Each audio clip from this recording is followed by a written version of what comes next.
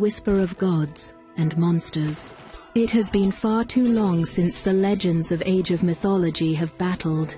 Once again, armies gather, and titans wake from their slumber. The heavens crack, the ground splits, and only the worthy will stand. Mighty civilizations, each commanding myth and mortal alike, each calling for glory. Champions League begins now.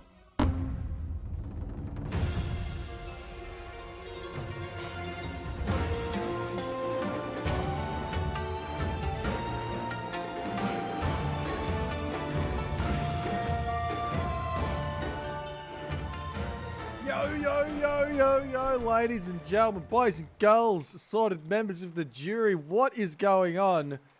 I don't know if you guys know me or not, but I go by the name Boit, and occasionally I like to hang out and watch some Age Mythology today. As we can see right below us, we've got our schedule here. Our first game is going to be Nullis versus Isamato, kicking off the day. They're already in their lobby with their drafts all done, ready to go, all the other good stuff. So there's really not a whole lot of waiting around. After that, we're going to be watching Tunison versus Recon. No, we're not. We're going to be watching Rappel versus B, which is actually going to be a really exciting game. We've got a couple of bets on the line behind the scenes.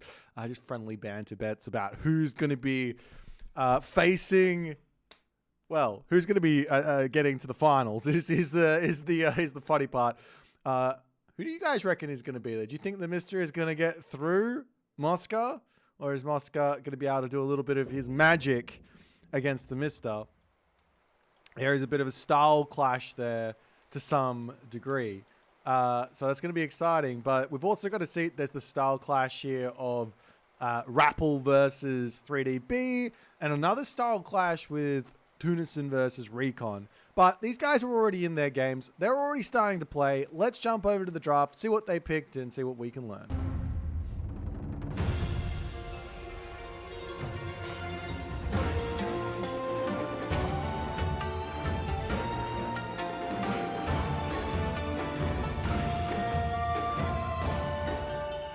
Here we go, ladies and gentlemen. This is the draft.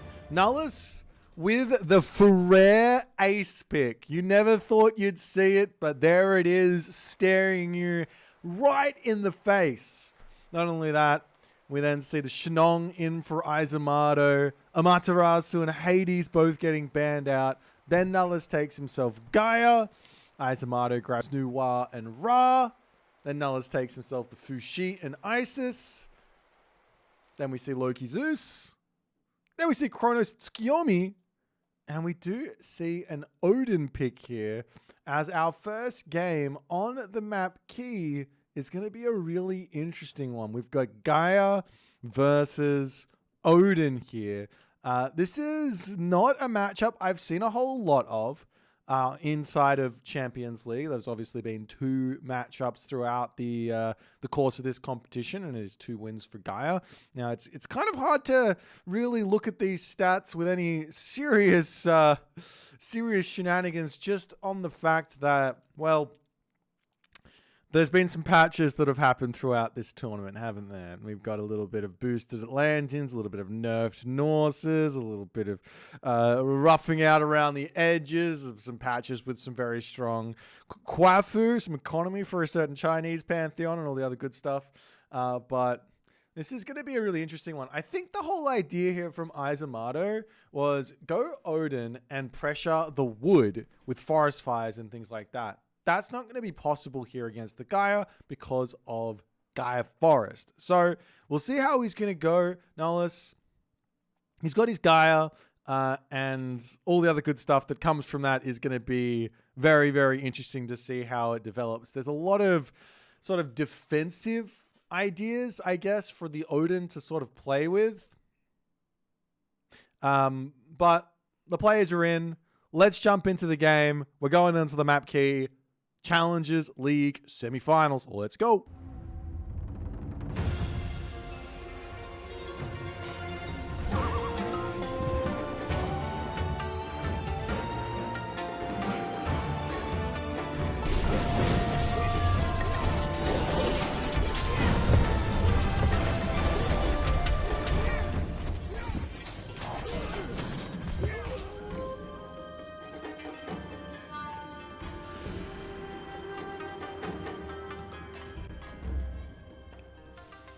All right, ladies and gentlemen. Champions League semi-finals. Unfortunately, we don't have any of those fancy player cards, so I'm just going to have to give you the stats off the back of my own head. Spawning in the left-hand corner of the map, playing as the blue Gaia. His name is Nullis. Micro, off the charts. Macro, off the charts. Strategy, off the charts. All-around gamer here. He definitely does... From a statistical standpoint, he is the most deserving of a Champions League spot, but he did not manage to get there, and he's fighting it out here for his chance to prove himself in the Challengers League. His opponent today, in the red color, a relative newcomer to the whole scene, kit caboodle, and everything else that goes inside of it. We've got Isamato here playing as Odin. When I say he's new to the scene, he's been playing since the launch of Retold as far as I'm concerned, but he's coming into his own. He's a definite powerhouse top, without question, top 20 player currently playing, which is literally what you can expect from a player that can get to the semifinals of the Challengers League, which is the top 32, right? You have the top 16 in the Champions League, and the next top 16 is in the Challengers League. And if you get to the semifinals, you're top 4. Math says top 20, so you know he's literally, even if he loses both of his next, all of these games, he's still top 20. No, is that how math works? I think that's how math works. I've been told not to do math on stream before, but I know you guys love it. I've seen all of those YouTube shorts, those Instagram things, people trying to explain why you can't divide by 0. You tell those teachers that you can't divide by 0. You tell them.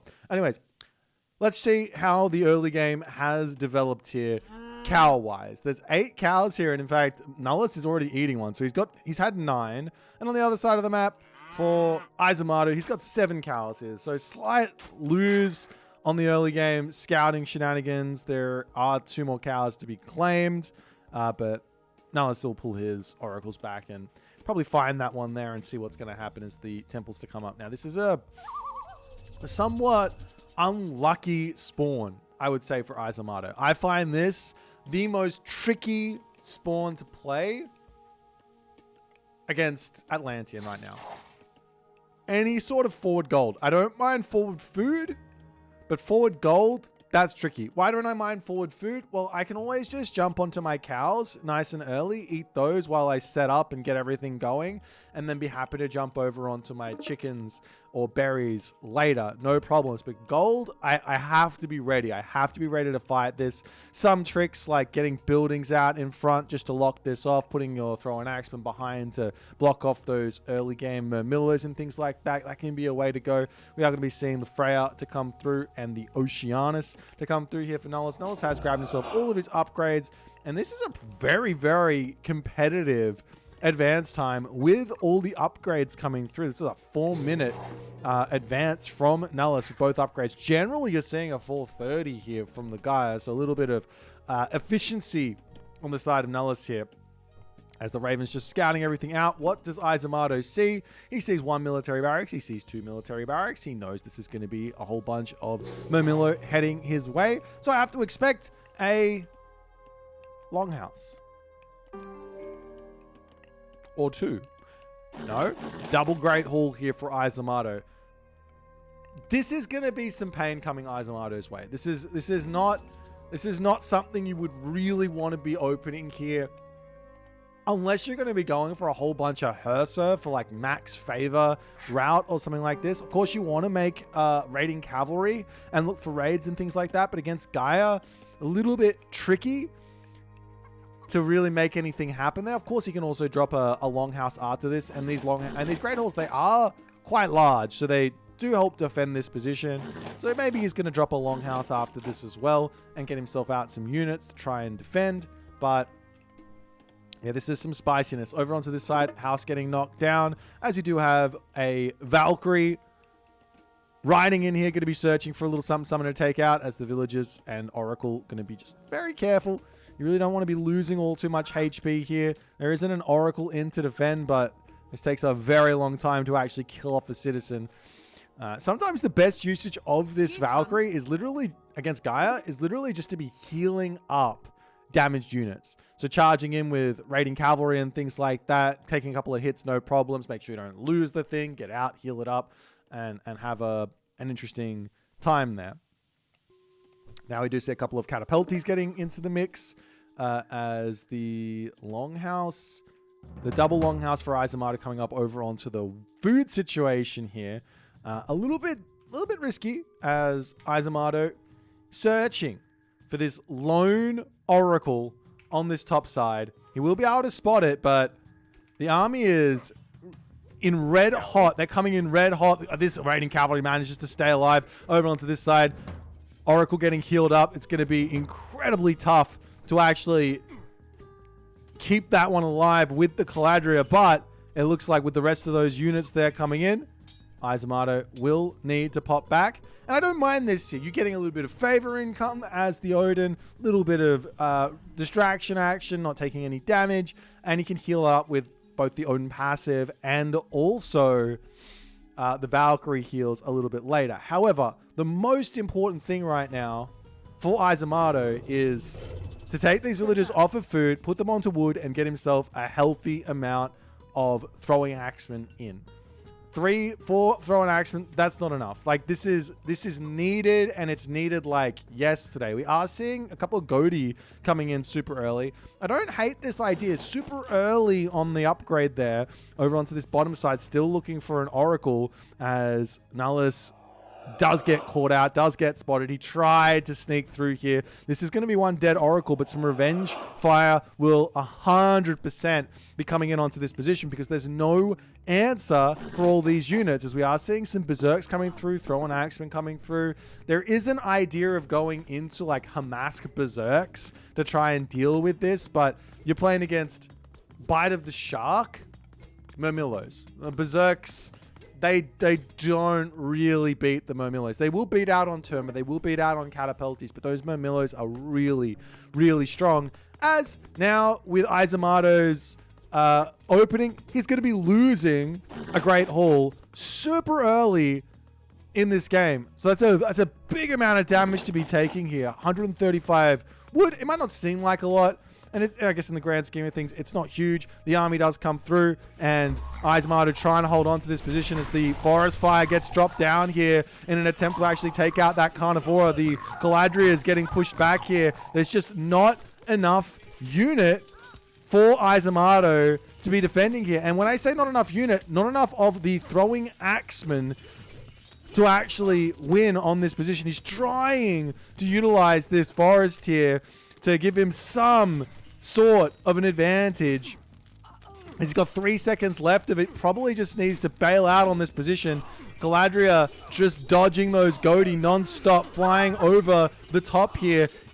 Is there enough military presence here for Nullis? It's looking like the answer is an absolute yes.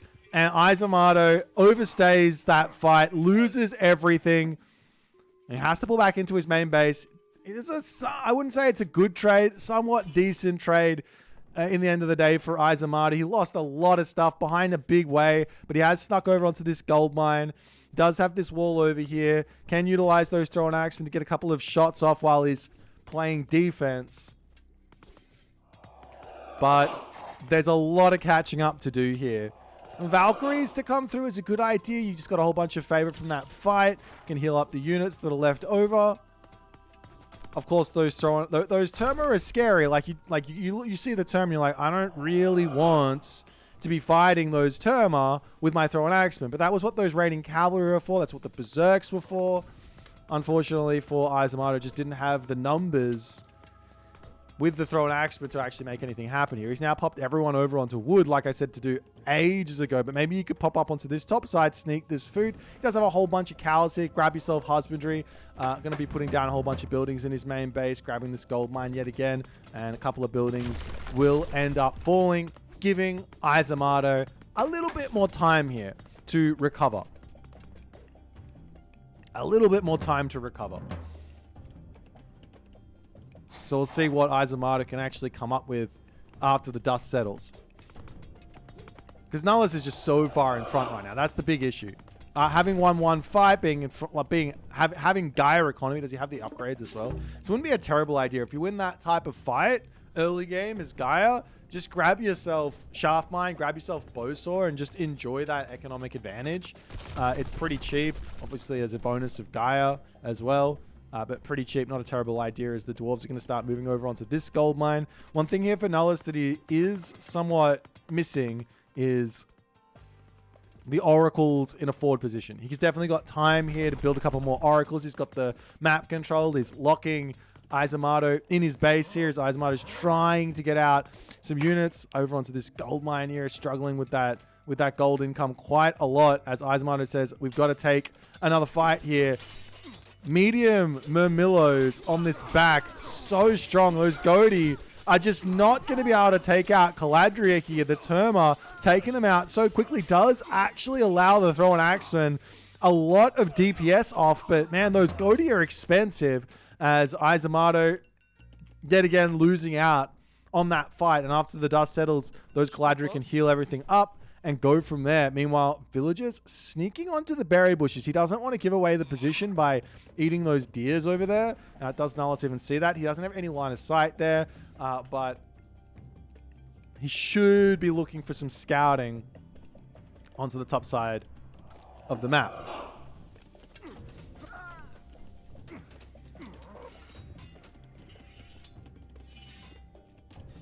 There's now Isamato yet again pulling those dwarves quickly. I'm loving the movements with these dwarves, but now he's getting himself into a tricky spot.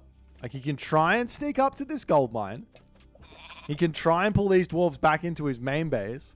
He can mine this gold mine here. It looks like he's trying to push up over here. Isamato is doing everything in his power to just sneak resources on the map. This is one of the benefits, I would say, of playing Norse, is you can move your villages around the map somewhat simply.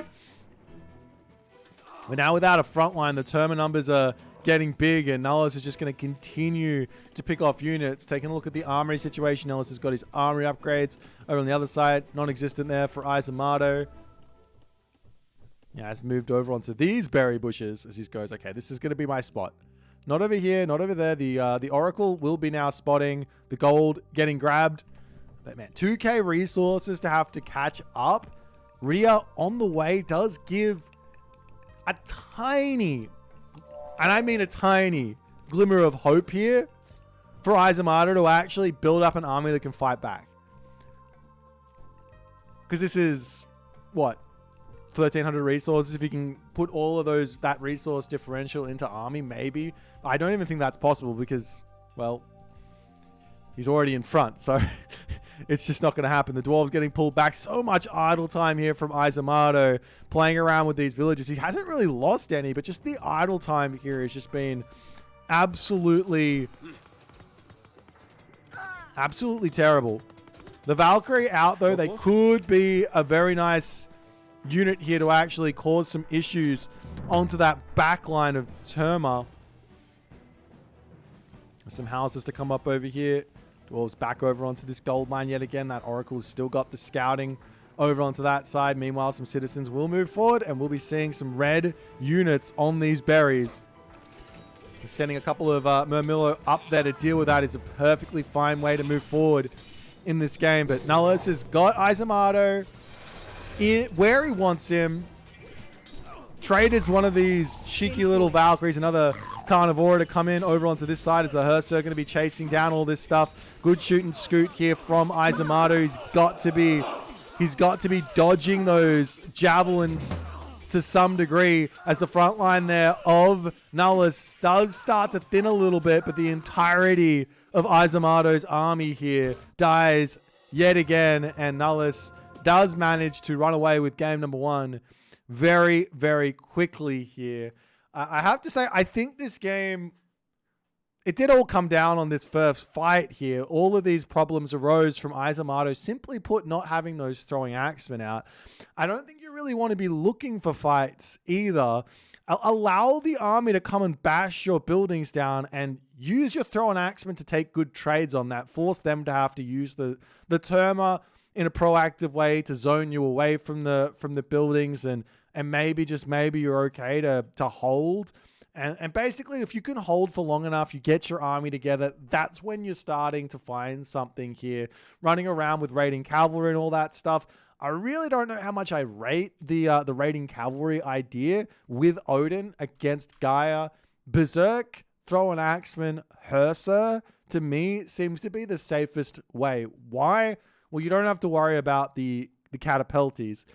Only time you have to worry is Caraballister, and the best unit to take the Caraballister out is the Valkyrie, or if you decide to go under Heimdall, Einherjar boosted Berserks to get in onto those units.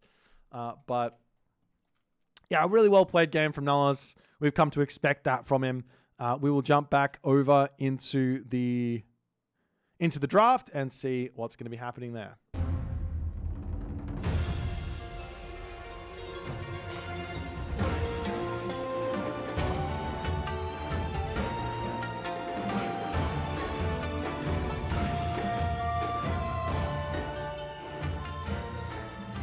One win there for the Nullis Inator. Let me just get this next one going and we'll see what they're going to be playing, as it's going to be on Blue Lagoon. And it's going to be a Kronos versus Zeus affair. Kronos versus Zeus on Blue Lagoon. Some interesting picks here from Isamato. We haven't really been seeing these very much from many players in the Champions League. So this will be very, very interesting.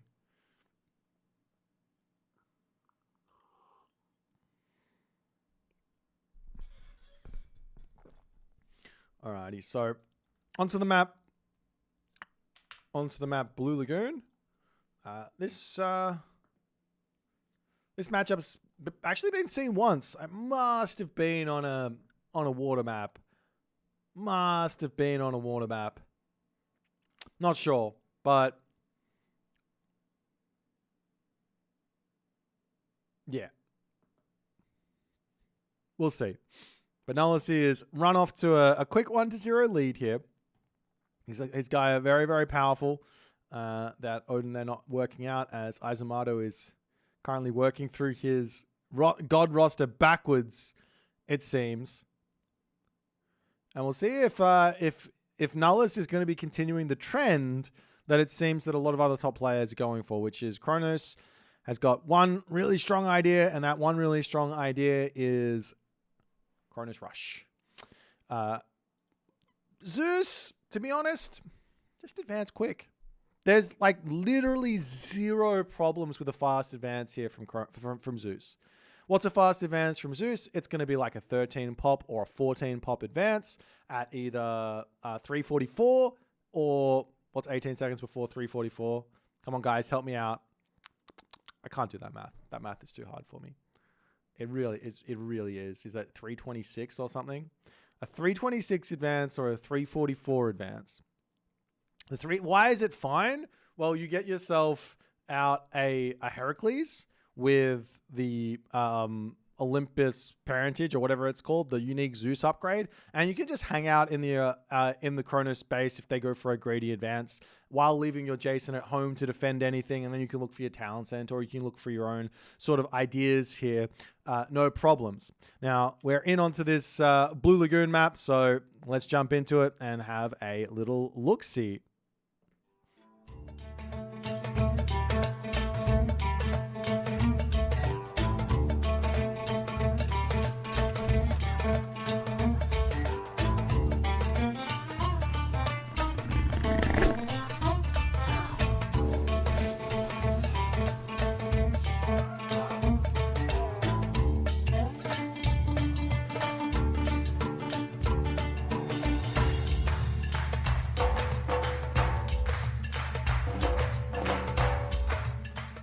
Alrighty, ladies and gentlemen, the game is on the way. Left side of the map in the blue color, up 1-0, already taking full advantage of the Atlanteans in this series. He takes Kronos for game number 2 here. It is Nullis, and I have to be very, very real with you. This is looking like a very aggressive opening from Senor Nullis the Great. How do I know that this is going to be looking like a Chronos Rush? Well, he's gone 3 villages on food very, very early. The Katoskopos basically can confirm what's going on here by running in and seeing 3 villages on food. He also can double confirm this if he sees a 4th villager going onto food this fast into the game. And the triple confirm is seeing the temple super early. Isamato over onto the right-hand corner of the map. He has shared the gold mine. He's putting the temple up on the back here. This is not the build you want to be going for. Straight up against Chronos, I'm thinking, sure, put the storehouse here on this side, but I'm literally thinking, get the temple down, the rest go to food, get me to the classical age as fast as I possibly can so that my Jason is out and can very easily defend everything here. The problem here is that this food income is just not going to be in for this quick advance. You can still go for a 344 here, which isn't bad, but it's not good either. Meanwhile, over here, Temple coming in just out of line of sight, so no ability to really stop that one there. And Nullis is going to be ready for some very quick punches. One idea here would be to... Oh, no, that doesn't work at all, does it? Maybe a wall here or something like that. A house and a wall across.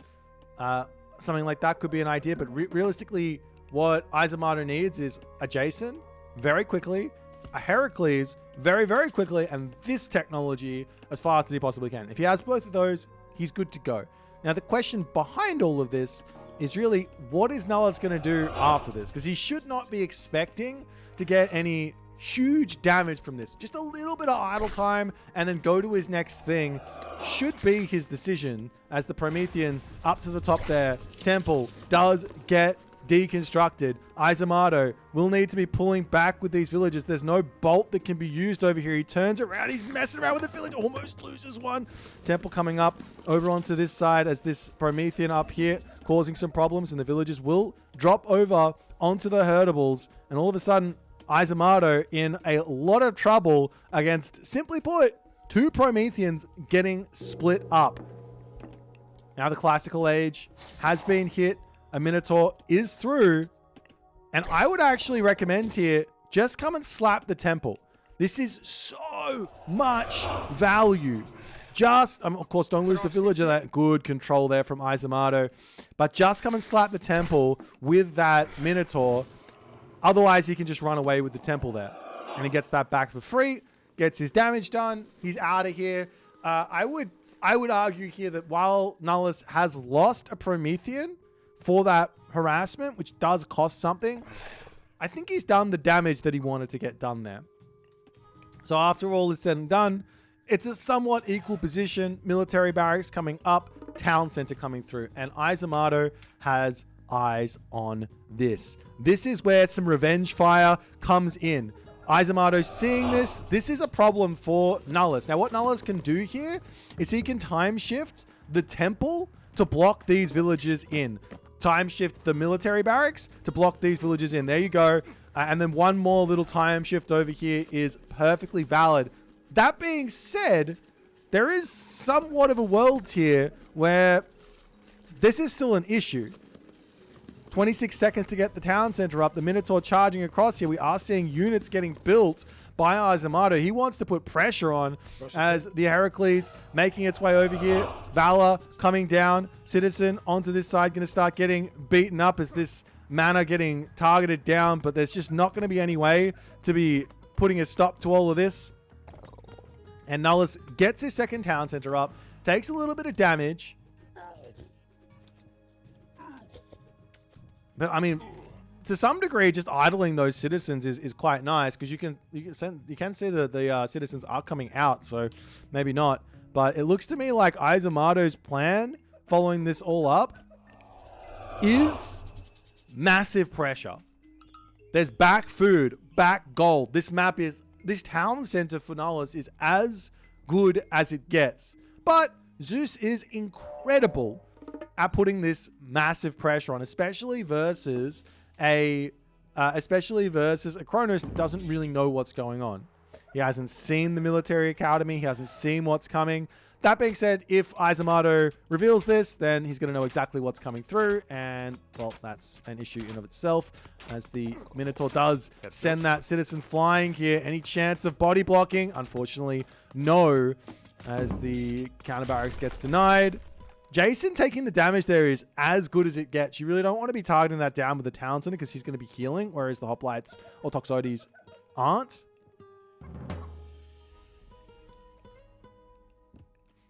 And we'll see some more walls coming up from Nullis as he just wants to defend this position.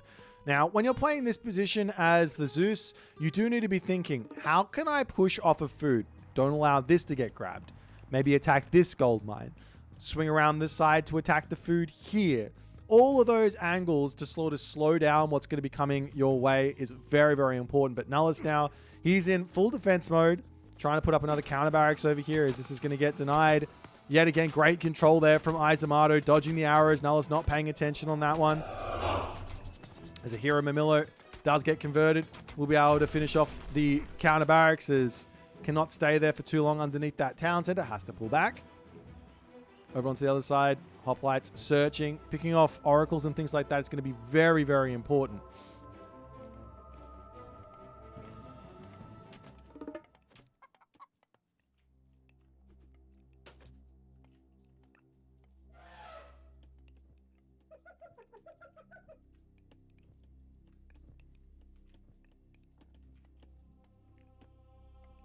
But no, I mean, Nullis is just defending this so nicely. He is investing a lot of resources into it.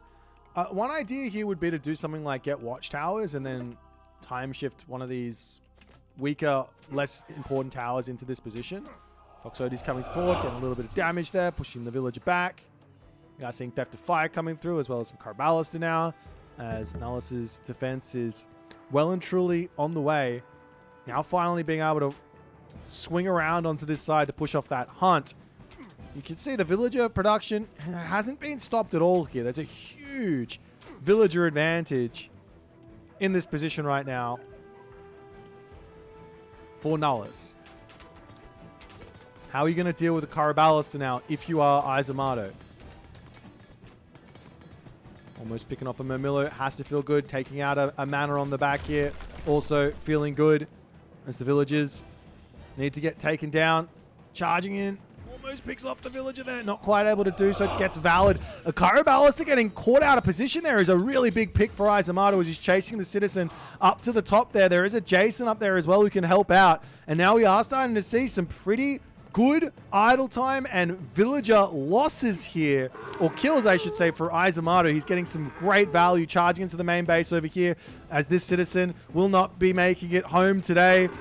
And that's a hero citizen there as well, as now Isamato seeing his opportunity to move up to the top side of the map and push off of this wood line. Watchtowers is now queued up as the villagers over here, they are in for a lot of trouble. Restoration is also in the back pocket of Isamato. If he can get a little bit of body blocking happening, he can get a couple of kills. Manages to pick one off, going for another one as the Valor does come through. He manages to get into the town center right now.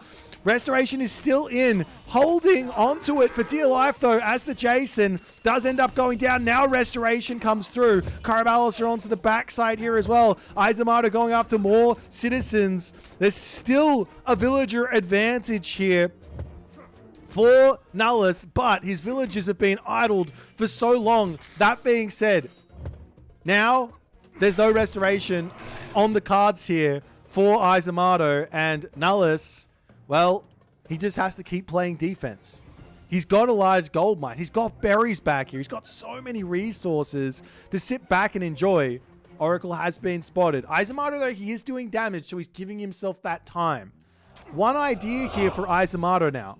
Now, this might seem crazy, but one idea for Isamato here is to just drop 3 or 4 villagers over to the temple and now start going in to Minotaur. Or you can go for another restoration. I like the Minotaur approach. Why? Well, your opponent here is spending all of the valors, all of the favor, excuse me, on valors. Now, you have to be paying attention to this, but all of the favor on valors does mean converting human units into heroes is a very difficult thing to do. So this is one way you can take advantage of like a mass valor strategy or something like that.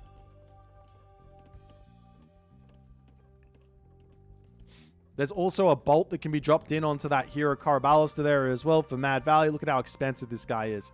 If there is a max value bolt against Atlantean, well, that's that against a Prometheus Atlantean, it's going to be on that Caraballister there. Meanwhile, behind this, we have that Dionysus to come through with Isamato taking his foot off the pedal here. Now the walls are up.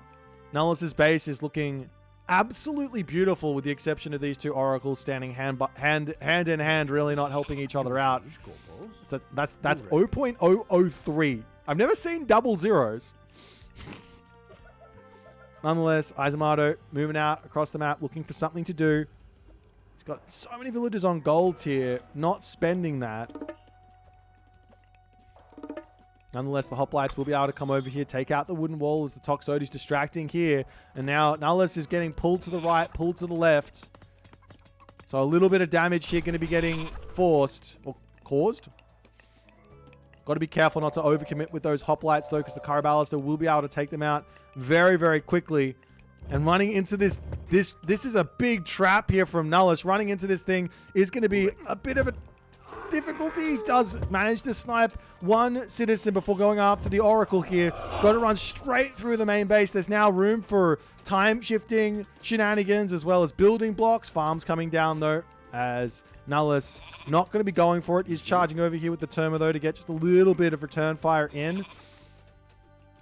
And what does Dionysus bring here for Isamato is the big question. He's not going to get a gold starve on this gold mine. He's not going to be able to push off this gold mine. He's got to be thinking about, well, can I get some sort? Can I get enough damage dealt and go for the gold starve on the second large gold mine? Which does require him to move forward, be looking to wall this off over here, locking this little position off, looking off this position here, forcing over onto here or over onto here, and trying to find the win where that's concerned. But this army of Nullis has now become so strong. Terma can chase down the Toxotes here as well. Has to sacrifice the Katoskopos to keep himself alive. And now we see a second town center from Isamato. Isamato says, hang on. Let's try and hold here. 70 villages to 40. Is there any world where he can actually catch up in this game? Nullis doesn't know this town center is up. I mean, you see the heroic age, you see the bronze, and you got to be thinking, ooh. So he's going for an all-in, right? So you pull back and you say, okay, come at me. I'll defend the all-in. But Isamato, inside of doing this, inside of dropping this town center, if this doesn't get spotted, of which it is about to get spotted. If this doesn't get spotted, it can sort of pay itself off and be okay. But Isamato's plan has been revealed. The villages will be getting pushed back. Probably not going to lose anything here.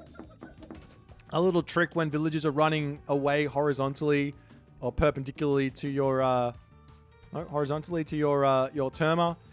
You can attack the ones in the middle, and that'll hit the ones on the back with the arrows. As these villages here. Like right here, you want to attack one of those villages in the middle there to get that damage in.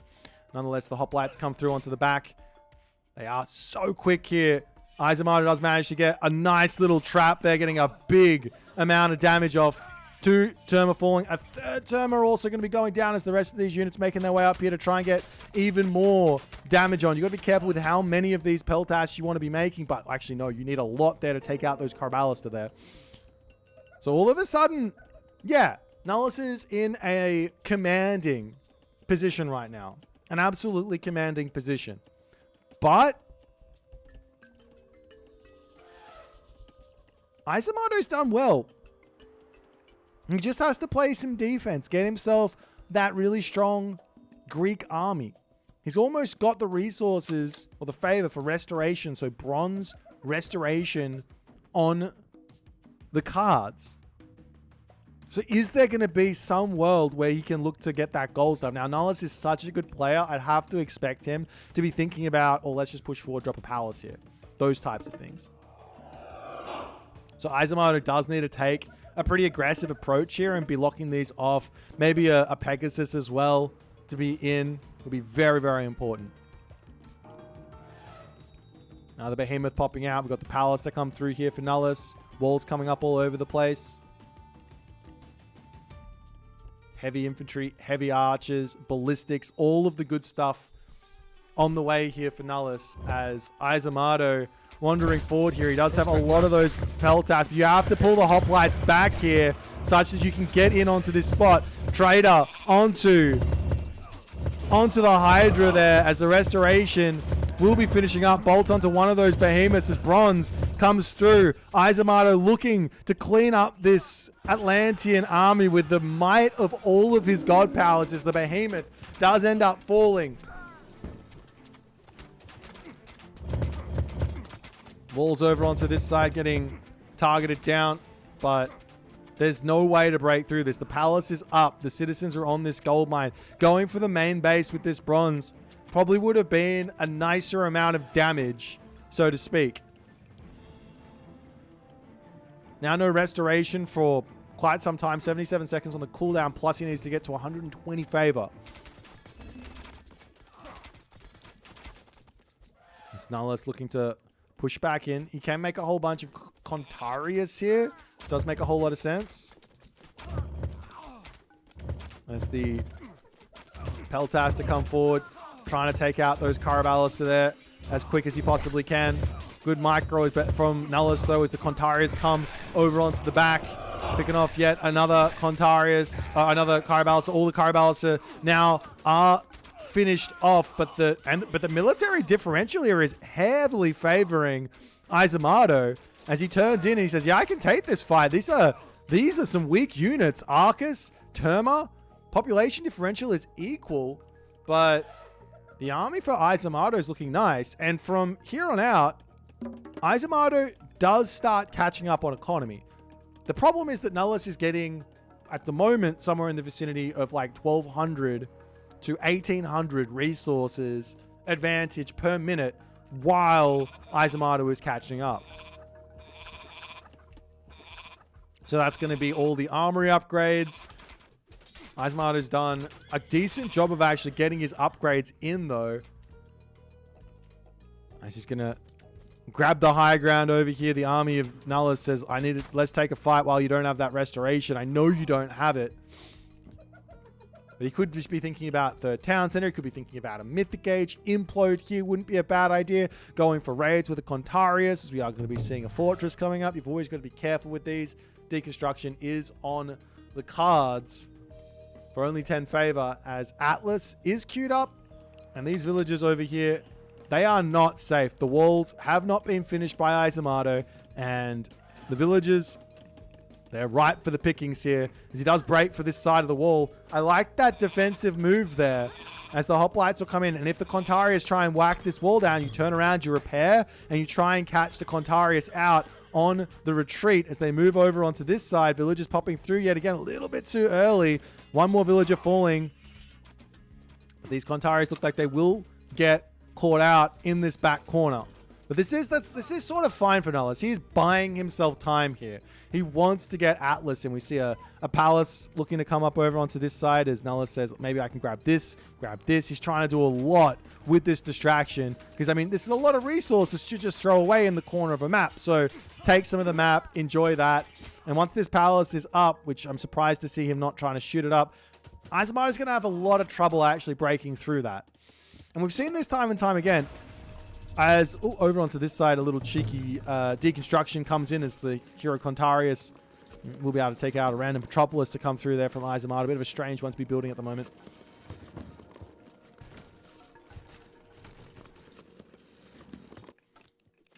There's a couple more buildings, military academies coming up over here. Isamato's wooden wall is going to be no more as Atlas is getting so close to being dropped on Isamato's head And does he have the resources to rebuild this? Now, when you're playing against Kronos and Atlantean, one of the most important things is to just get your infrastructure set up. Get yourself 10 military academies. Get yourself 10 archery ranges, such that if you do end up losing an entire army, you can rebuild it in one cycle. As the implode does get dropped down, that's all of those Toxotes dying. The majority of the hoplites dying. And obviously the Peltas going down as well. And also villagers falling here on the gold mine. He didn't run those, so that villager differential drops in a big way on that one. And Isamato does decide in that moment to tap out. It's just not quite able to make enough damage done with that one town center sort of response. Like, I don't mind the idea. I think it was a completely fine idea. It's just, one, Nullis' defense was on another level. Two, the map was amazing for this town center, so you do have to respect that. And I guess three, if this is so well defended, maybe you just go after the main base. You just walk in, you kill off the front towers. We're looking to take the town center down with that bronze push. Or alternatively, we just stay in the classical age and we make some Minotaur. Like I said, if we take a look at when that bronze hit, I'm actually really interested in this. When did this bronze hit? Something like this. If we take a look at the actual favor situation, like he's only kicking up to this spot.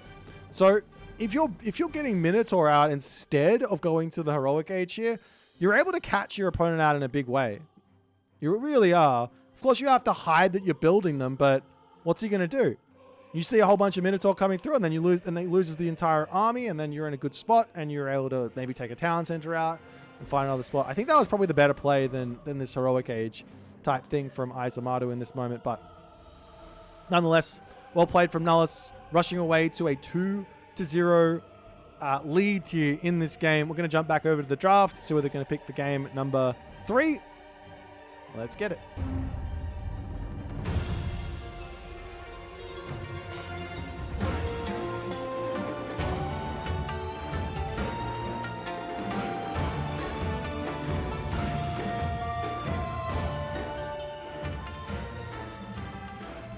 Alrighty, we are going in onto the map Ghost Lake now, as it's going to be an Isis versus Shenong matchup.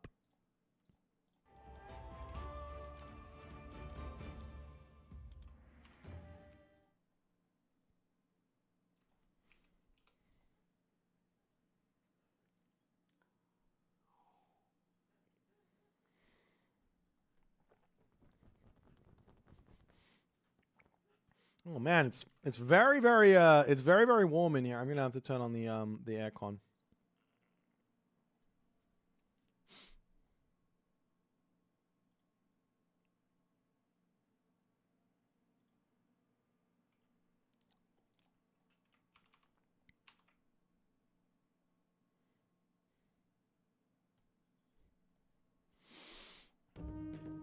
Alrighty.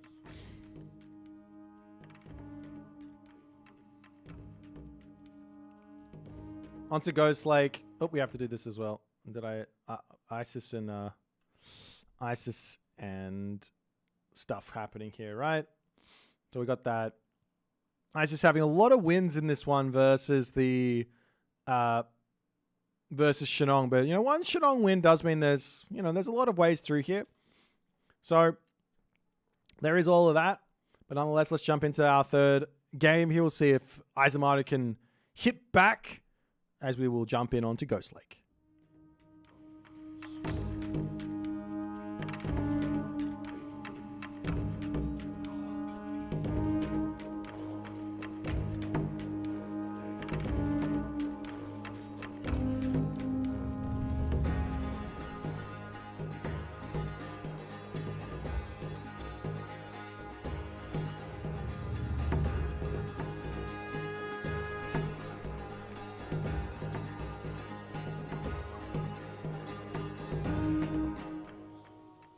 Alrighty, in the left-hand corner of the map, playing as Isis.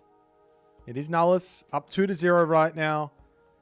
He is looking incredibly dominant in this series thus far. However, Isamato is now on what I would consider to be one of his stronger gods. He's on Shenong. Seems to be very, very competent, very comfortable with the Chinese.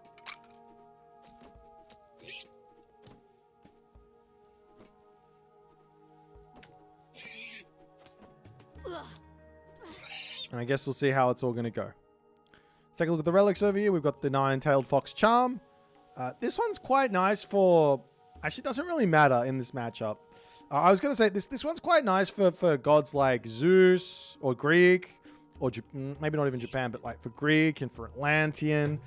But in this matchup, both of these guys have got perfectly decent healing options. Shenong can just bring the myth units back to the favored land, and Isis has got those priests. We've got the Girdle for Politor over here as well. Range soldiers plus 10% hit points can be a huge, huge help. As some goats here just getting donated into the Nullis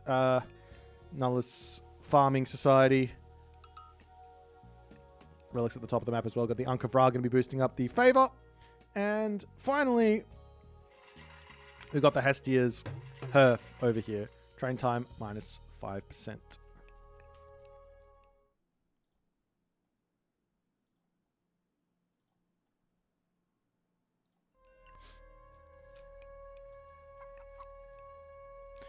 Alright, we have ourselves Chiyao coming through now for Isamato. No real surprises about this one. I do think that there is...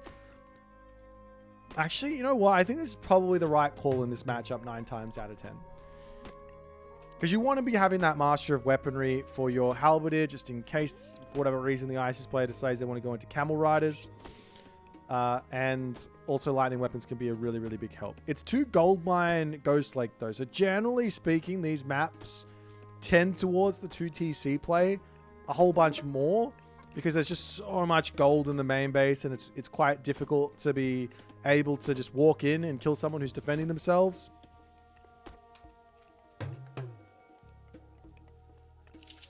And while Nullis is going to be dropping up a temple here, and not the fastest of advances in the world here from Nullis, but he's going to be heading there nonetheless. As Prosperity gets dropped down, he's going Anubis. Some priests will get trained out to try and deal with these Yatza that are going to be rushing across the map and looking for some early game damage. We take a look at what this is over here. He's getting himself a Chillin next. Is that just that's the OG one? That's the first myth unit, the Chillin. Okay. So the question here is now for Isamato, what does he go for? Is he going for a talent center? Is he going for pressure? Is he going for relics? He's getting himself out the Divine Light here. Is he going to pick up a couple of relics on the top? As we do see the priests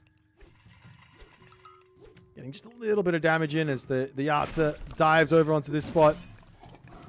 HP coming in as the heals are coming in as an amazing defensive option here for Egyptian. If you guys are ever under pressure, remember, Priests, Pharaoh, these guys heal off that damage from one early myth unit. So you're always good to get this to happen, as now the villagers will make their way over onto this town center. And we are also going to be seeing the same thing here for Isamato. A little bit short on the wood, but he gets that through. Is this in line of sight? Answer is no. Answer is no. And there's not really any way to be denying this talent center of Nullis either here, considering you've gone for your own second talent center. Of course, like Plague of Serpents or something like that could be a thing, but yeah, for the time being, this is looking completely fine. I am just realizing that I have the wrong border on here. It's not the quarterfinals.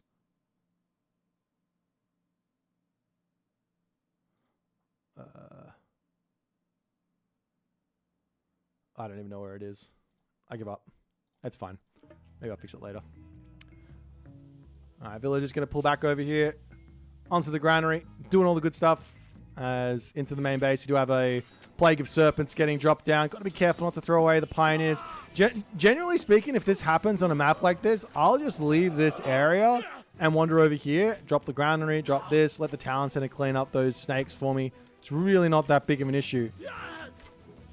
Because this is just a whole bunch of idle time. Like, effectively here for Nullis, he goes, I'm not threatened by anything in this spot, so I'm not going to need to use that Plague of Serpents defensively. How do I get the maximal amount of value out of it? Well, I just drop it onto my opponent's economy, have him idle for 30 seconds, which does end up netting him a decent amount of economic advantage.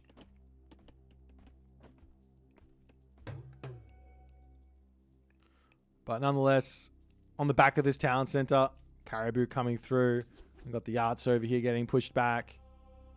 A whole bunch of Kwafu on the way. Ankh of Ra in the hands of this Pioneer. As Isamato does need to find some damage here. This is the danger of playing against Isis. Whenever... a lot of the times, we sort of hear a lot of players asking, like, why is Isis such a contested pick at the top level? Why is she always sort of consistently doing so well? Well, a lot of the times it is because if she gets left to her own devices, she is hitting timings that your opponent, like that the opponents just can't really defend. So how do you stop those timings from coming in? Well, you catch them out.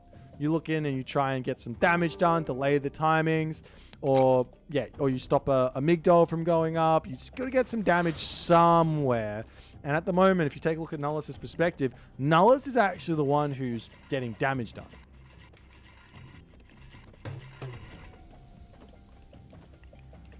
So this is not ideal for Isamato at all. Over onto this side, the Yatsa cannot engage versus those priests here, and there will be a heroic age coming through. I'd be a little surprised to see anything other than Sobek here. Nephthys seems like a good idea on paper to try and deal... Actually, we are seeing... Never it is. Nephthys seems like a good idea to try and deal with the myth units, but in reality, Petsukos are... If you have access to them, they are your ultimate in anti-myth unit defense. They pick off the dragons, they pick off the birds, they pick off the Yatsa. They pick off everything. The only myth unit that is kind of a counter to the Petsukos is the Baihu, because it literally stuns them. If you got enough of those, you just charge in, jump onto all of the Petsukos, and you take them out.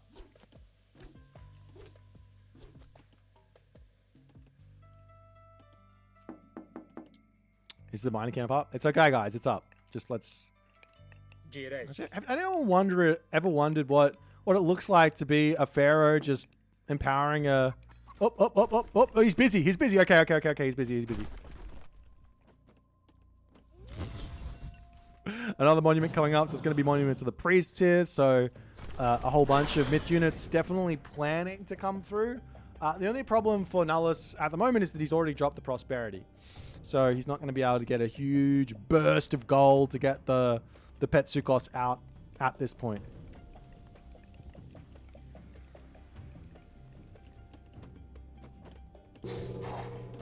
It's now Isamato trying to get up to the next stage himself. We will be seeing a Migdol stronghold and a siege works here for Nullis. And the question is, like, right now there is somewhat of a decision to be made for Nullis. Considering he's got 1, 2, 3, 4 different gold sources, all of this food in the main base, he's got the chickens still and the berries. It does actually make a lot of sense for him to just say, okay, well, let's just go Mythic Age. It makes a lot of sense here. Isamato, on the other hand, because he's actually pre-queued up Rush Shoal instead of going for Nubar here, he doesn't have any recourse to just break through this base incredibly quickly, which could have been a nice way to sort of counter that. However, Nullis doesn't look like he's going for that angle. He's going to be going for elephants, camel riders, Petsubek, or Crocodilopolis going to be coming through, so those Petsukos do turn into Petsubek. He does have to be careful where he's going to be standing here. Oftentimes, the only way you really throw away these Petsubek is by getting into a position that is out of position. So you'd have to be very, very careful with how you manage to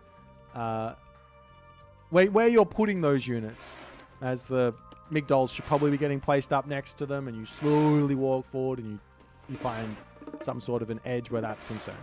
A couple more houses to come up over onto this side for Isamato, as the siege towers are going to be coming through as well, and more units going to be coming out as Nullis going to be finishing up his temple over here for potential more pets back. He could also just drop prosperity here if he wants to. At the moment, I think I I think I don't mind the prosperity angle just because he's got so many gold mines, like, and just getting that gold in for even more units here seems like a good idea.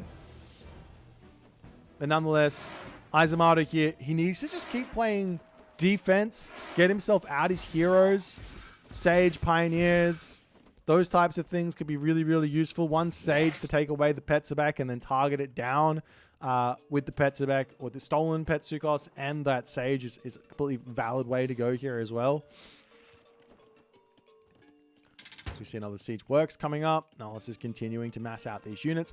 The only problem here with what Nullis is doing is he does kind of play directly into a lightning weapons, because he is going for a big push. He doesn't have to go for it. He can sit back and wait, but if he does that, then Isamato is going to be perfectly fine inside of this waiting idea. There's no real problems here. I mean, look at all these Kwafu on this wood line as well. I don't really know exactly what he's trying to get out here. With all that wood, maybe it's a whole bunch of Javelineers to deal with the small amount of Chariot Archers here. On the front here for Nullis, he's going to be dropping a monument to the Pharaohs. I don't hate this, but I don't like it either. The thing is, I love it for monument protection. I love it for the monument protection, but why not just delete this and then have yourself a nice safe one here? As Isamato looking for the fight here, he's playing a good game. He does not need to be moving forward. He really doesn't need to be moving forward. He doesn't need this gold mine. He doesn't need any of this position. Sit back, play defense, wait. As the Sobek Locust comes down, lightning weapons will get dropped in here as well. Fae Beasts getting called somewhere from the back as they are going to be rushing in onto this position to try and help out. The heroes onto the Petsabek, slowly taking those guys down here. And it just does not look like there is enough here for Isamato as he taps out. And unfortunately here, he's not able to find a defense. This is so disappointing. I think he was in a really good spot. I think he was in like a really, really good spot just from like a somewhat textbook idea. He didn't need to come to this gold mine. He's got a gold mine in his main base. Hug the town center. Get yourself to 190 pop. And then click lightning weapons. And then click it. Get yourself your upgrades. Like this is the thing. Take a look. This is what I was talking about. This is why ISIS is so strong. Resources collected. Seems pretty close, right? But military resource differential. There's 1,000 resource in this. And I don't think this is a macro issue. Maybe it is. It's kind of a macro issue in the end here from Isamato. Maybe not. Actually, no, I don't think it is, because this is the differential is here, right? It's at 1246. So we can actually take a look over here. 1246. Yeah, it's not. There are literally equal resources in the bank. So this is literally just a differential of I didn't spend resources on things like houses. Right? I didn't build these. These didn't come through. Wait, can I click here? Can I do this? Does this work? Yeah. I didn't spend 500 wood on this. I didn't spend 150 wood on this. I didn't spend 150 wood on this. I didn't spend 100 extra resources on my temple. All of that stuff comes in to help out the Egyptian here. And the thing is, though, even with these units, like I said, you can just sit back here. Play defense.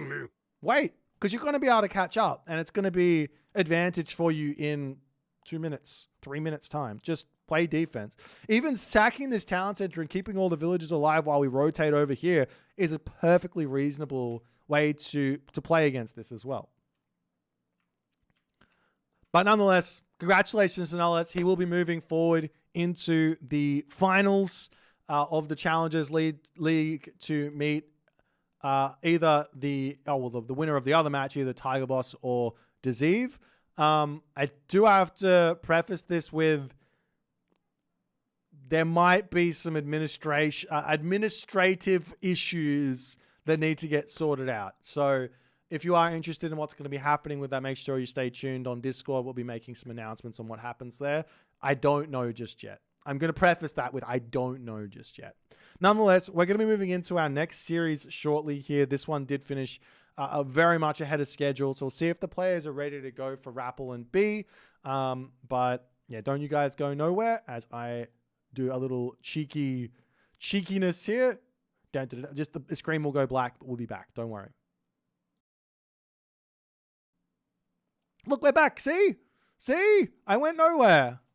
I'm gonna do some quick setup here, and I'll be right back. Actually, I have to fix this as well. Give me 1 second.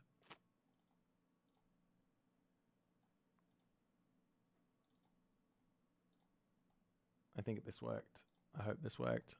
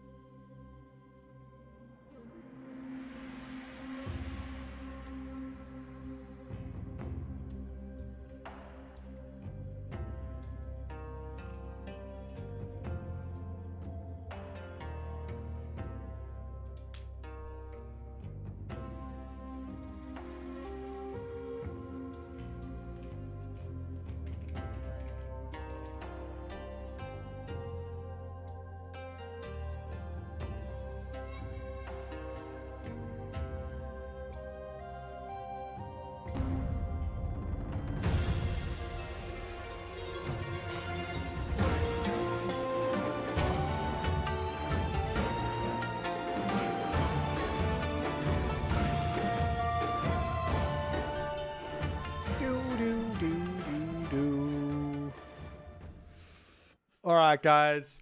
Well,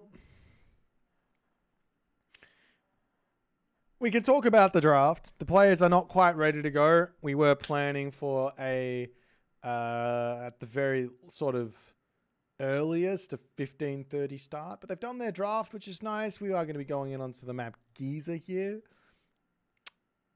They don't have a god picked, so I can't tell you anything about the matchup. But we could go through every single matchup here. We could go through every single matchup. So let's see. Let's go Kronos. Wait, can I do Kronos versus Kronos? No, I can't. We could have Kronos versus Tsukiyomi here. Actually, you know what? We're just going to do it over on this one. We could have we could have the Kronos versus Tsukiyomi.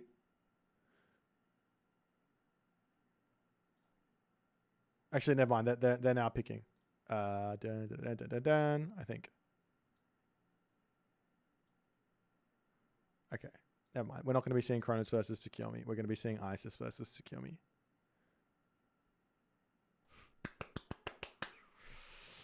Yay! Alrighty. So our first game here for today.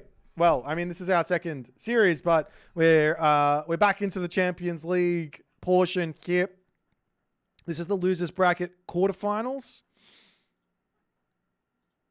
Losers bracket quarterfinals, and it's going to be an Isis versus Tsukiyomi affair here. Now, we did actually see this one already, and I remember it vividly in the back of my brain. Let's go back over to this map stats and talk about it. Isis versus Tsukiyomi.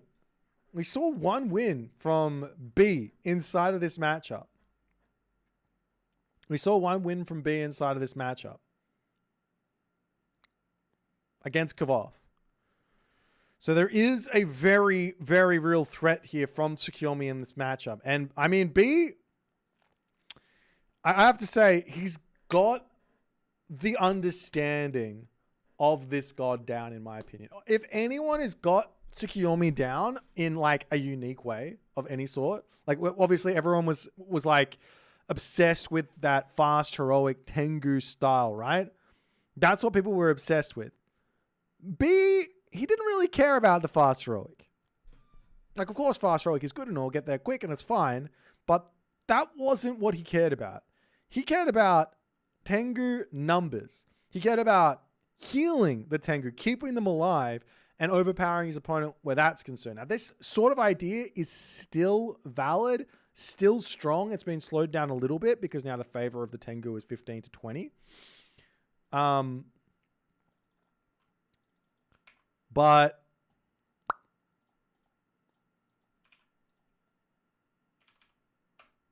yeah, the shenanigans is still going to be afoot here. The shenanigans are still going to be afoot. So I'm really interested in how Rappel's going to be playing this. Obviously, you've got defensive ideas. A nice quick mythic age for Osiris is another idea. How do you deal with Oyumi as well if we end up going late here for the Isis is a big question you have to answer. 3DB's been playing incredible for this tournament thus far. I think he got somewhat unlucky to get dropped to the losers bracket. He lost versus Soup in the group stages, and then he obviously beat Soup in the playoffs there. And if he'd taken Soup out, he would have been first in the group, and he probably... Where would that have set him up? He probably would be in that bottom side of the route to the finals, right? Like where Tunis and Moscow were, where Moscow is now. He would have been in that side. And things could have been really, really interesting where that's concerned.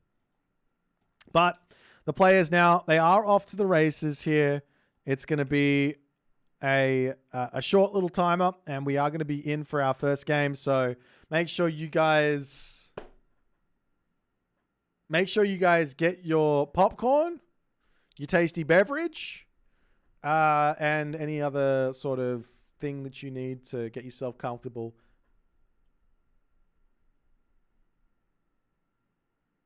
And we'll see how things are going to go. So, I mean, ooh, do I have this around the wrong way? No. Rappel is definitely the host. Okay. I'm getting crazy. It is also the map Giza, so there are two.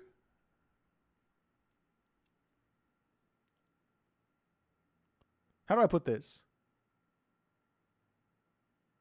There are two types of spawns here for Giza. You can have this really defensive back gold mine spawn for the ISIS, or for both players, which can be really good for the ISIS because then you're just going to play a turtle game on 2 gold mines, and Tsukiyomi has to play, if they want to go down that route, has to play for a 3rd gold mine gold starve.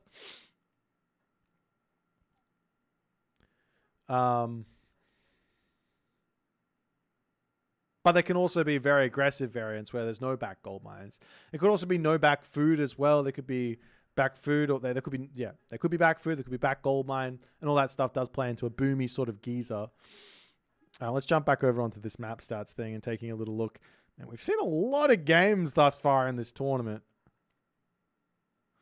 34 picks, 47 bans. What a time to be alive.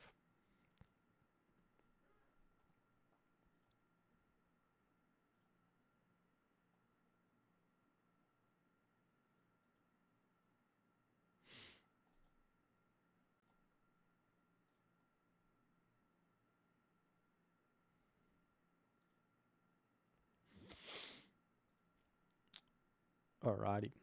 Just a little bit until we are off to the races. You guys are obsessed with your predictions, aren't you? Okay. Let's do a little spammage in the Twitch chat. If you are a Rappel fan, spam 1. If you are a 3DB fan, spam 2.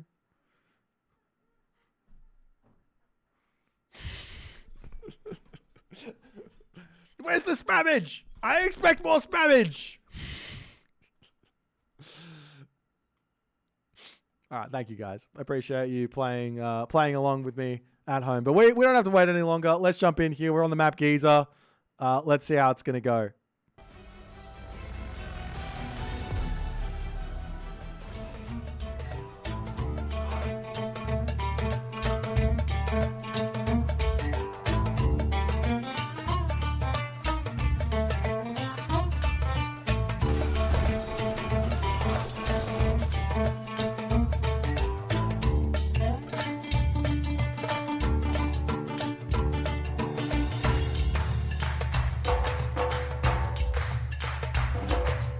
Ladies and gentlemen, boys and girls, welcome to the losers bracket quarterfinals, as it says just over there. Best of 5, Champions League shenanigans, $10,000 on the line. Both players here vying for their shot at eternal glory in the right-hand corner of the map. Playing as the blue ISIS. It is the Rappel. Now I'm struggling just a little bit here. Every time I change things around, things do break, but that's okay. I'm gonna fix it up right now. We have the Rappel. Bam! He comes in. Dun, dun, dun, dun, dun, dun, dun, dun, dun. Okay, let's not go that way. On the left-hand side of the map, in the green color, playing as Tsukiyomi, it is everyone's favorite madman. His name is B, and he is going to be giving us the Tsukiyomi treatment in this game. Now, I have to say, Rappel yesterday, even though he went down 3-0 versus the Mister, he gave the Mister a real run for his money. There were several times through that game where things looked, through that series, where things were looking very good for the Rappel. And he couldn't quite hold on to the advantages that he was gaining. And that, unfortunately, there did end up with the Mister winning in three games. But he should take a lot of pride inside of himself, knowing that he played that series at a high level. Which does mean if he can carry that high level into this series, he's going to give himself a lot of opportunities here to win versus B.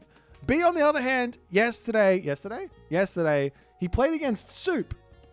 And he played a dominating series. He played incredibly well, showing off some very, very spicy strategies throughout that game. We've got Inadi All coming through here for B now, as he is going to be ready to do all that good stuff. And over on the other side here for Rappel, looks like he's going for a very, very delayed advance time. Very, very delayed advance time. The temple, not started yet. He's got the resources for it. He does already have himself the Flood of the Nile. Grabbing Flood of the Nile early is a nice way to start. Is there a random temple somewhere? Am I going crazy? No, he's now putting that temple up as a whole bunch of villagers to grab that one. But super, super late from Rappel. Does he finish the temple in time for the next village? Yes, he does. So it's going to be like a 4:30 after all is said and done. As in the main base here for B, he's housed himself, but he gets that sorted out. And he drops a very interesting new moon onto the watermill. This has been something that every player has been just not doing. No one's been doing this anymore. They gave up on this idea with in favor of holding on to New Moon for a later period of the game. Stable coming up now for B. But what does this actually do? Well, one, it means jumping onto these 3 chickens here, that's all he's got, is going to be super efficient. 2, it means jumping onto these goats in the main base is going to be really, really nice for him. And 3 is going to be getting a lot more wood income because he's got hand axe. Also, his villages are going to be less susceptible to getting taken out. But it does also mean that in the middle of the game, well, you don't get New Moon on the temple, you don't get New Moon on the armory. That's going to hurt. Meanwhile, Rappel, perfectly well defended here. No real problems. He's in the classical age with a delayed advance. And we'll see what he's going to go for. Up onto this side, armory coming through for the Rappel. Can move his villagers up here to grab the talent center and do all that good stuff. Over on this side, destroying the obelisk and everything else with those kitsune is going to be nice. And we do actually see the Nephthys here for Rappel. So it's going to be a fast heroic. I'm not exactly surprised to see this. This has somewhat become standard from the Egyptians versus Japan. Can't really go for a talent center. I think you kind of can. But yeah, fast heroic is a really, really nice way to play. As the Naginata rider numbers moving out, looking for little bits of pressure, villagers to pick off, all the other good stuff.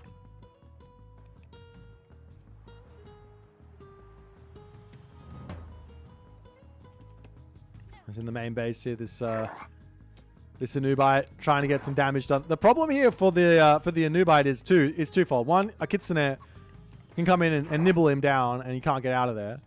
And 2, the Naginata rider can chase him away. Oh, this village here for B, where's it going? At the very least, an obelisk goes down up onto the top. Moving up to this top position there where the priest is building obelisk is an interesting move. B does lose sight of the Anubite and says, all right, I'm not going to chase you down anymore. Oh, he might spot it. Splitting up the units here.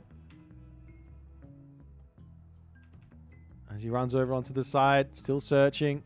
Just outside of line of sight here as the Kitsune onto the top side do get spotted by a random priest, and the Naginata riders are going to be making their way over there. Meanwhile, Rappel, he's changed his mind on the strategy. He's now getting himself some spearmen out. He says, all right, if you're going to make Naginata riders and try and play classical age, no worries. We'll deal with that.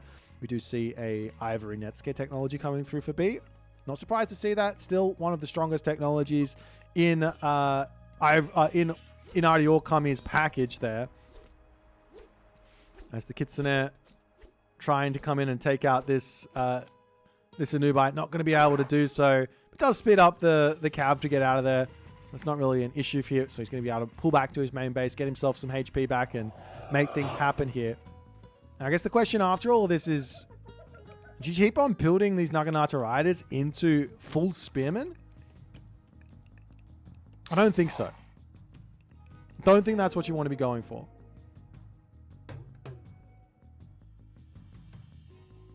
We are seeing that happening here for B. B can start mixing in some samurai if he wants to. He's got the dojo there ready.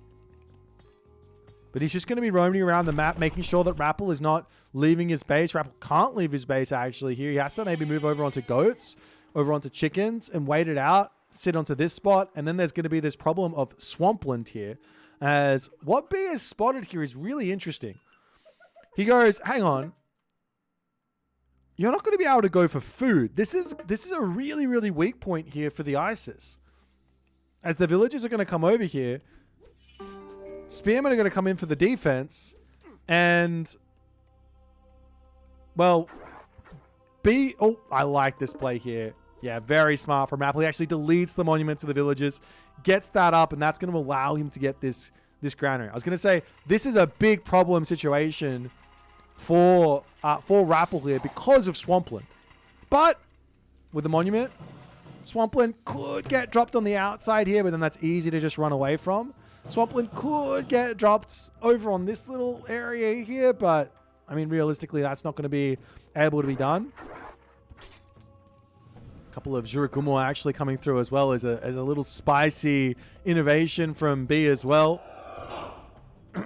There are some pretty strong units on this point as B sees the monument and goes, "Oh, I can't really take that." He can kind of now go for this Swampland idea. Can't put it there, but he can drop it onto this spot. As the Serpents comes through, and B says, "All right, let me get out of here. I can't win this fight. You've got too much stuff. No worries." Gets a little bit of damage before pulling back. Not the biggest of deals.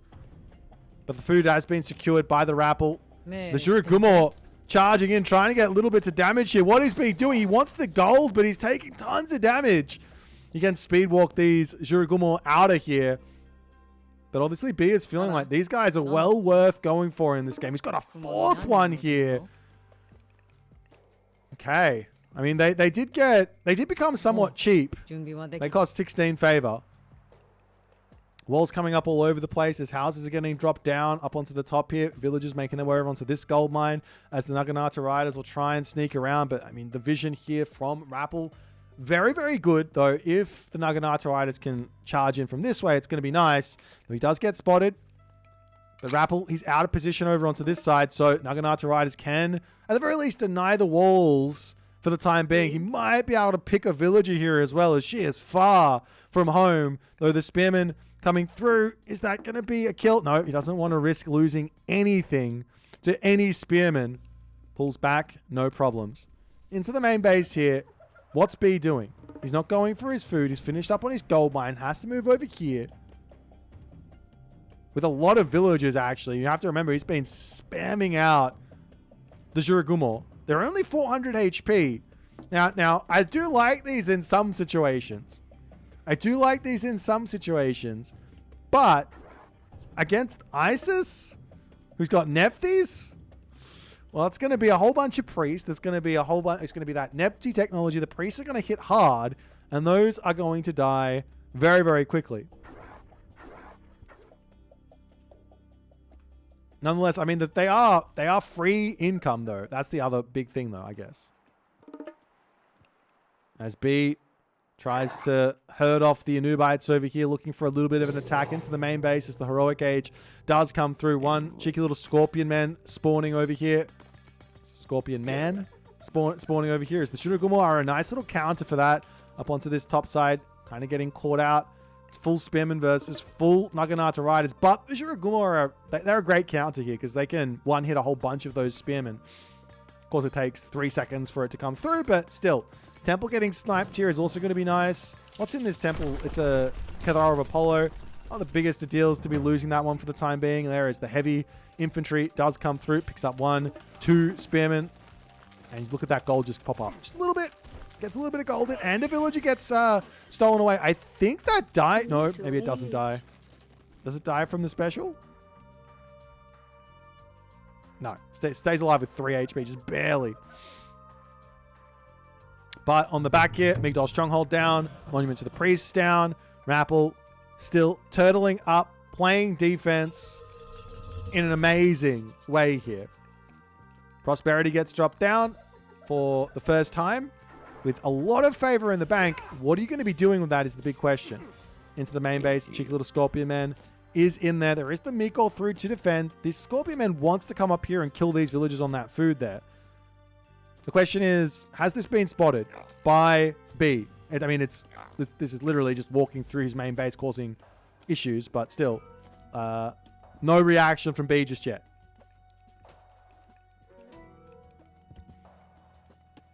as, well, 3 watermills as an idea. As Ancestors does get dropped over onto this spot, and the villagers, they've got themselves survival equipment, so he might not lose a whole bunch of these. At least the Miko comes through. Gonna smack away just a little bit. Over onto this side, still defending with pure Spearman is looking really, really nice. As the villagers will pull over into the towers and all the other good stuff.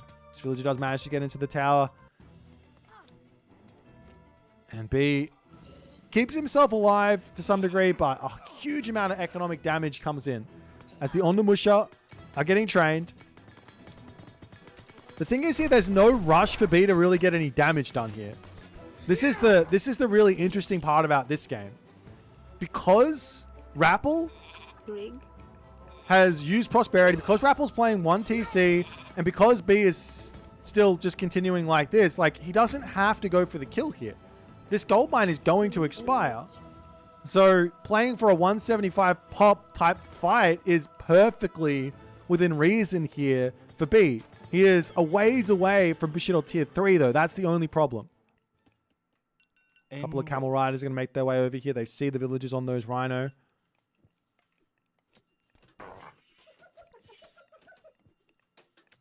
As B is just trying to get in here and trying to snipe off as many of these units as he can. Picks off another chariot archer.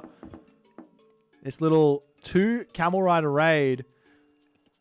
Really, you can turn around and just shank this, but B is going to be pulling back. A couple of Naginata riders to come over here and defend.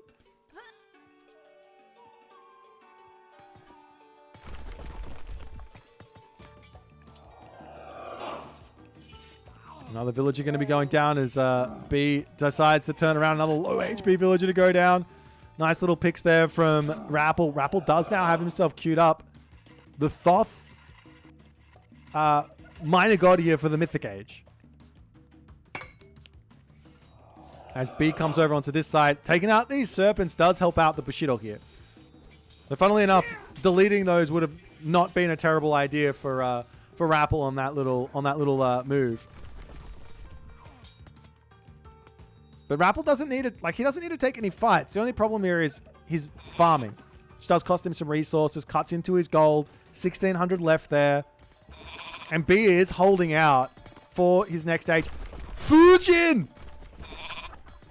All right, guys. Well, you can't delete serpents? Really? I don't believe that for a second. I don't believe that for a second. I'm getting... Twitch chat is always having me on. Fujin coming through! The more important thing! Don't ask me why. I don't know why he's picking Fujin here. Of course, he's got Smiting Gust, which is an amazing god power. If the villagers move over onto a secondary gold mine or a third gold mine or something, he can send all of the units away from it and then charge in and kill all the villagers. Meanwhile, up onto this top side, the villagers do get caught out. Turns around to start shanking. This is going to be just a little bit of damage there. There's a couple of Juragumo to come back and try and lead these guys off. 4.6 speed is not really going to be enough. Gold mine here almost expired. But Rappel has to be thinking Mythic Age here, without a doubt. I mean, he's trying. He can buy the food, and I think he did there. He does cut into his gold supply, but the timing is not working out for... the timing isn't working out for Rappel here. He's going to be running out of these resources.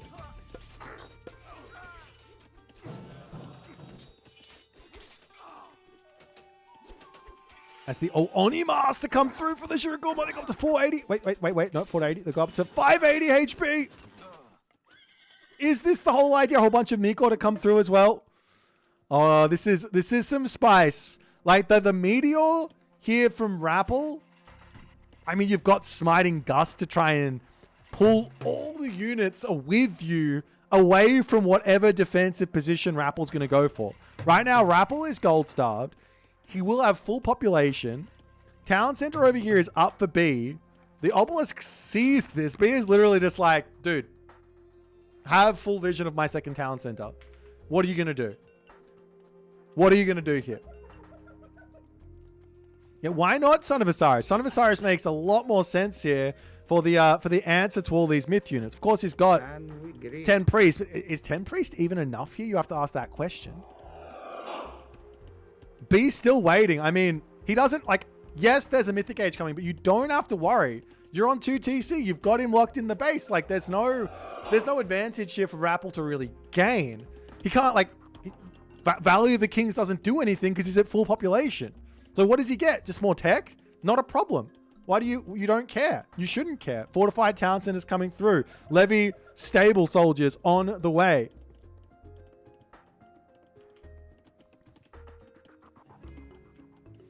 Now Rappel making his way up to the top side. The army has not been spotted moving down here just yet.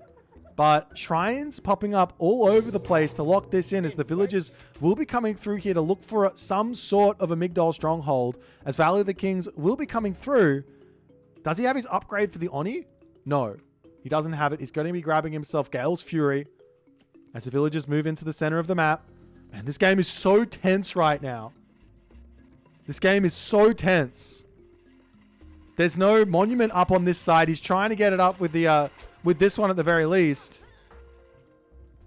And B goes, ooh, do we even take the fight? He's on 2 TC. We do see some Anubites getting chased down. Good distraction here from Rappel to set himself up onto this position. Heavy is in for B as well, as this Anubite will end up getting picked off by the town center. With fortified town centers, I mean, you can't really run underneath the town center with that technology is in anyways. I mean, it's like Meteor versus Swampland, Smiting Gust, all of this. I don't even know at this point. I don't even know. Army coming through. Champion Spearman is in. Does he have an answer for the Phoenix? That's the big question.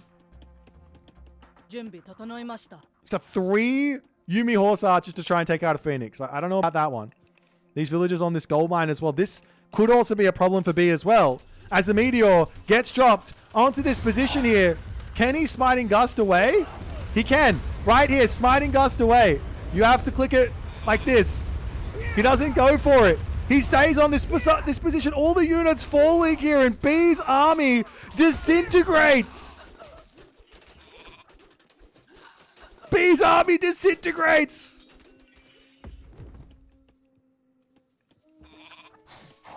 B still has got himself a huge amount of oh, he doesn't have an eco advantage. He doesn't have any advantage. I don't even know what he's got. He just lost everything. Meteor does block the usage, but if you know how to use Smiting Gust, you drop it where you can and you click it like this. See how the cursor is on this and you can move this around like this. If you move it like this, you can't drop it. So you can drop it on this position if wherever you click, you can get it through. So in that specific situation, there was a position to drop that Smiting Gust, but B could not find it.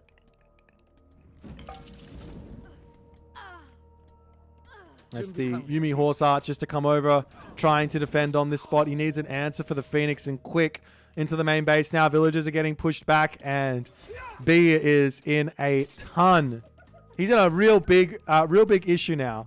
I don't know what his plan is after losing that army, allowing the gold mine. Town center is up. Villagers dropping everywhere as we do have finally the Swampland getting dropped, but Rappel will simply say, great, now I don't have to worry about that. Let me run away.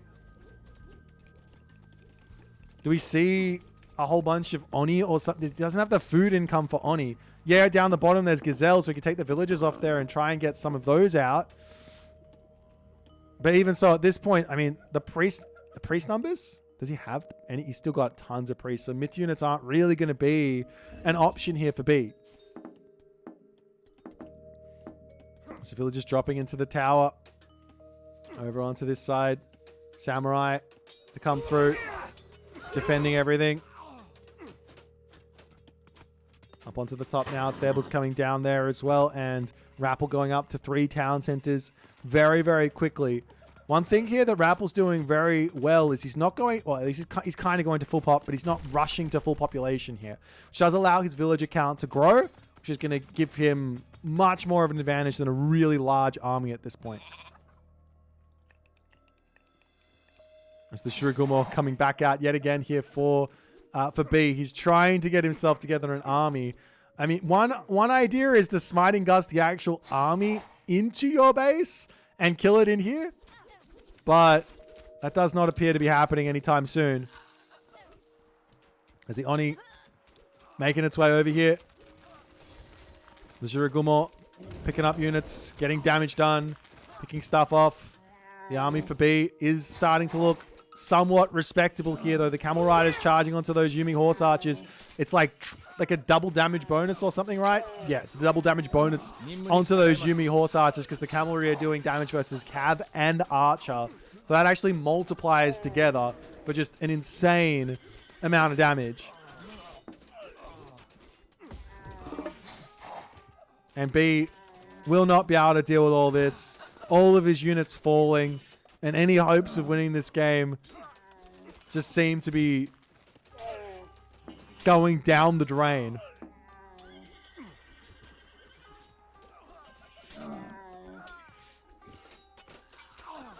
Still trying to get himself out those horse archers and things like that. But, I mean, realistically, the villager differential is climbing. He's getting attacked on his gold mine over here. Rappel is all over the map, putting this pressure on. Left, right, and center. And B there does decide to tap out as Rappel manages the defense of his life in this game. I mean, I don't like. Here's my thought. I think B is so used to playing like one town center versus two town center that he didn't realize that he could just sit back and wait. Like there was no rush here for B at all. He could have gone for raids. He could have split his army up. He could have got to the Mythic Age. Like, look at the difference in resources here. It's literally equal. There was no rush. And of course, if you're equal and then your military pop goes from 7,000 all the way down to this much, like you run into your opponent's army, take a meteor, that's just what's going to happen. You can't sit there and do that. The Smiting Gust idea was really interesting, and there was an angle to use that, but I don't know if B was, even I saw a pro player in chat not aware of how Smiting Gust works, but you can use this God Power to get out of a ton of stuff if you know how to use it on the outside of a God Power restriction zone. But nonetheless, first game there for Rappel in the books. We'll see how much more chaos is going to be happening in this series, but really well played for that first game. We'll jump back into the draft and see what we're going to see for game number 2.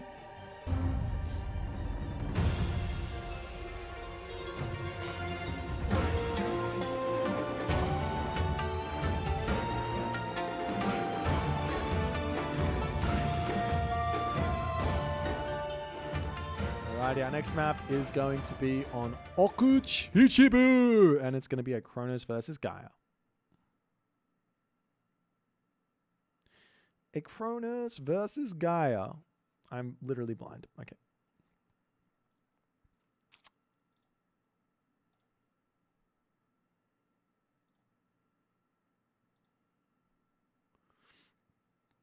So this is an interesting one here as well. Another sort of Atlantean mirror.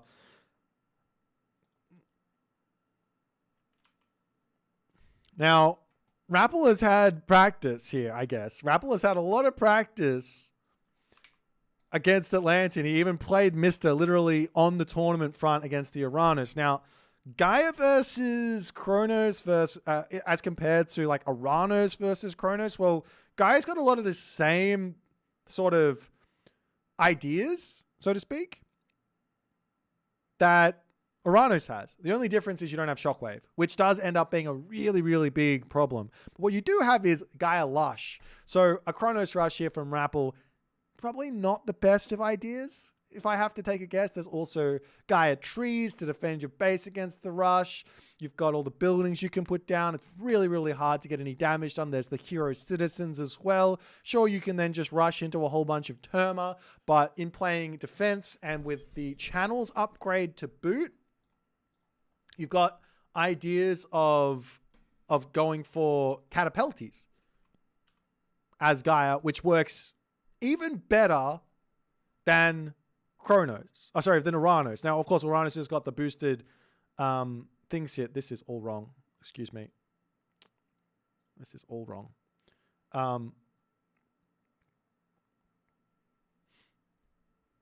Sorry, I'm too busy getting into the matchup, guys.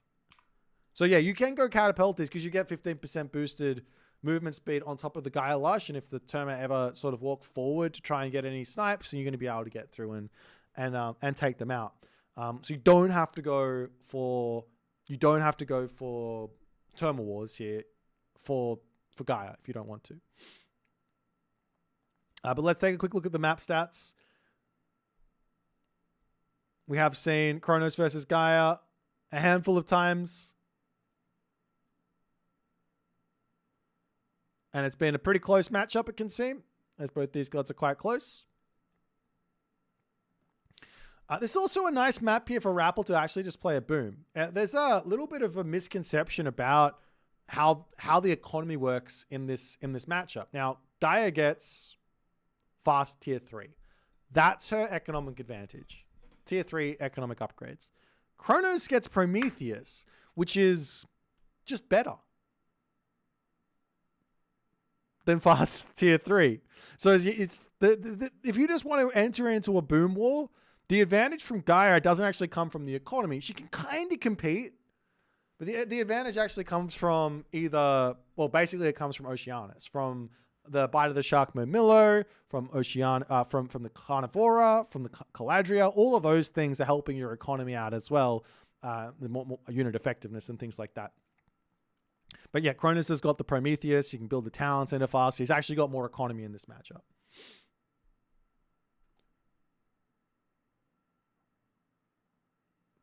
But nonetheless, we're going to be jumping into game number 2 here. We've actually seen 3DB playing this specific map with Gaia a lot of times. He's been really enjoying this map with Gaia. So I have to imagine that Rappel was expecting to see the Gaia here. We haven't really looked at a whole lot of this this draft just yet, but it is a very interesting one. I love the Zeus pick from Rappel. He's been very consistently picking that god. I think it's really strong at the moment. But nonetheless, let's jump into game number 2.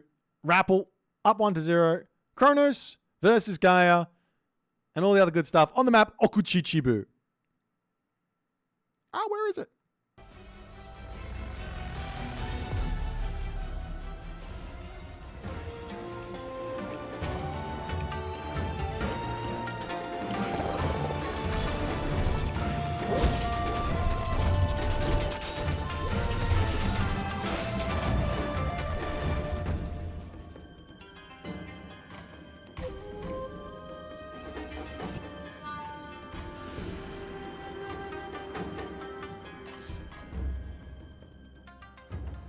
Alrighty, ladies and gentlemen, in the right, playing as Gaia, currently up 1-0 in this best of 5 series for the losers bracket quarterfinals. No second chance opportunities anymore. You already had your first one.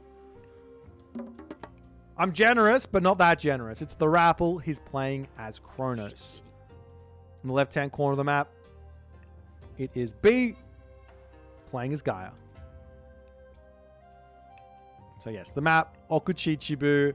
And are we going to be seeing the Chronos Rush? Well, so far, it's looking like the answer is yes. Rappel makes a slight mistake here. You want to drag that ball directly under your talent center. Shouldn't matter too much, but it just gives you a tiny little bit more income faster, which gives you your clean advance time. But like I said, I don't think it's going to matter in a really big way. Let's check out the relics and see if there's going to be anything of impact here. Cathara of Apollo over here with a plus 10% villager move speed. Over on this side, there's the Dwarven Calipers with the Siege and all the other good stuff getting cheaper. Over there is the Ring of Nibelung, making the players have just a little bit of gold income. And we got the scales of a Catoblepas up here, making myth units a bit stronger, as we will see. A temple coming up, and I could be wrong, but it's looking like B, he's being respectful here. I'm not going to lie, I would very much consider not being respectful with a gold mine this good. And what do I mean by respectful? I would go for a slightly later advance time. Oh, he is going for a slightly later advance time. Okay. I would go for a slightly later advance time. I would be dropping my Gaia Forest down on cooldown here so that I can get this entirety of this position walled off with the Gaia Forests. And then we're looking to just lock off the back position from any sort of attacks. And like, what are you going to do? You deconstruct the temple, I'll rebuild it. Attack my hero citizens, I'll shank you back. Being 30 seconds behind here isn't the end of the world. And it does give a little bit of an advantage over to the Gaia in terms of the resources. Nonetheless, the temple is on the front, just outside of tower range. And the pain will be starting to come. However, B feels this coming and she goes, let me just get as much of this gold as I possibly can. I'm still surprised to not see this Gaia Forest. Just here, and this position becomes so safe, but the Prometheans will be making their way in. And the question here is going to be, is there going to be a quick counter barracks getting time shifted in or not? As the citizen over onto this side getting pushed back, will garrison into the manor, pull off the gold. No deconstruction onto the temple just yet because Rappel wants to deconstruct a counter barracks. That is his game plan here. Meanwhile, hero citizens. Oh, never mind. Wait, does that? I thought you still got the Caladria out. Apparently not. Nonetheless, temple goes down and a counter barracks is going to be coming through. Counter barracks already out for Rappel as the Terma spammage is going to be on the way. Meanwhile, another temple to come up as this Oracle from B to come through. And I think with this amount of idle time, Rappel might be in front here on the resource count. So not the best of defenses here from B. He does now have, however, the Caladria, as he's going to be charging forward here. He's got a hero Oracle. Hero Citizen also going to be getting involved in the fighting because he's got himself this Caladria. It's totally fine. Loses himself one Terma though. But also a Terma does get picked off as the Oracle on this side ends up dying. And with that one hero citizen and an Oracle hero, it's like, well, what are you going to do? There's enough stuff here, especially with the Caladria as well, as it looks to me like, well, this has been somewhat of a difficult opening from Rappel to find a solid advantage. So a lot of idle time on one of those. Oracle hero here can get healed up. As the Carnivore does end up dying. This hero Oracle is a literal... Look, he's got 7 kills! Over onto this side, though. Got to make sure you are microing amazingly here. One thing that 3DB... Or you should be aware that 3DB is going to be very good at... Well, that's going to be controlling his units. Charges forward here with the sort of lack of numbers. Nice control from Rappel. As the Caladria pulls back... Still very, very tight. Not the best actual control here from B. He's not moving side to side as the Oracle comes forward. Just pulling back here is not the idea. You want to go left and right because the units do not have ballistics here. No tracking on those arrows. You actually dodge all the damage. Nonetheless, both players are just going to be going into this counter barracks war. Or this Terma war, I should say. As two... Caladria now floating above. You also have to remember that inside of this Terma War, as opposed to versing, say, Aranos here, Gaia's got Gaia Forest. So she's actually gathering wood faster here. So there is a big amount of income advantage for B inside of this because both players 5, 6 villagers on wood. That sort of stuff is going to be somewhat of an issue. As the counter barracks to pull back. Should probably start poking that down, at least getting some damage onto it. But the rush is over. B has defended perfectly fine here.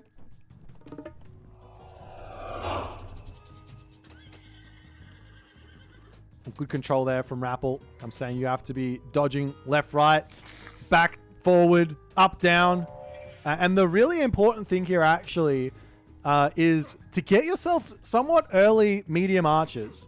Why? Because if you can space the enemy Terma, it doesn't matter if they've got more units than you. You do end up winning those fights. Terma does get picked off there by the Promethean as B was feeling a little bit more in control than maybe he should have. He's still the defender in this matchup. Charges in, almost picking off that hero. Terma does manage to take that one off. Still spraying the army here as he's pulling back into his main base. Differential in military. It's literally equal here, or as equal as it's probably ever going to be.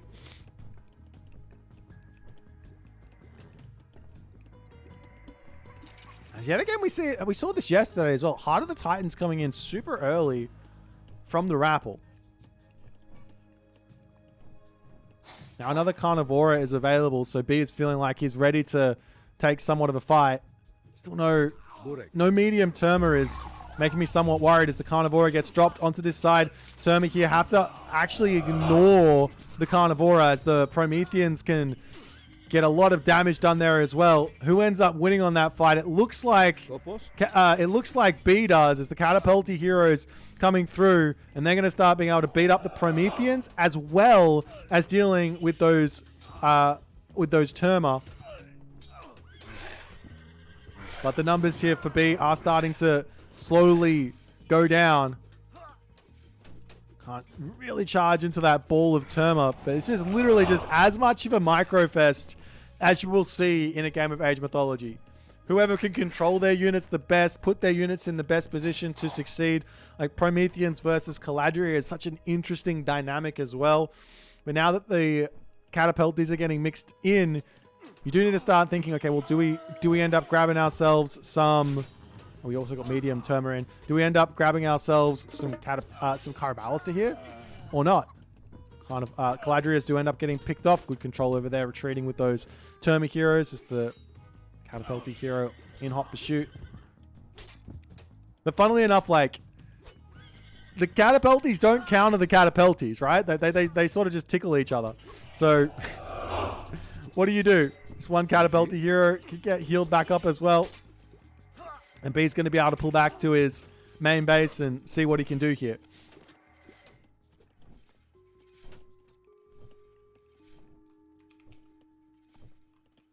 Yeah, there's no upgrades just yet for the speediest of speedy Catapultis. If you get Weightless Mace, this guy goes with like 5.25 speed or something. Try to pick off those Citizen there, but loses a couple of units for it.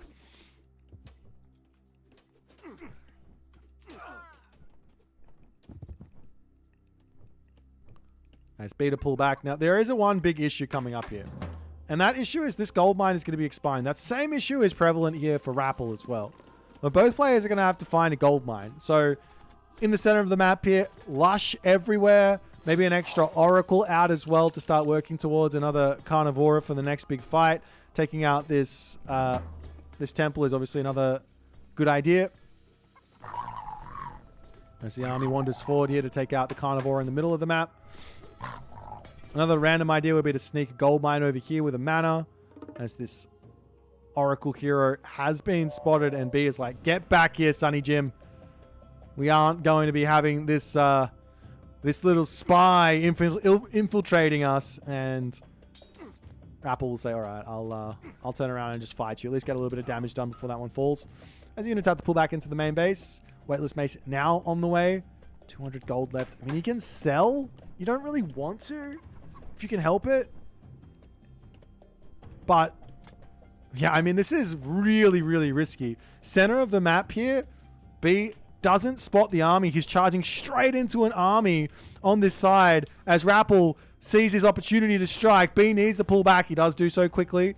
Army is now coming around onto the right-hand corner, though, as the villagers will pull back, move forward. He's got to drop a mana down ASAP. There he goes. Get that Lush up. Play defense on top of the Lush. That's the advantage. There are heavy units or medium units versus non-upgraded units here for B, but now he's got the upgrades, so there's not going to be any spacing issues. Murmillo's getting mixed in as well. A Carnivora not available here, it looks like, for 3DB for this fight. Taking the fight off of Lush is a bit of a strange decision here, as the Terma numbers do seemingly look like they're going to be starting to favor Rappel here. Is good control from the Carabalista, but will end up losing. But even though you've got the Terma advantage, you do need to have a very large ball of Terma to actually be a threat to these infantry units that are just diving forward here as B sees the advantage to pounce. He charges in, taking a whole bunch of those Murmillos out, and Rappel swinging around onto the backside here.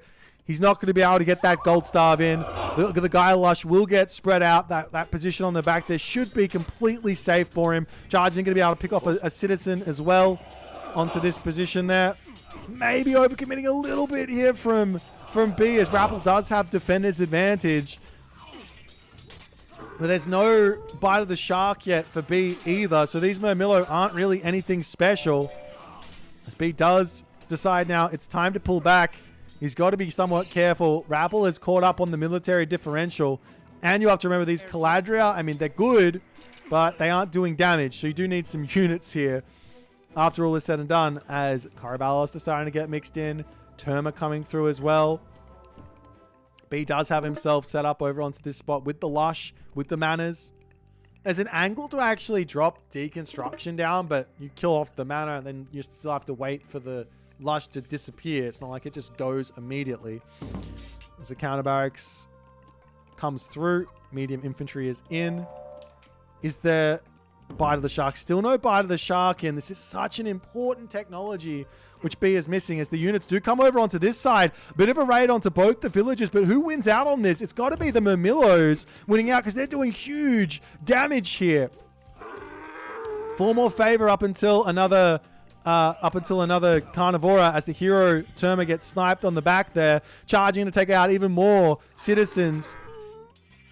As the villager differential is heavily favoring B at the moment, trying to pull back, trying to micro this, keeping that Murmillo alive. It's just staying there alive for so long. Over onto this side, though, one Caraballister is going to be a bit of an issue for these units to deal with as the Valor gets dropped in. Carnivora drops onto this middle position there, as now Rappel has to pull back, and B's advantage is slowly but surely starting to get felt. 2.8k military to 1.5k military as B charges back in onto this front there. That one Hero Caraballister is in an amazing position, but B charges in with the Terma. Rappel has to be spotting that. He doesn't even bother, as he says, all right, the game is done. The Gaia takes it. And B has leveled the series 1-1 as the micro, the defense, seemingly too much in this one for Apple to deal with. Let's take a look at the post game and see if we can see anything here that makes any sense. Differential in economy.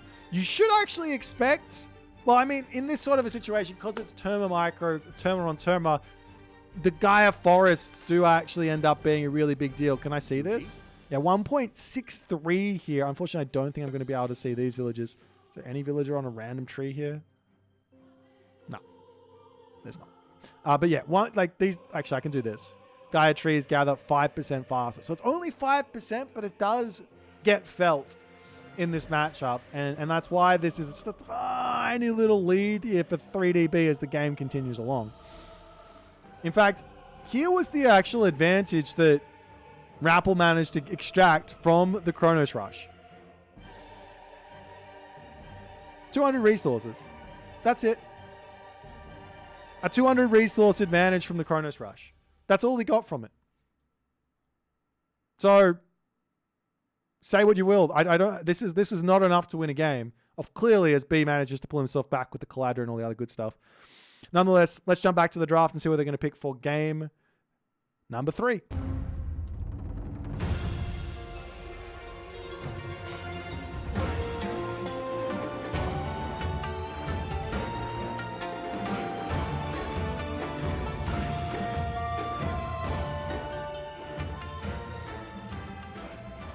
Alrighty, game number 3 is now coming our way, and we will be seeing a Zeus versus Kronos game. I hope you guys are enjoying.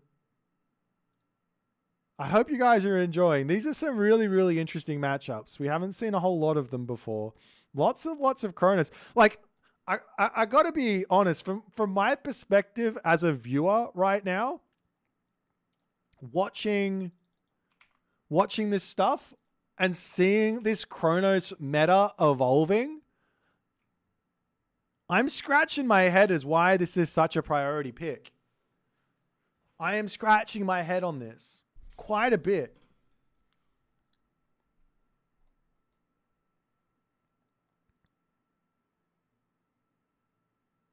But nonetheless, that's what we've got. It's just this Chronos meta. It's just not, we're really not seeing that many wins from it in this tournament.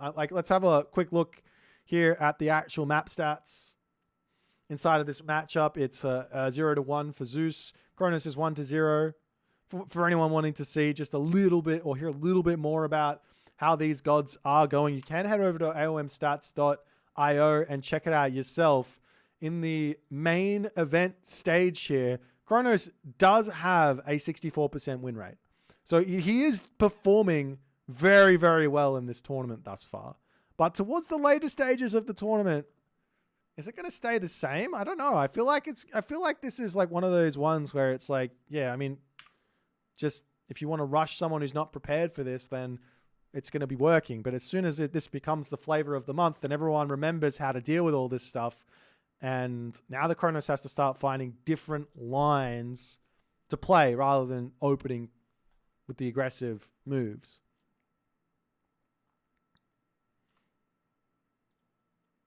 Nonetheless, we are about a minute away from our Zeus versus Chronos affair on Anatolia. Here's the question. Is there a world where you just go for a Chronos rush on Anatolia?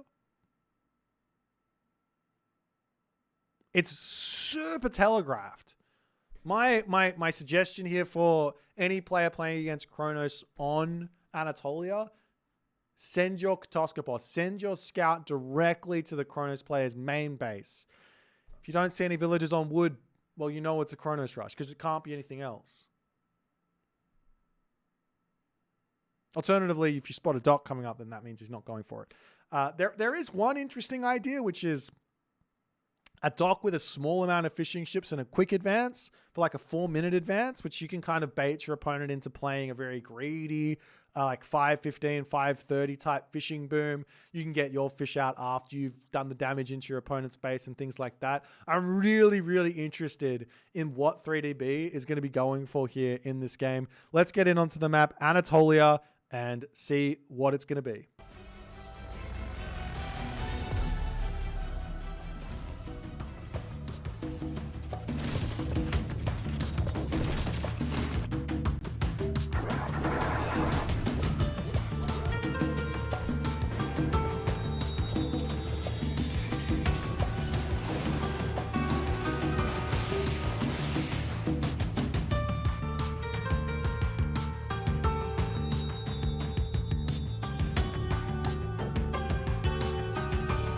Alrighty, ladies and gentlemen. Another game, another you, another me. We're in the game. Into game number 3. Rappel at the top of the map. He's going to be playing his Zeus. He has moved over to drop his dock. And I'm interested in what he scouted. He ran straight for this main base. And he is like, what are you doing, Mr. B? I don't want to fall for anything here. As B, in the bottom, he opens with a dock. His villager charging forward here. He spots the villager here, and he is going to go for some shanks. This could be a dead villager already, as the Oracle can path block on this side as well, and then he can just deconstruct the dock. He bolts the Oracle, but too little too late. Dock gone. B cheese has been felt. The B cheese is in. You thought this was about a Chronos rush? No. The bulky citizen is here, and he says, excuse you. Now the Katoskopos coming over. Rappel's like, how dare you? This is an unmoral act. You have completely broken the rules of engagement. You're not allowed to do any sort of early... Ah!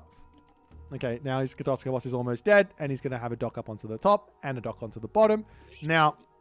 this is the ultimate of decisions for B to make here.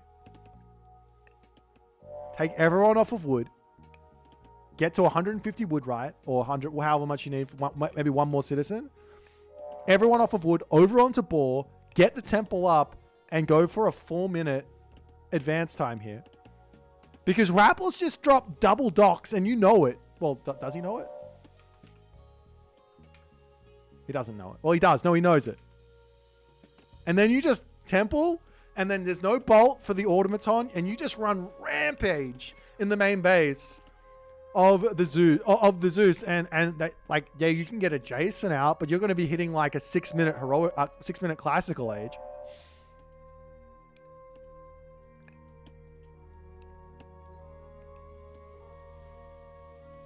Ah, 3DB, what are you doing? All right, guys, let me repeat this. For some reason, players aren't aware, so let me just demonstrate. This is time shift. You can time shift over here. You can time shift over here. It works. It works. Damn it, you don't have to walk over there. That's why Kronos is such a good god on this map. Did they change that recently? No. It's been that way for probably about six months minimum. If not 9 months. It's been that way for ages. All right.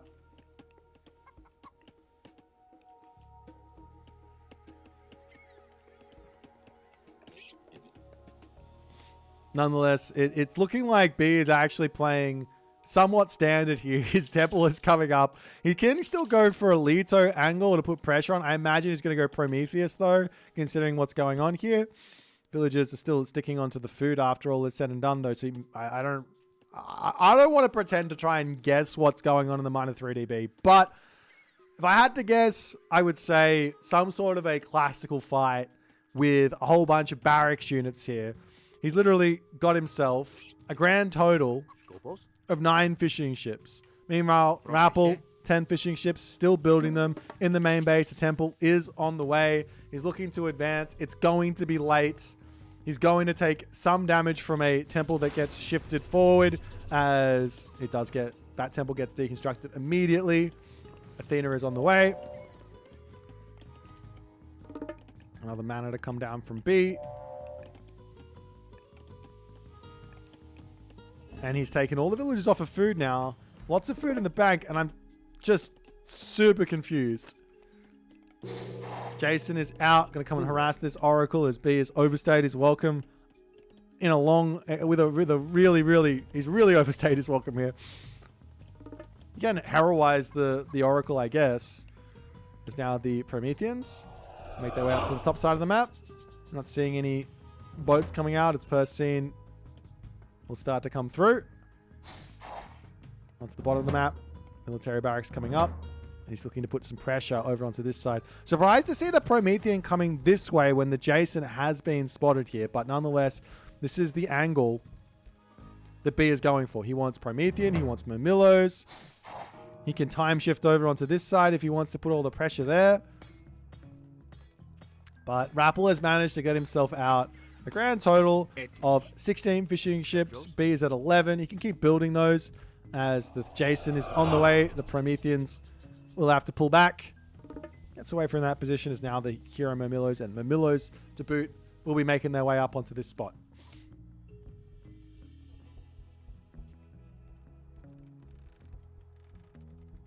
I also see a random trireme here. To some degree, you don't have to worry about this, but you do want to stay at a pretty decent range here if you can. As the Promethean gets picked off. Villagers coming over here looking to repair this position up. There's a lot of these Promethean in with that crush damage, getting that damage done. But 2 trireme managing to take out 1 Murmillo there, as we do have a siege Bareme to come through. Looking for some nice pressure there as a Murmillo does get converted into a hero with that Valor. Jason will end up falling here as well on that retreat as the trireme trying to take out the Murmillo hero, and they actually do a really nice job of it there as Rappel has managed to mint defend this beautifully at the moment. But he loses the Jason. Villager going to be falling onto this side there as the Minotaur also goes down. Oh, no, never mind. The Jason is... He garrisoned it. He is garrison microing. What the hell? And the Jason managed to pick off all of the Prometheans there, living just barely with that HP regen. And now B has to pull back. And B has to pull back. I thought he picked the Jason off, but he just dived into the Trireme. Archer ships have got 5 garrison slots.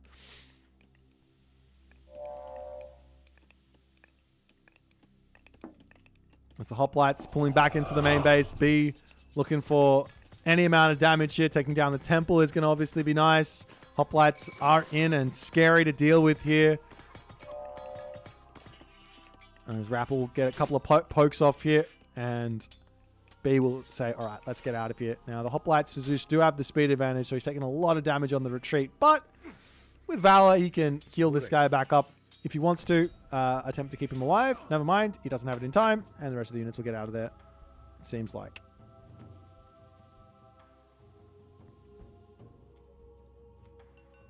As the Kareem numbers have come through over onto this side, Rappel has got himself pre-queued up to the Heroic Age through Dionysus. As the Mamilla will return over onto this dock, still trying to just break through this position here. This 3 Bareem is a scary thing to deal with, and we are going to be seeing Trireme and as well as Juggernauts to come through. Hoplites making their way over onto this side. Nothing actually garrisoned into this dock, so it's perfectly safe for B to just hang out here. There is a restoration available here for Rappel. I don't know if he's going to be wanting to drop it. As the fishing ship will get pulled back here. Can try and use the Pentacontas to actually get a huge amount of damage done here as well. They do tons of damage to land units because they're doing 25 hack damage a shot there. Obviously, their weakness is that they can't actually get involved if there's nothing on the shore. But that fight there, yet again, min defending by Rappel as he heads back over onto the dock. Still trying to take that out. Oracle on the front there getting picked off. And B has to pull back yet again. He's got a lot of resources in the bank, mind you. Not the best of macro from B in this game. Does he have another barracks coming through? He's got 3 barracks now, so he can start spending a little bit more. Medium infantry is now through. The dock will be falling as a fire ship getting into the action over here. B does also have another deconstruction in about 13 favor if he wants to go that way. Over onto this side, a little bit of harassment as B's got to pull back underneath the dock. Can retreat and try and get that Juggernaut killed as well. Bareem's not the best versus the Juggernauts, but I mean, what else can you... You have to get a fire ship out. Good retreat there from that one as Rappel pulls back for the time being.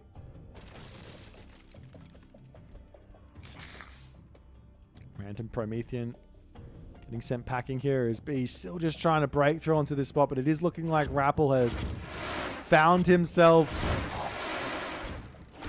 somewhat of an advantage here. Not using that Juggernaut or that Bareem, Siege Bareem here on this fight is really hurting. And now Rappel has managed to click up to the Heroic Age. However, B will be able to come through here, and Rappel, not paying attention, will be dropping a villager. And that dock will stay denied. Meanwhile, over onto this side, the fire ships are looking pretty scary. You have to get the fire ships on the right unit here, though. He's just going to take out the Trireme first, and I think this Juggernaut will be able to take out the Bareem. And the dock is a great defensive tool here as well to hold this position. As the hoplites returning back over here, we do have this pretty quick heavy warships technology to come through.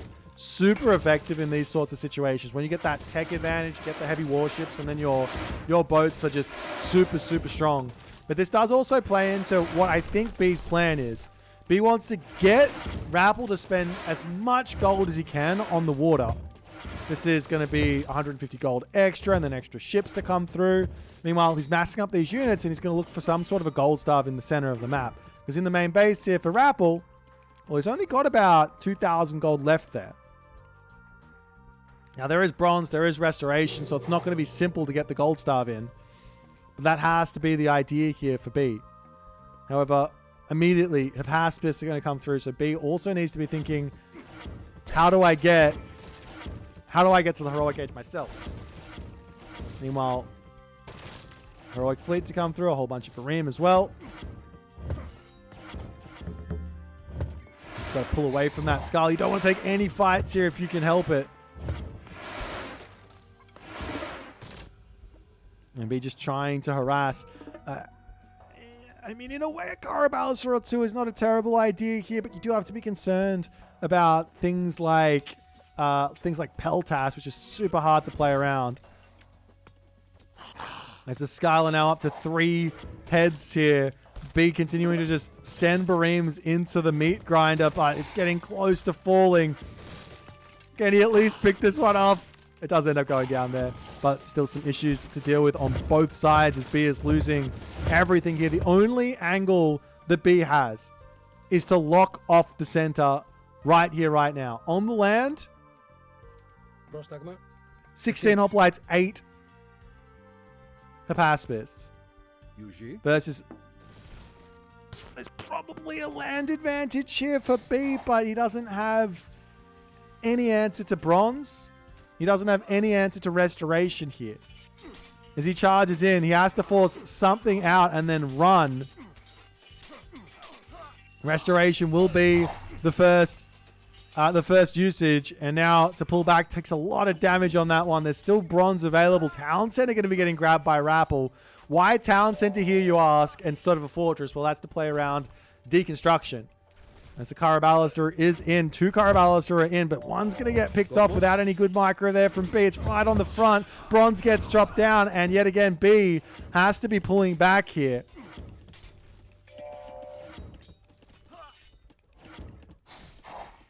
This B can, at the very least, take a bit of a choke point defense on this spot. The Prometheans with that upgrade can sit in here and hold.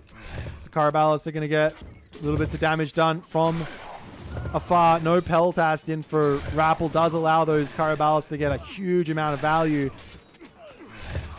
And who's winning this fight is the big question. That Hydra is on 3 heads here, having a field day with those Prometheans. Bronze now finishing up as Heavy does come through. The front line is slowly starting to dissipate here, though, for both players as the gold mine expiring from B. And B will be able to take out the Hydra, pushing back against the Paspist. The villagers can move forward onto a gold mine, but without that, the Murmillo force now, and with very little amounts of gold income as well for B, how is he going to be able to remuster an army, especially now that Rapple is going to be making himself those Peltast? This is a very tough army to beat here, especially with Rapple's control. We'll see if B is going to manage to be able to do it. You have to pull back the army, take out the Hapaspist. Equally, Rapple has to pull the Hapaspist back as the Peltasts getting that damage done. The Murmillos need to get onto that back line, which he does manage to do there. Shoot and scoot, left, right. Beautiful play here from both players as this Microfest coming through. The Peltas going down slowly. The Hapaspist no longer in, and Rapple maybe overstaying his welcome on the front here. He needs to get his units out, and does have this gold mine on the top here. With the town center, it's going to be tough to sort of break through this position without having the units in. But B does hit back a little bit here. However, the big thing for Rapple is he's 6 favor away from another restoration. He's got Peltast, he's got a Hapaspist. They're all going to be coming through very quickly, and they're very low on gold. B, on the other hand, he's not close to being able to go to the next age, and he's basically saying it's attack or bust here.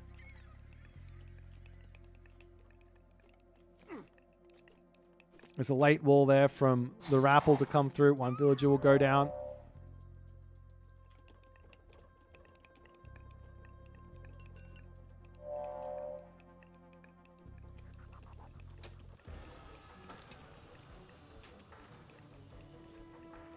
Hapaspist charging forward. You've got to be so careful with those infantry units there. Good control there from Rapple to get a couple of snipes off before pulling back, allowing the Hapaspist to immediately jump onto those Murmillo. Good control there from B as well. Over onto this side, a little bit of a raid onto the gold mine as he's trying to poke down units everywhere. B trying to use his micro multitasking, but Rapple seems to be okay here, defending on both positions at the moment. All the Murmillos up on that top side ending up falling. But the middle fight here is sort of what matters. But there's really not enough stuff here to take out the Peltast, it seems like. So the Paspis charging forward still. Some good control from B, left and right, trying to dodge everything over there as Rappel, however, continuing to get himself further and further ahead in this game. He charges forward. He's got such a big army here. Villagers on the front going to get turned and attempt to join in onto this fight. They do hurt. They got a lot of damage and HP in them with these low base damage units like the Paspis, like the Peltas. It's not a terrible idea to have them here, but B is going for broke here. And he's going to be losing a lot of economy. He has to pull back. And Rappel cleaning up another Carabalista. As these Paspis are going to continue to do work. Hoplight's going to get mixed in as well to try and deal with the Terma numbers. Of course, Peltas are perfectly fine versus Terma as well. But B just cannot continue to make these trades. He's losing tons of citizens, behind on villager count, behind on fishing ship count. Rappel's got tons of resources in the bank here, though. His macro has gone out the window.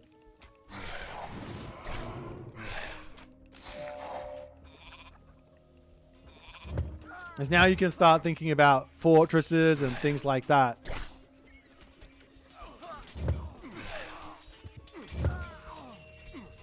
And now to add insult to injury, a fairly low value restoration, but in the grand scheme of things, he's got the favor coming through for a third restoration, basically when this one comes off of cooldown, so makes perfect sense. You know, funnily enough, these Peltas don't seem to be taking the Carabalista out that quickly here. Do they have like some upgrade? Or they does have some. Apple doesn't have any upgrades in at the moment. He's definitely missing those. But it doesn't matter, as B there in the 19th minute does decide to tap out. As Rappel takes game number 3. Man, this was looking so good for B. I wanted to see the craziness. After killing that villager, man, some adaptation. Stay one dock. Build the dock later. There's no problems there, right? But stay one dock and get like a 4-minute advance. It would have been so beautiful. Could you imagine like 4 automatons running rampage through this main base of the Rappel? Look at this classical age. 548. He would have had a minute and 45 seconds with no bolt. Of course, you can also just repair the robot if there was a bolt anyways. Or you could have gone for Prometheans as well as another idea. Yes, there could have been a Jason coming out to defend, but man, it would have been a lot of damage. And like I said, you can just get the fishing ships going while you're putting that pressure on as well. Not a problem. Not a problem. Maybe one day we'll see it. I don't know if it's any good. I just like suggesting my crazy ideas. Nonetheless, let's jump back over to the draft. Rappel 1 win away from complete victory. B, he is so used to this, though. He is so used to this. I think he's been back up against the wall so many times, and he always manages to bring it back and take the dub. Let's see if he's going to be able to do it again.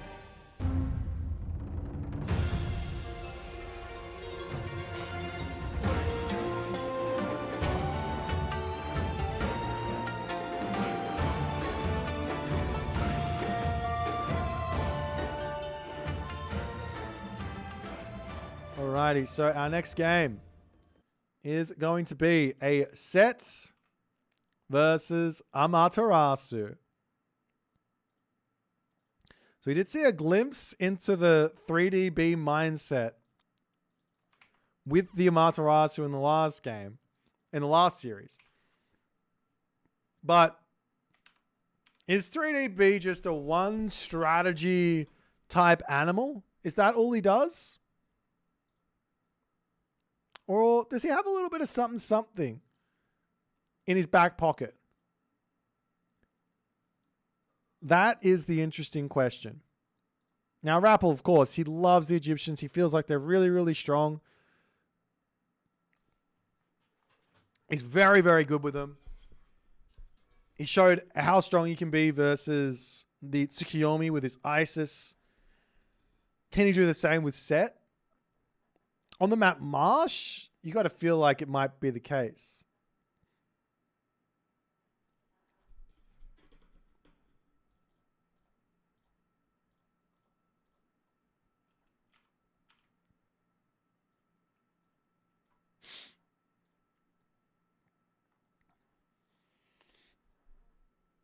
The interesting dynamic in this one, I guess, would be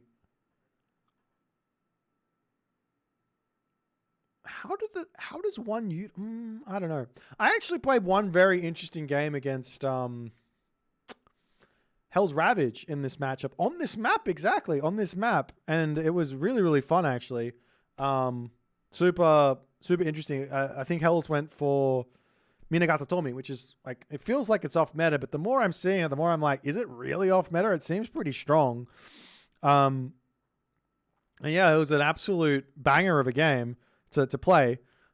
So I wouldn't be surprised to see stuff like that coming. Let's see, how's this matchup actually gone? As we get a bit of a close up onto it. It has gone 50-50 here throughout the tournament lifespan. It has gone 50-50.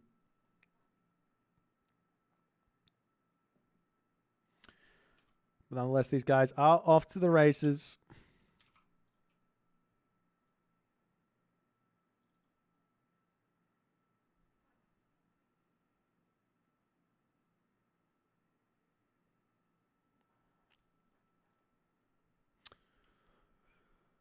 I mean, is this going to be the time that 3DB pulls out something else interesting? What else can you do with Amaterasu? Like, the idea of going Yati, Yumi, Yati Spearman, Yumi Archers with one Yudo. I mean, that makes perfect sense, right? But that doesn't work versus Egyptian. Surely it doesn't work versus Egyptian. Or maybe it does. But you wouldn't go for Yati. You'd go for Samurai. Samurai, Yumi. But then you also need is Samurai good enough to deal with the slingers? Do you have enough production to deal with the spammage? Generally, the Weasels is the option versus any sort of classical fight. Nobody makes me bleed my own blood. What is that from? Anchorman, right? Oh, this is an interesting one. We'll see. We'll see. I mean, part of me feels like the most interesting idea for Amaterasu is to go for Amano Uzume and go for Mass Weasel. Yumi's good versus Slinger. Yeah, so the Yumi can space the Slinger. It's sort of like probably similar to the what's it called mechanic? The Chariot Archer versus Slinger mechanic. But if you also have one Yudo in the mix or what are they called? Or Weasels in the mix, Kama Itachi in the mix, then you can use those to take out the Slingers.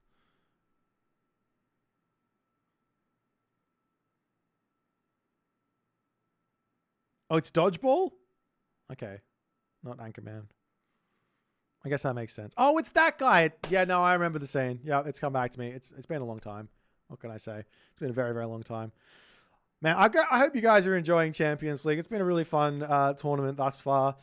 For everyone who's wondering what's happening after today, so next week is going to be like finals weekend, basically. We've got third, fourth place matches. We've got the winners finals. We've got the losers finals with the grand finals, losers semifinals, all that other stuff coming up. So make sure you book off next weekend because it's going to be a huge weekend, especially the Sunday. I want to see as many of you people in as we possibly can get. But nonetheless, let's get into this fourth game and see how Marsh is going to look for the Set versus Amaterasu affair.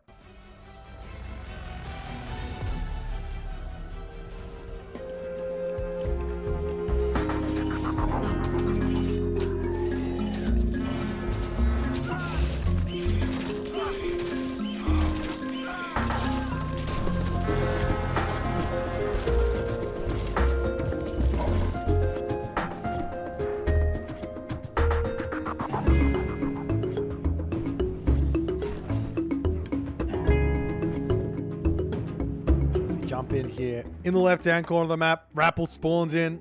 He's got himself his set, and he is raring to go in this one. In the right-hand corner of the map, 3DB with the Amaterasu. Now, this has to be the most concerned Rappel will get versus B. Because Rappel's knowledge, he's played a lot of Age of Mythology over the years. He knows what every god is sort of capable of.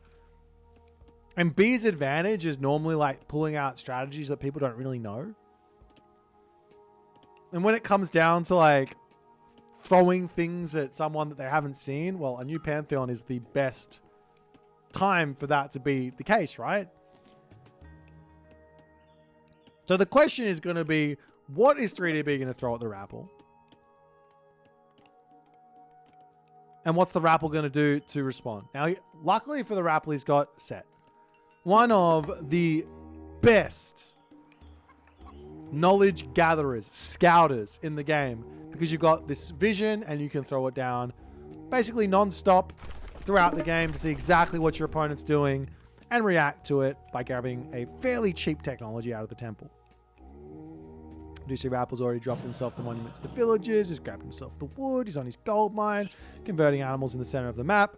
One thing that I like the idea of here from Rappel is a whole bunch of early priests, because you're probably expecting Kama Itachi. That would be the meta, so to speak. That's what everyone's doing on the ladder.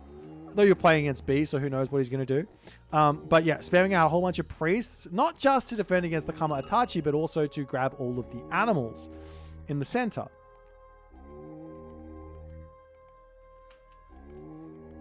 So that'll be a nice way to sort of set himself up. Town center wise, not the best town center at the top. The town center in the middle of the map, not the best either. This one looks good.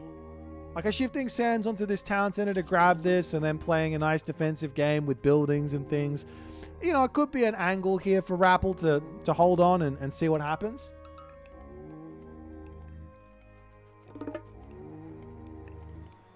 There's now Ptah on the way. Not exactly surprised to see the Ptah here. Anubis just doesn't make sense in this matchup. You're feeding Bushido with the Plague of Serpents. The Anubites also not the best versus the Mikor that are hanging around in the main base.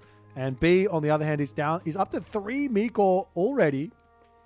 Looks like he's looking for relics. We haven't really looked at them yet, so let's have a look. Got that Bow of Artemis making ranged soldiers cheaper.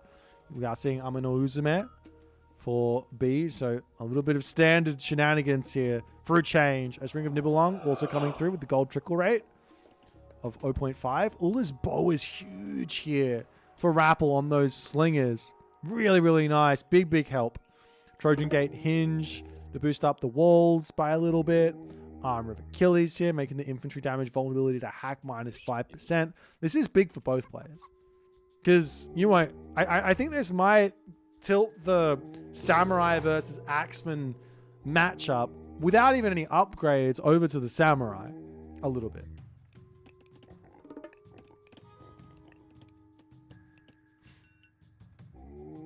Nonetheless, the Kitsune making its way into the main base.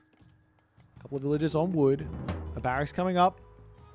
A second monument as well on the way, as the barracks are all over the place. So the Kitsune just trying to see what's going on. He spots himself a priest over here.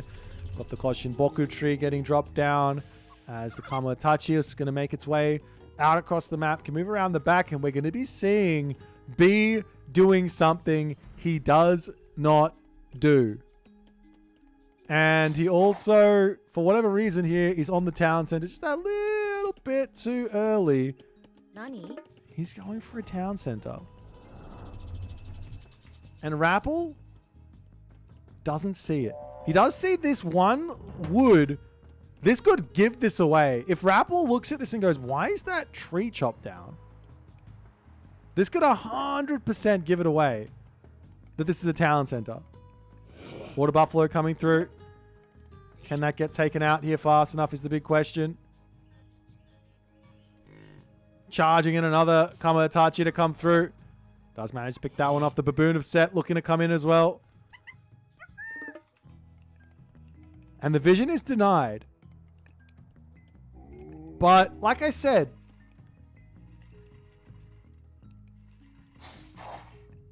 Rappel should, like if you're looking at this going, what's going on? Maybe he doesn't look at that position. But if you're looking at this and you see the oak tree having been chopped, you've got to be thinking, well, something weird is going on here. As the walls are all going up all over the place. B here has some options. Like option number one is you can just charge in and try and get some damage done. He's got himself this this solar shield thing as well, so he can pick off a bunch of units while this is all going on. Dodging around, dive, dip, duck, dodge, and dive. The Wadgets are way out of position here. The villagers on this side are going to get pushed back. He's going to have to jump back over onto some herdables in his main base here. Three Wadgets take out a commoner? Yep, it is. And Rappel, he's not going to be forgetting that one. That's from way back at the start of Retold. We saw this in like Red Bull Woololo. 3 Wadgets comes through, throw the spit onto one villager, attack the next villager. And Rappel now popping over onto this right side. What's happening? B has been spotted here. The villagers going down. Oh my, is that going to be... Is that literally 3 kills? It is without a doubt 3 kills as they pop out, and B has to find a different position. Rappel's control there. Very, very nice. But man, this town center is no good for B. What can he do now? He has to get units out, maybe a watchtowers through. Playing defense here is going to be... He has to build farms as well pretty shortly because he's on the pigs. Getting some bushy out wouldn't be a terrible idea as he gets a guardhouse down.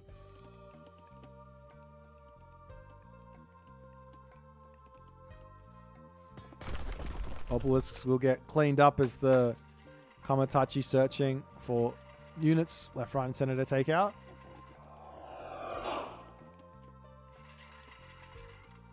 Scalloped axe, medium axeman coming through.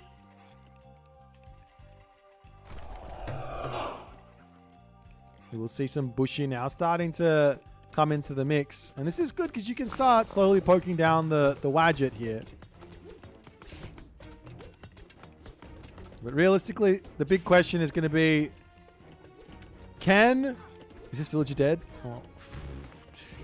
He's got Miko. He could bring a Miko over here to start healing, and that way he can keep them alive if the spit comes onto them. But Rappel is just happily going to be picking off villagers non-stop. No walls here as well makes this very, very tough. The villagers over here, they do manage to dodge the Wadget. Staying alive as the bushy now are through. Slingers will start to come in, but 17 range versus 18 range. That's all from... Does he have that relic? He doesn't even have the relic.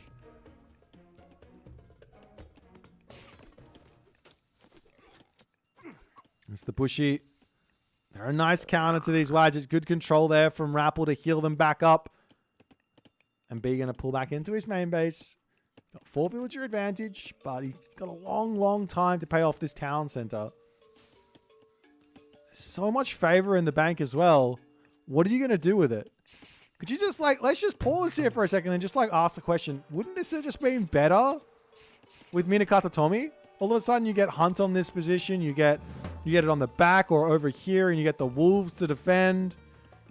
Maybe even drop a second Shrine of the Hunt in your main base as well, so you can hunt forever with about 8 villagers.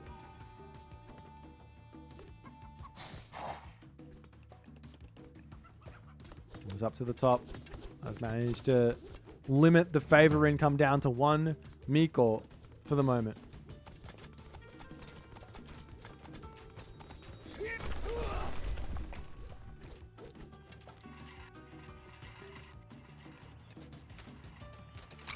Getting a couple of kills in. The Bushido situation still quite a way from actually being resolved here up to the second position as B says, maybe I can take a fight here. This is absolutely insane. No, he charges forward. The Bushi are going to be taking a lot of damage here as well as the Wadget's getting targeted down, but the Slingers, they do so much damage here.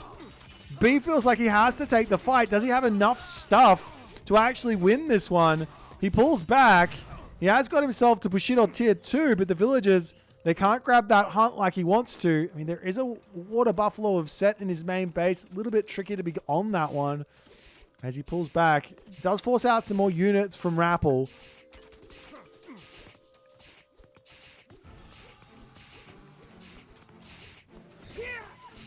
Rappel does look like he wants to get that heroic age in.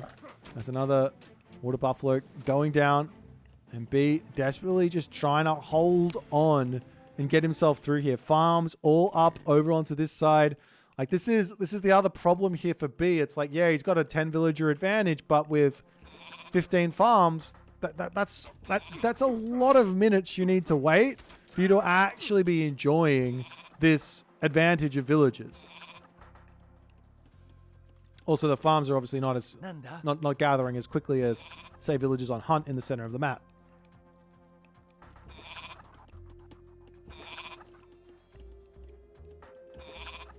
Now, there is enough favor for another Goshin Boku tree, as we do see the wind sickles to come through. I mean, charging in with a Kamatachi with the solar shield sort of makes some sense as well, right? If you can get a whole bunch of them out, that makes sense. But we are going to be seeing the Nephthys in. So many priests as well. Does make it a little bit tough to actually get the Kamatachi numbers in, as now the villagers underneath this town center. Well, unfortunately for that villager there that's garrisoned, it's going to go down when it pops out, unless you bring a Migo around to heal it. It's a sad. I mean, whenever I'm playing, I get so frustrated from that, because you're just like, dude, I garrisoned it. It's dead. Okay, well, fair enough.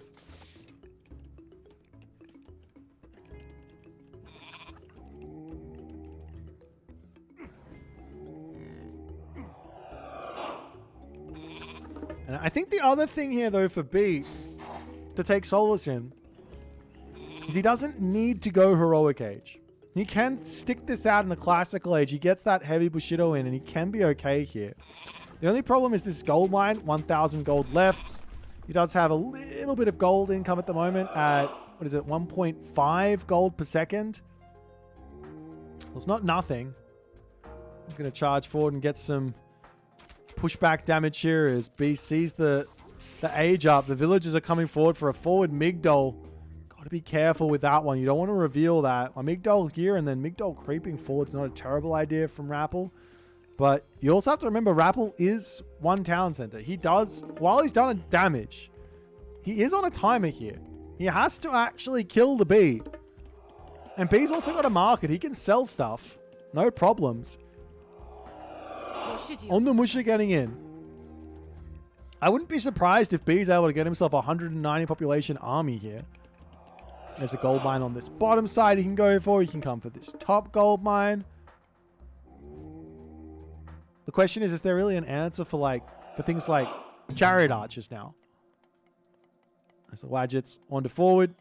The army for B coming in, seeing some villagers on the forward base here. He says, is it time for a fight? Answer is yes. You definitely don't want to be taking this fight underneath a Migdol at the very least.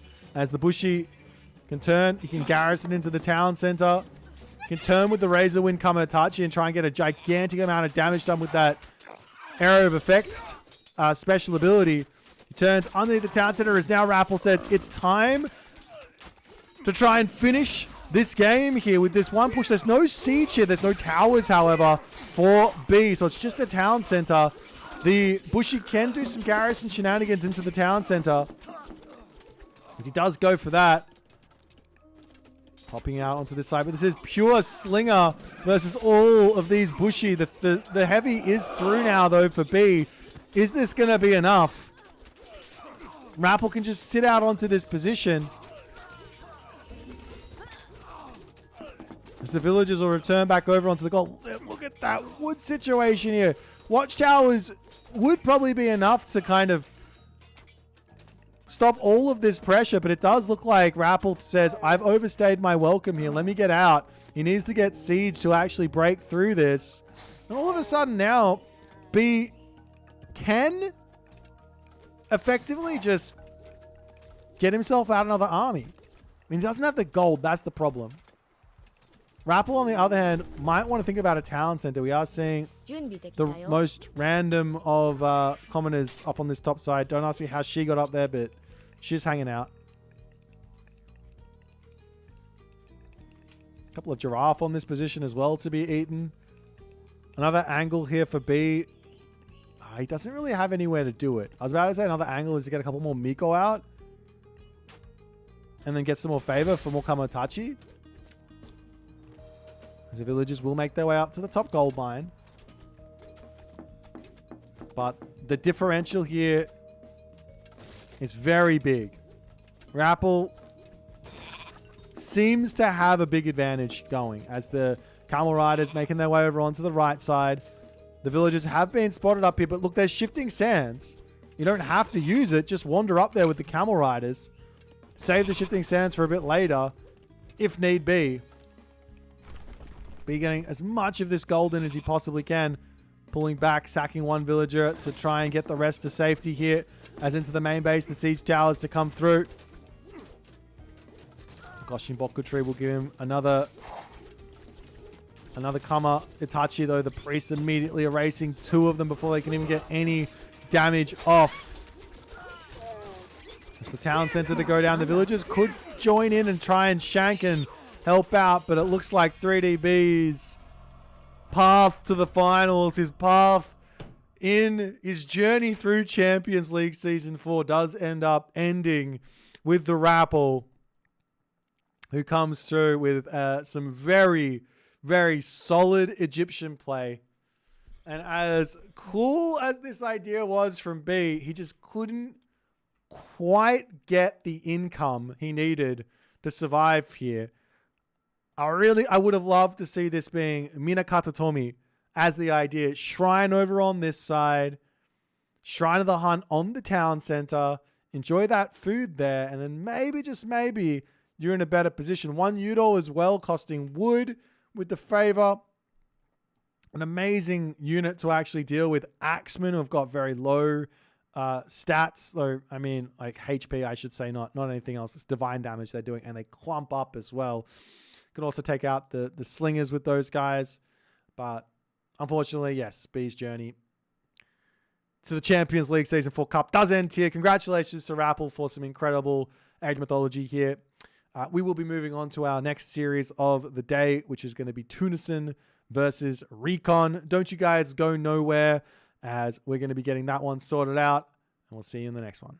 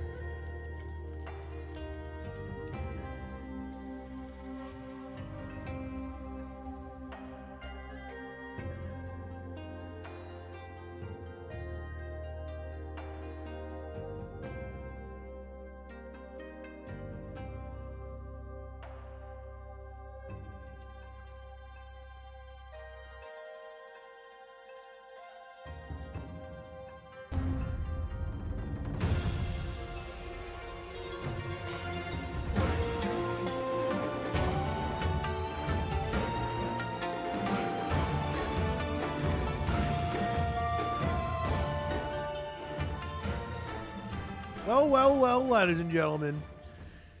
It's that time of day that we enter our third match of the day. Hopefully you guys are having a fantastic time, because I'm also having a fantastic time. Yay, Age of Mythology. Well, our first game on Ghost Lake. I haven't seen what it's going to be yet. Hold on, let me have a quick look. I was too busy. I had to have the quickest of snackaroonies so that I can survive. It's going to be a a Nuwa versus Fushi affair on this map. So Nuwa versus Fushi on Ghost Lake. We are moments away from jumping in as well.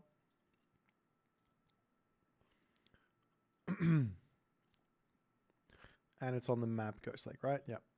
Cool. So we have seen a little bit of the Chinese mirror. Oftentimes these can be very boomy, but as far as I'm concerned, Tunison, he doesn't know how to boom. That's what I reckon.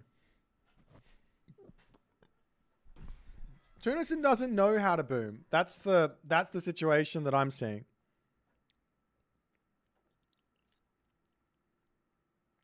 Yeah. Mosca, that's right. The Tunis has got no idea how to boom. All he's got is cutting villages at 10 minutes to all in Ra. But apparently he didn't even do that on purpose, but it really seemed like he did. Nonetheless, Recon here, he's been enjoying the losers bracket thus far, playing Kavoth and now taking on Tunison, some very, very talented competition. So we'll see how he's going to go here. But Recon is everyone's probably. I think most people are probably saying that Recon is the player to most likely make it to the finals here to take out the Mister. But we'll have to wait and see. There's a lot of games he has to get through to actually make it to the finals. Let's jump in. Ghost Lake, game number 1. Nuwa versus Fushi. Let's check it out.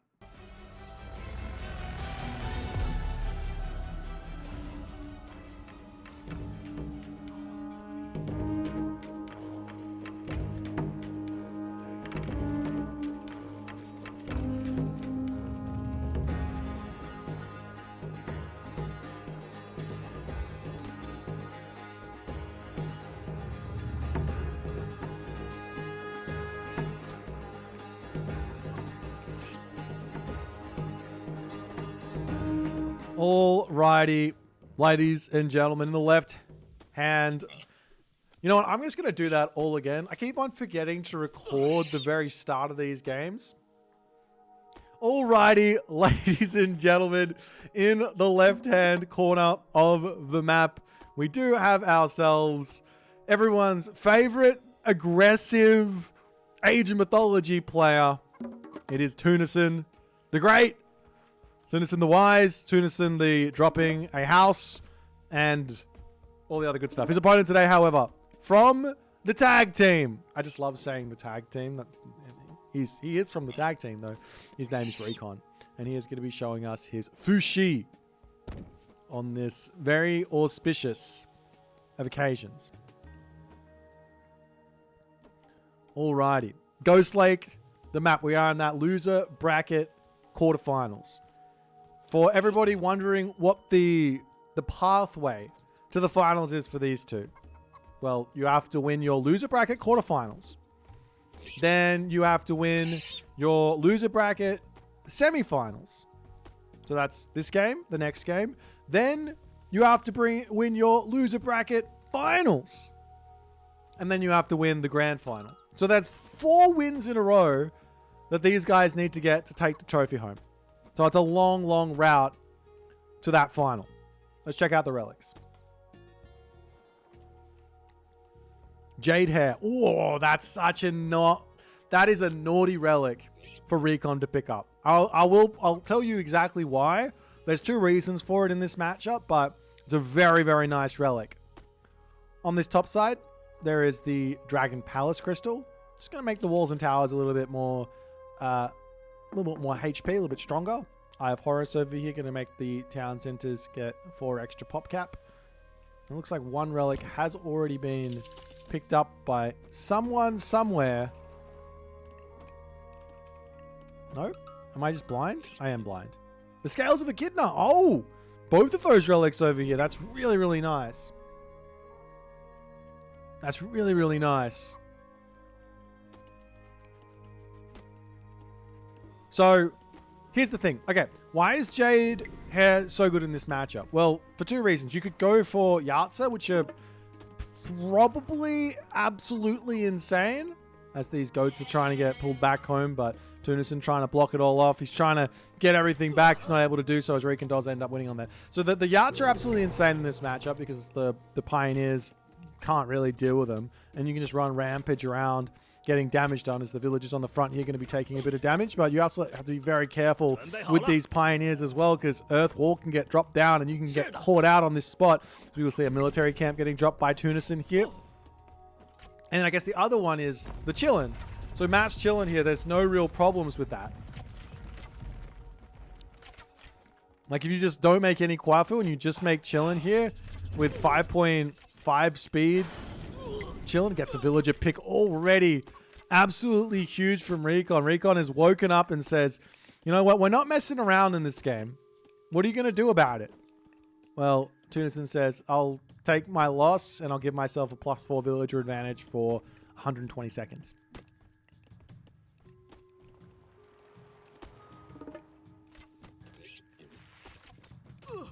There's Recon still trying to poke in here. There are ideas of trying to get out a town center for both players, but for the time being, an Imperial Academy going to come through for Recon. He can bash down the Earth Wall. Now, for those of you who don't know, the Earth Wall, unlike a regular building, only has 75% pierce armor. So it's not a terrible idea to have the Pioneers actually shooting this. Though, I mean, I say that and now I'm looking at it and I'm like, well, it does take quite a long time to actually get through here as the Pioneers charge forward. Recon immediately return fire coming through as a Wuzu Javelineer on the way, as the Clay Peasants now in position to get this town center up. Recon with eyes on this one, he goes, excuse you, how dare you put a town center up right under my face here. Tunison is playing with fire. Great control from Recon, dodging left, right, and center. More Javelineers on the way. He's going to try and take out the Pioneer and all that other good stuff, pulling back ever so slightly here.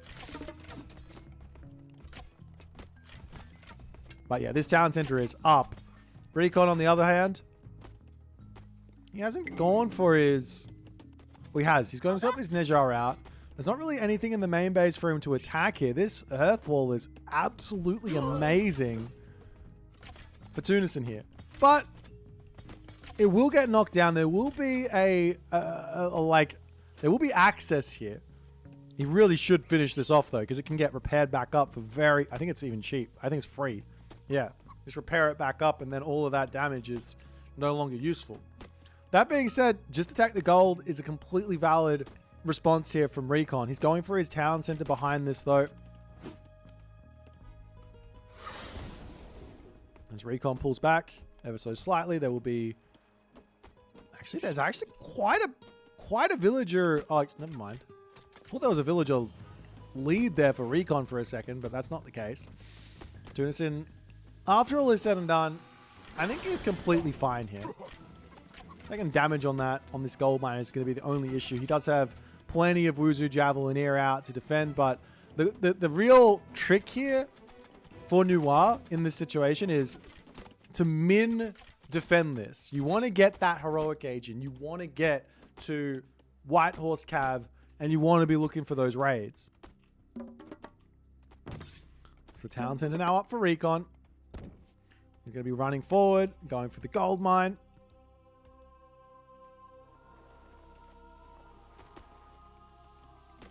Over onto the left-hand side there, they're chilling, searching, looking for what it can find, and all the other good stuff. Over onto this side, the Jiangqi flapping through.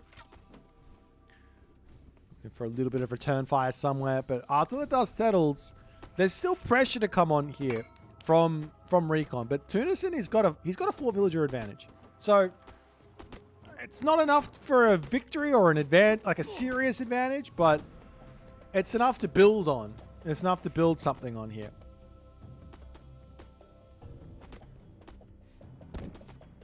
As the Pioneers will pull back. Javelineers do have the speed advantage here, right? But you have to sort of you have to control them specifically. You can't have them running with the Pioneers. And he does give up. The ice is also slippery, so you don't want to run too fast on the ice. You might fall over and break your back or something. Up onto the top side here. Recon. Ready to get some more units out. Recon can do the same sort of deal, though. He doesn't have to go for Javelineer here if he doesn't want to, or if he doesn't feel like he needs them. Just min defend, get Gormang in, go for those White Horse cavalry raids. The only problem is that Tunison is very well defended. So Recon's going to have to be very smart. Very, very smart with how he approaches this game.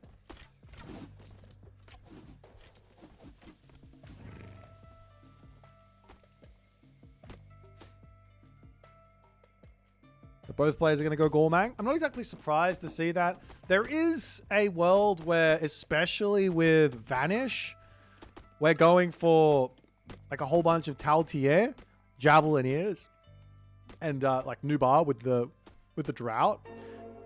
It's a really interesting way to break your opponent, but it's very, very tricky to make it work.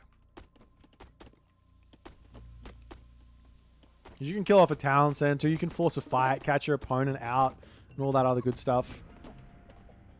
But nonetheless, Gormang coming through for both players here.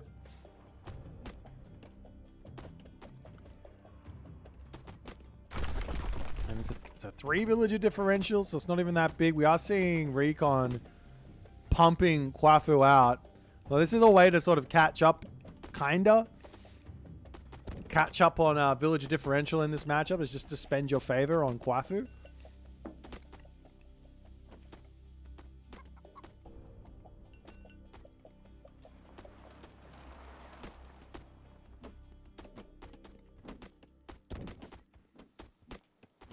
I guess the other interesting thing here is with Vanish, you play around a couple of key things, like for example, Great Flood. It's a nice little counter to that. You've got the forest protections to run back and heal up in. You've also got a whole bunch of other stuff you can go for. But nonetheless, Ballet coming through here for Recon. He's going to be getting himself that Vibrant Land. A technology that he also has already grabbed is the Reincarnation tech, which is just max value for the entirety of this game. Such an important tech. Now, on the side of Tunison here, he's going to be dropping his Ballet as well. Tunison can very simply go Mythic Age here because he's so defended. He's got a gold mine secured. He's got the walls up. There's not much you can do to attack this. I mean, you can get watchtowers through as well. He's got this queued up. The upgrades are now going to be coming through. On the side of Recon, he could come over and grab this Peach Blossom Spring. This is effectively plus 700, plus 750. So you're half the resources that are in it, and that's like plus whatever you've got on top of whatever you potentially could have grabbed from a different resource. So it's still a huge amount of advantage there as the Ballet spammage is coming through from Recon. He just wants map control, which I do like. But if he goes onto the tree, he can try and push himself to the Mythic Age even quicker. But for Tunison, he's running out of food. This is the only issue. His Caribou's almost dead. He's got a handful of goat over here, which is going to slow him down. Farms to come through. And with this fast Mythic, the trouble, so to speak, with it is you need a lot of villagers on food. Because the whole idea is you want to make yourself Tiger Cav. Tiger Cav is very, very important. Meanwhile, Recon, he's going to be doing the same thing here, but just a little bit delayed and with an extra gold mine secured. There's no real rush to actually get these gold mines for Tunison. He's got plenty of gold here, plenty of gold in his main base. But this is where the points of contention are going to be in this map.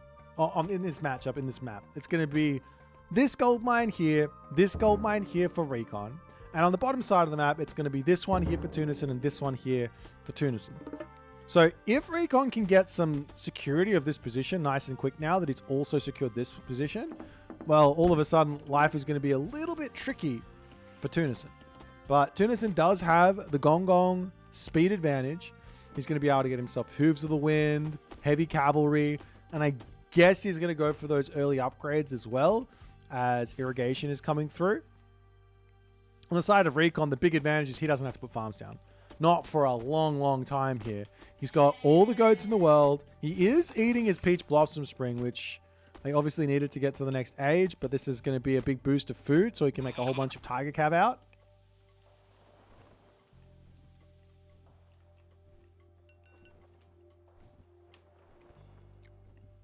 The 6 HP. You can actually take that out with these guys. You can use the bow. And just Alt Q on the bow or Shift Q and click. You can take this out very, very simply. Nonetheless, the ballet is going to do that job for it. As that one goes down into the main base, these White Horse Cavalry causing some issues as Watchtowers does come through. But Crenellations is also on the way. The obvious plan here for Tunison is to get... Oh God, can he kill the town center? I mean, he can do some serious damage. He's going to take out the military camp. There's really not that many units in for Tunison. In fact, I think he just goes for the town center here. Forest protection coming through. That's not going to be enough. Villagers popping out, repairing. At this point, you have to drop... You absolutely have to be thinking about dropping that tidal wave. You have to. As the town center is going to be falling, the Tiger Cav are going to come through, and Recon does find a really nice timing here as units get pulled in, but the earth wall actually works as a disservice there for Tunison. But now, heavy Tiger Cavalry to come through. These things do win on this fight. We are going to be seeing the Revenge Earth Wall, the Revenge Great Flood to come through, breaking tons of stuff here. And now we can start working to take out the Earth Wall. But now Recon is just in a ridiculous... Recon is having a ridiculous advantage right now. The only problem is these White Horse Cav, they aren't that useful anymore because of heavy Tiger Cavalry countering them so hard. The only problem is Tunison, 12 villages on food, 9 villages on gold, tons on wood. He needs farms. He doesn't have any space for it. Grabbing this town center, he can come over here and grab the caribou or the berries or things like that. As now Tunison is forced to take a fight, and Recon is going to be demolishing the rest of what Tunison has here.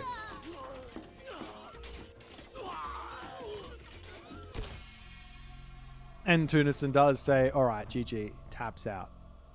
And these games can turn incredibly quickly.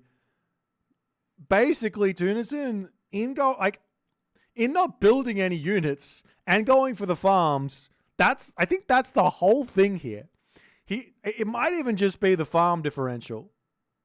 No farms for Recon, full pop and a Mythic Age, versus farms for Tunison and no units.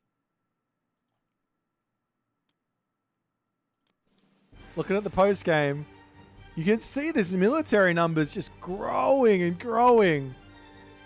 And I guess also no real defenses here from Tunison in this main base makes things very, very tough for him.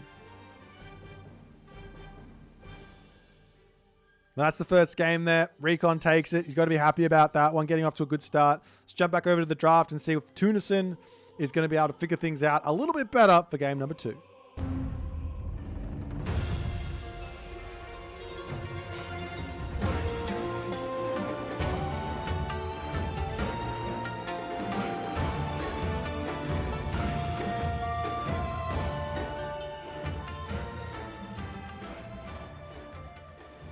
Alrighty, so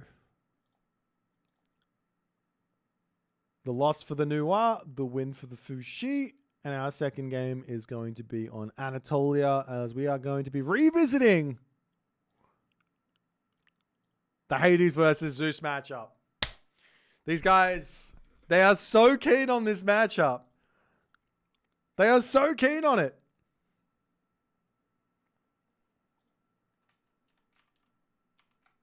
I don't even think it's that good, but they're so keen on it. They love it. I mean, it is probably what they've practiced, so that does make a lot of sense there. But nonetheless, we are moments away from jumping into game number 2. Now, Recon, he actually did lose on this map to who? In this specific matchup, he lost this one. Who did he lose to? Was it to Moscow? It was to Moscow. Moscow caught him out, and I think... Recon told me, I had a chat with him about it. He's like, man, I had all of this stuff written down and I just sort of forgot. I mean, this is a matchup of details. You need to have a lot of knowledge here to sort of play around everything. There's a lot of details with scouting, with unit placement, reactions, micro, tiny little bits of information getting missed through the game can lead to a random loss here or there, which is not what you want. But nonetheless, let's jump into it. Anatolia for game number 2. Tunison Recon. Advantage Recon at the moment. Let's go.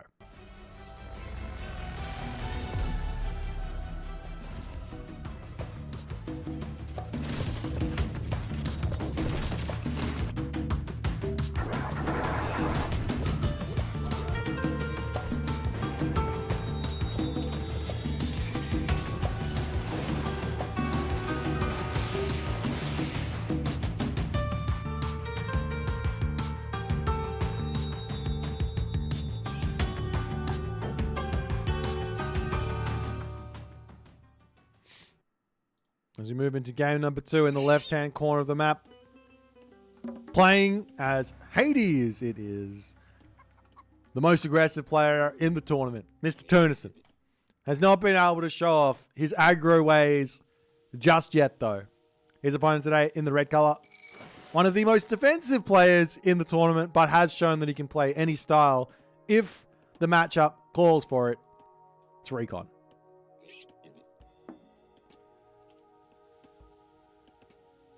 Both players dropping their docks down. We'd see a very fast double dock from Tunison. I've been seeing this quite a lot, actually, from the Greek players. Seems to be something that's getting very, very standard. It forces it's a little bit of a counter, I guess, to the idea of if you're on a different side at the start, you move forward and you drop another dock, you can get a little bit caught out in those sorts of situations.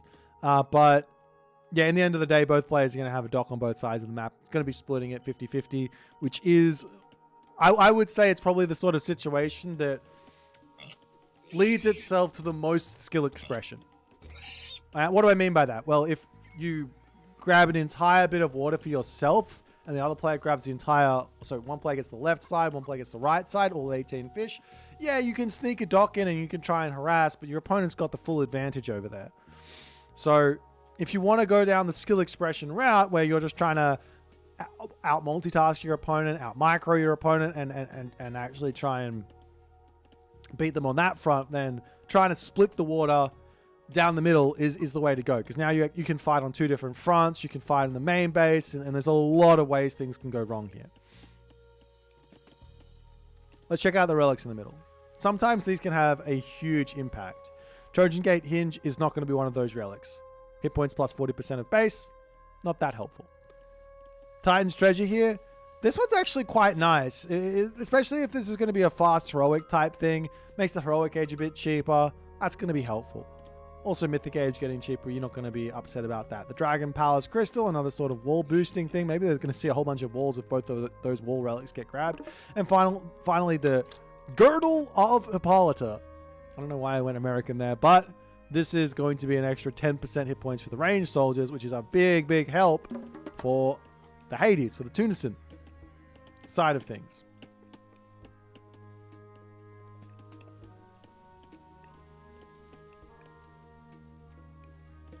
Alrighty. More boats coming in. So it's just going to be a very calm, uneventful early game. We've seen villagers getting killed early.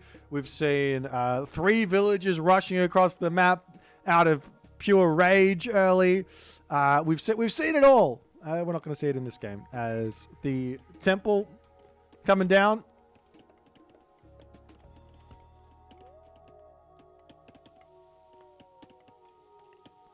And I love this from Recon. Look at how beautiful his setup is. 3 buildings, and this position is locked up, and there's not going to be an easy entrance here for any sort of minotaurs or things like that. Now, as the age ups come through, Recon does hit the classical age first. I want to bring in a big attention to what both of these players should be looking to do. Katoskopos, searching. What he's looking for here is very simple. It's this temple. That's what he's searching for. Of course, everything else is important. Where are the resources? But he wants to see the temple. Tunison, on the other hand, he doesn't know, but he's sort of in some sort of a position here to see things. Why does Recon want to see the temple? Well, he wants to know where the Minotaur is headed. And he is going to be tracking that all the way to his main base. Now, one way to play around this and be really, really tricky is to actually just garrison it in your temple and not show that for ages, pull it out later, and that can be a way to go.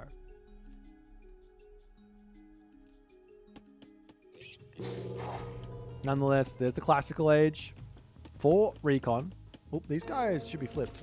I'm realizing that everything is wrong here. Sorry about that, guys. I thought I had that all fixed, but apparently not. Oops. My brain is not working here, guys. It's fine.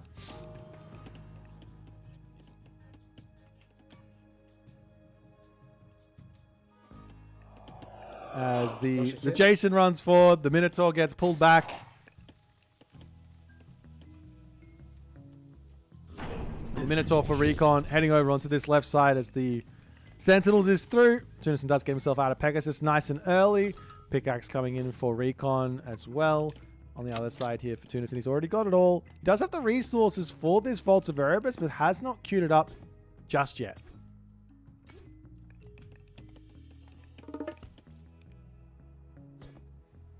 As now the hoplites are going to be coming through, and Recon, he wants to put the pressure on. He is not going to be sitting back and just allowing some sort of a fast rogue to come through. Market coming in for Recon as well. This is something that he was telling me was a little bit of a mistake from the last time he played on this map. So he's cleaned that up for both Mirage and for Anatolia.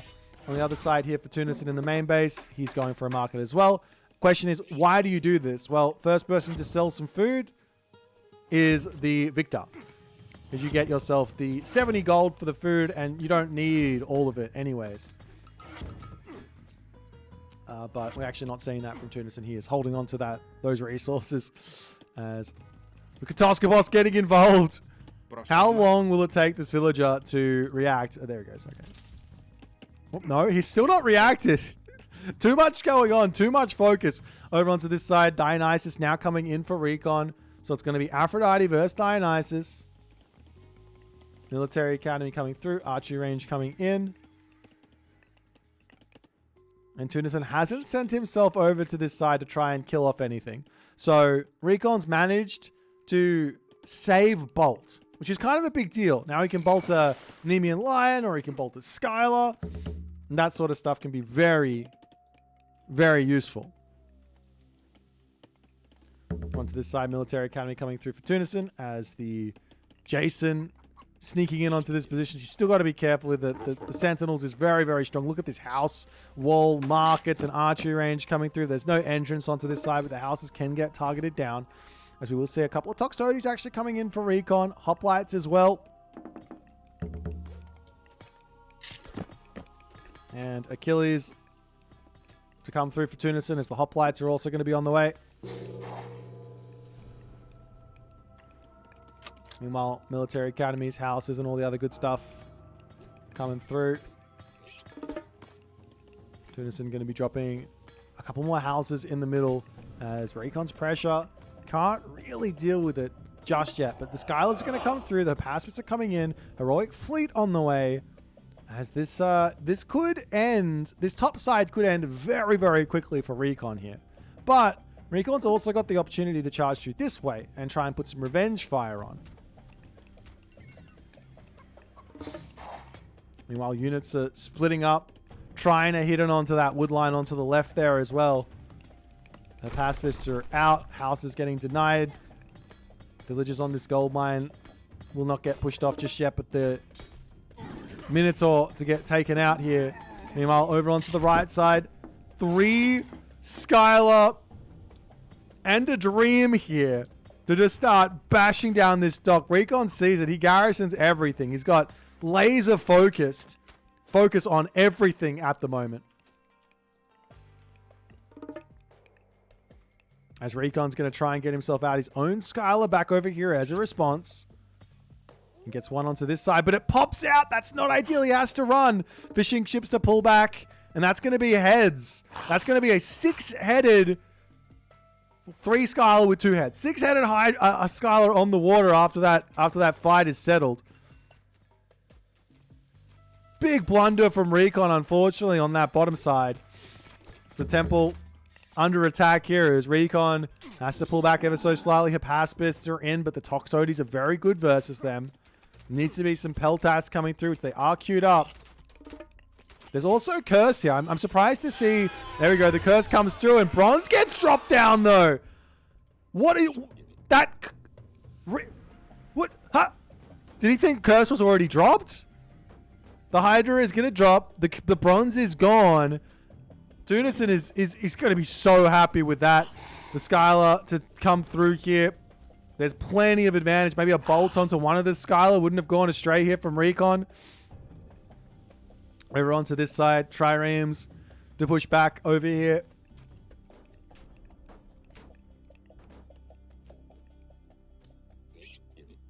And we're also going to be seeing Argonauts to come in and help deal with all this. The Argo is amazing versus the Skylar, but also plenty good versus the Trireme as well, but he's not actually targeting the Skylar down, so it's getting more damage, more heads, and potentially here Recon might be able to break through here.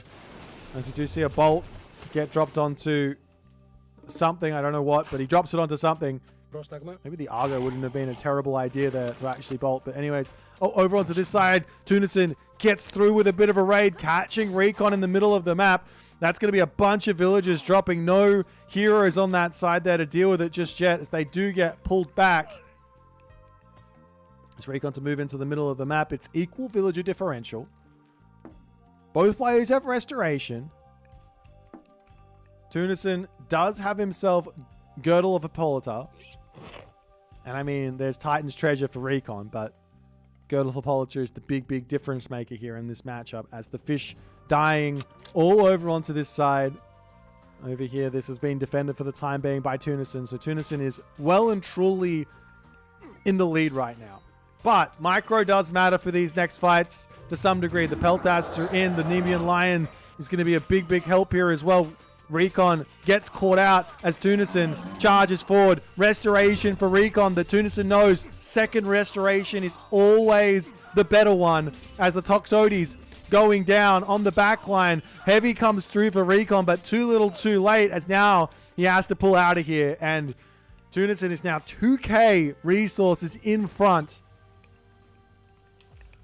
No golden apples just yet, as that's going to be an important next move. Villagers on this gold mine to get pushed off in the main base for Recon. He's got 400 gold remaining. That's not going to be enough to catch up on the military differential, as Tunison charging still doesn't have himself the heavy infantry, and all of a sudden overcommits a little bit on that fight there, and Recon pushes back.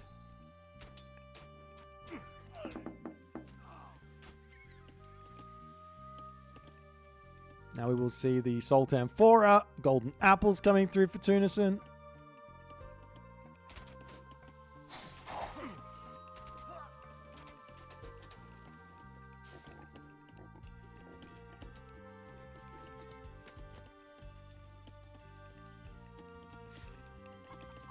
Up onto the top side. Now the Skylers to come through. For Tunison to continue looking for more value on this water. I mean, Recon, he has to hold on to the water, but he also has to hold on to the gold. And considering he's got the favor income advantage right now, maybe just jumping up to 100 favor for an extra restoration is the way to go. But I mean, Tunison is current. No, he's got himself golden apples. Never mind. So it's an equal favor income. So it's gonna. If there's gonna be another, restoration, it will be favoring Tunison. It looks like, as another Skylar to come through for Recon to try and hold on. He's got to somehow deal with this Skylar over here. Over onto this bottom side, has managed to keep a couple of fishing ships alive. Charges forward, picking off some more fishing ships over here as the Skylar will end up getting taken out by the trireme.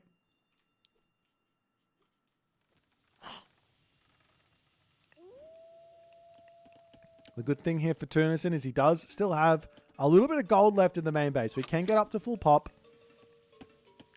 And he can move out with restoration, most likely.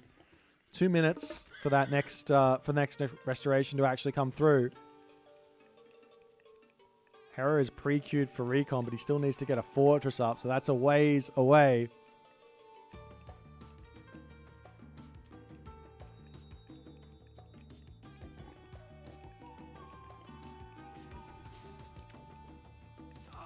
As Recon has to pull back. I mean, this is a bit of a crazy army. What's the difference in armory situation here? There's no armory for Recon. So this should be advantage for Tunison here. But it's looking like Recon manages to take the fight and win the fight, at least in terms of the infantry numbers after all is said and done. Mixing in Toxotes now is not going to be a bad idea, but the fortress will come through here for Recon. But I don't think he's got security of the gold mine, because the Peltas can sit out of range and pester this gold mine here. At this point, you actually need hoplites. Recon, his plan at the moment is to get to the Mythic Age, but he's short gold. He can sell some wood to get the gold in, advance. He can pop back over onto the gold mine, go that way as well. But like I said, these Peltas can just sit here and pester the gold mine. There's no reason to sit away. It's a 20 range fortress on the right side here. So there's all of this area for the Peltas to just hang and just pester. Go on to like passive stance, position them here, and they will start immediately targeting villages without chasing them. At least I think that's how it works. But nonetheless, Hera is on the way, which means Lightning Storm. Which means Tunison's going to lose his army here. Which does bring Recon back into the game. But, well, Tunison, I don't know, man. I don't know what he's going to go for. He can drop a Sentinels here. He's going to get himself a Petropolis to try and break through this position. Takes a long time for this Hera to actually come through it. 2 minutes at the moment, as Tunison has to know that something is awry here. At the very least, idling the villagers is going to be a big help. As he pulls back, Petropolis is going to slowly start chipping away at this fortress.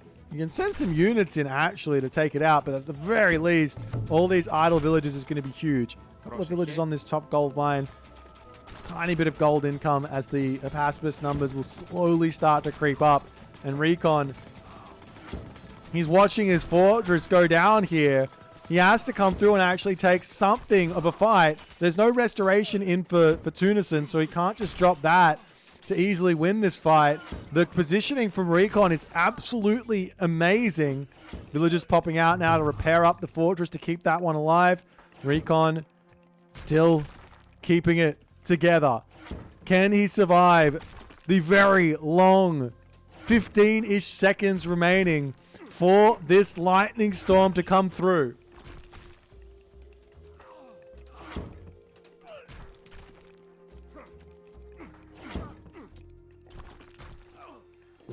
There's the Hera, the lightning storm to come down for Recon. Villagers need to pull out of range as fast as possible. Going to dive for the fortress at the very least to try and save a few units here. He pops in, he pops out. He has to run out of the range of it though, because this is just going to be a ton of losses as the lightning storm is just killing everything. 3k remaining here. 3k remaining for Tunison. He does have restoration. He will be dropping it. Recon over pushing just a little bit there as he gets out. But now there are Medusa. As also, in the first time I've ever seen it in a competitive game, a Carcinos coming through. For those of you who don't know how this unit works, it does 100 pierce with a 9 area of effect range on death. So that's going to hit literally everything around it. Another one, he's literally... Are these things just broken? I've never seen these units built in my entire life. The crabs are out. Do they have crush? They do have crush. They can take down a dock pretty quickly. Can they? Kinda. Nonetheless, now this Bellerophon is in. Champion infantry is going to be coming through as the Bellerophon to dive in onto that Petropolis there. I feel like if this was just like 3 Medusa instead of those Carcinos, things might have been a little bit easier for this fight. But Tunison is back in full force here, charging in, taking out the units of Recon. Recon taking the fight before he has that champion upgrade. The Fortress is hitting both players' units at the moment, so they're both taking castle damage. So no advantage where that's concerned, as Tunison does manage to hold on here. And Recon's pushed off of this position again, and he loses a ton of villagers as the Juggernaut Carcinos units continue to move forward here. What are the armory upgrades looking like? Tunison is nearly full bronze, and Recon doesn't have an armory. Recon doesn't have an armory.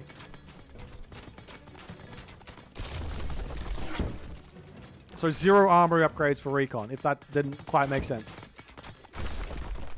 Meanwhile, the Argo to come back out here wants to deal with these Carcinos that are sieging down his docks over here. The Argo will be able to take out these crabs. But Juggernaut can take out the Argo pretty quickly as well, though, right? Meanwhile, up onto this side, another fortress is up, but I don't think this is going to be enough with no real units in. Does have champion at the very least, but he needs some army somewhere.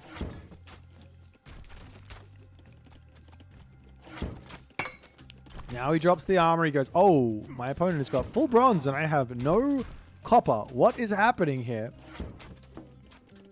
There's now Olympian parentage. Dionysia to come through. And Tunison now greeted with an army of golden infantry units. I don't actually know if these guys perform better than Tunison's Apaspis at this point. Yeah, they got less HP. Yeah, they got less... No, they got the same damage. They got less HP, but they got way more effective HP. 47% versus 35% in terms of hack armor. As the Petropolis slowly chipping down this position. The villagers here for Recon to pop back in. Bellerophon comes through. The garrison micro needs to be on point here for Recon. But it's looking like even with the fortress, there's just not enough stuff here. As Tunis is now on 2 town centers. He's going to break everything. And Recon, in that moment, does tap out. And Tunison is now on the scoreboard. 1-1. Man. What even happened here? Recon? I think he just stopped making units in favor of going to the heroic age, the mythic age. Of course, Tunison had himself those armory upgrades in, which is huge. He took the lightning storm, but like, what does it matter if you lose an army? Just rebuild it. It's not that hard. Just rebuild it. Take a look at what the actual damage was from that lightning storm. He went from 5,000 down to 2,800 underneath the fortress. Restoration them all back up. He was able to take some good fights. And then from then on, the technological differential was everything. Military units killed count looks close, but this count is, it doesn't matter on the fact that Tunison didn't spend those resources on going to the next age. He spent them on other stuff. And the resources collected also very close after all is said and done. But again, Tunison didn't go to the Mythic Age. So he's just got so much more for this final little push after everything of military. Nonetheless, let's jump back over to the draft and see what's going to be happening for game number 3.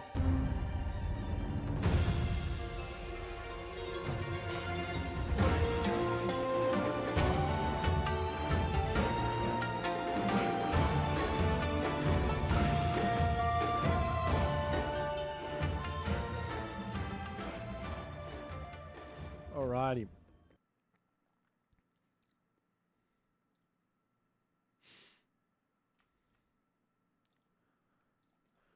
Well. Oh, that's true. Recon also dropped bronze into Curse. I'm surprised that that's a bit of a rookie mistake, unfortunately, from Recon. Curse is like a nice... Curse loses value the longer the game goes on, right? But nonetheless.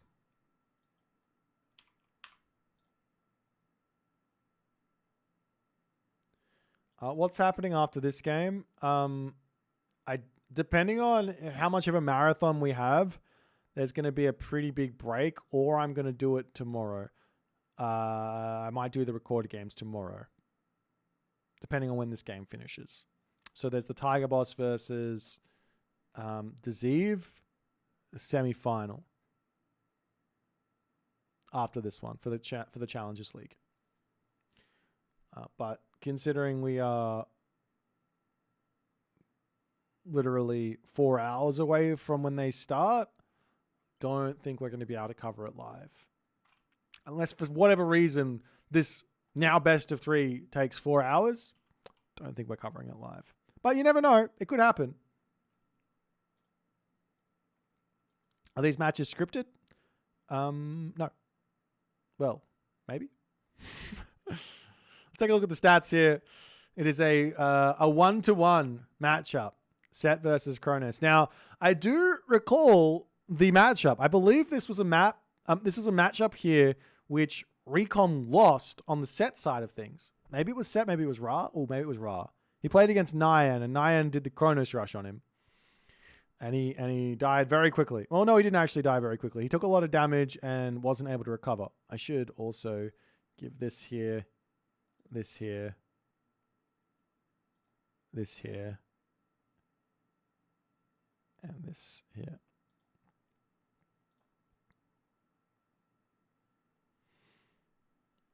But yeah, I really like Set in this matchup.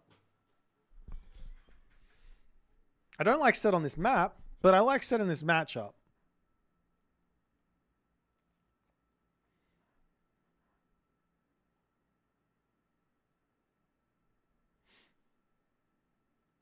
Wow.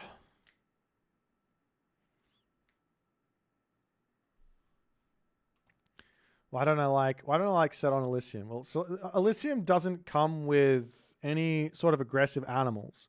If you can just convert like 1 or 2 aggressive animals early as Set in this matchup, you're in such a good position to defend this Kronos rush. Like if you pick Set on Marsh, you go grab yourself a boar or 2. By 3 minutes, you come back, you've got those boars to just tank up, distracting the automatons in your base. You hit the classical age at 344 and you're good to go.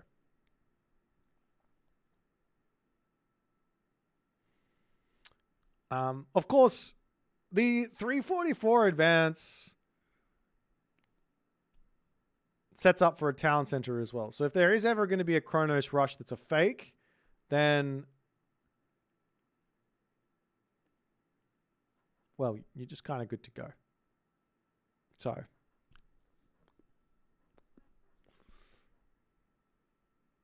anyways, let's jump into game number 3 here.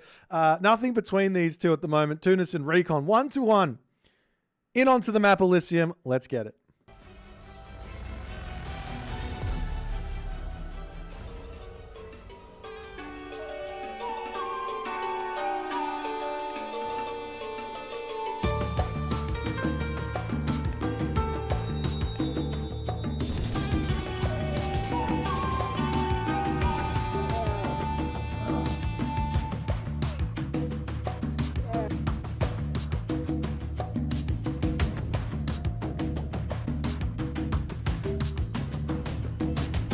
ladies and gentlemen. As we kick off in the left-hand corner of the map, playing as Set. His name is Tunison. In the right-hand corner of the map, the man with a plan, and that plan is looking mightily like a fast advance. It is Recon. So, I don't need to look too much over here, but I want to jump over onto this side and see what Tunison is actually going to be going for. Now, there are a couple of really interesting ideas here for Set to defend against this. First and foremost is just advance quickly. There's really no problems, right? Just advance quickly. He's going for a pretty quick temple here. He's got no monument, no pickaxe. So this should be a 328 advance from Tunison. It should be. He's going to drop his temple over here. He can empower it up.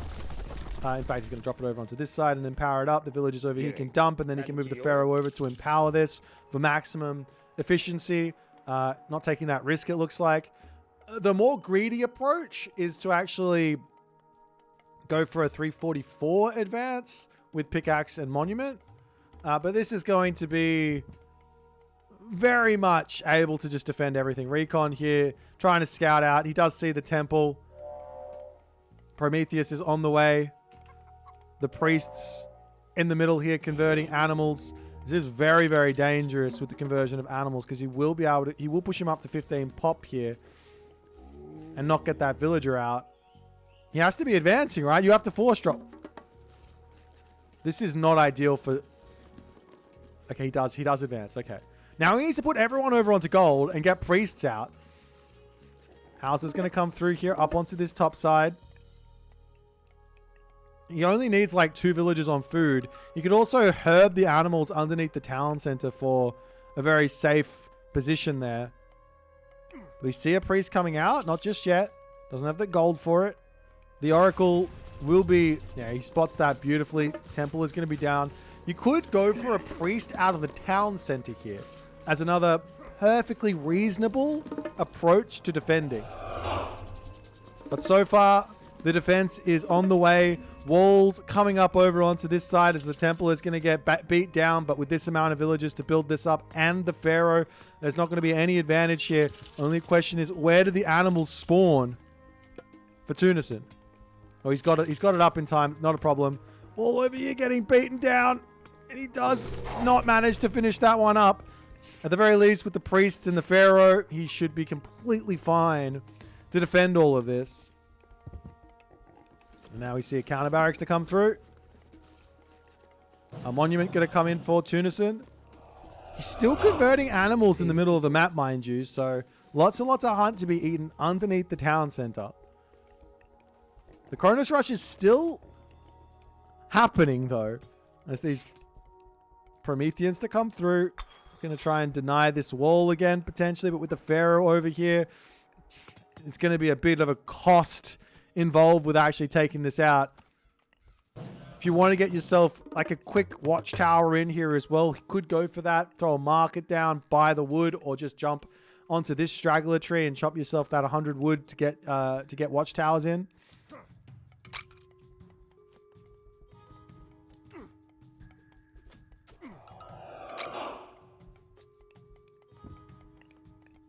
Villager going down over here is a very late reaction there from Tunison. These are the sorts of kills that Recon absolutely needs. He has his barracks up now, but the question is, what's he going to even build? Because now the gold mine is open for the pickings here. Like, yeah, what is he going to even go for? What's he going to be building? You generally want slingers here, right? He's now going to be building them, so he does have... Does he have villagers on wood? He's got no villagers on wood. I'm very confused. Somehow slingers are getting built with 0 villagers on wood. I guess that's just from the 100 wood from the start of the game. There's the Pharaoh and Priest making a bit of fighting. That great valor in from Recon, but the Priest will be able to heal everything back up. You do need about 3 or 4 priests here to actually get these heals off. As Recon going to continue to push in, poke, retreat. All the other good stuff is a couple of slingers will get that damage done. Good control there from the Terma to pull back. No, it doesn't stay alive. Does end up falling there to the Wadjet. With 2 Terma heroes, life does get a little bit tricky here. Tunison now going to move over onto the wood line, though there are 2 Prometheans waiting for him over here. And now Tunison has to deal with this and this, throwing up a house onto the front here.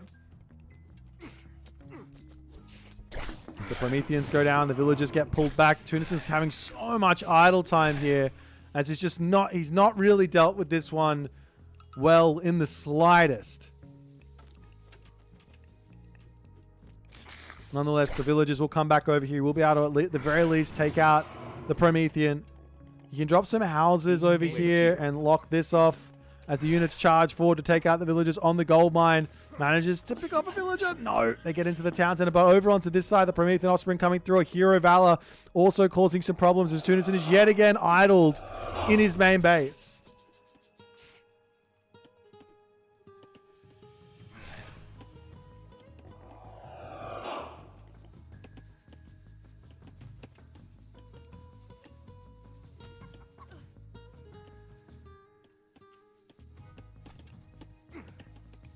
I mean, the military differential is quite close, but the Pharaoh going down does lose that one. That's brutal there. Losing that Pharaoh is such a big problem.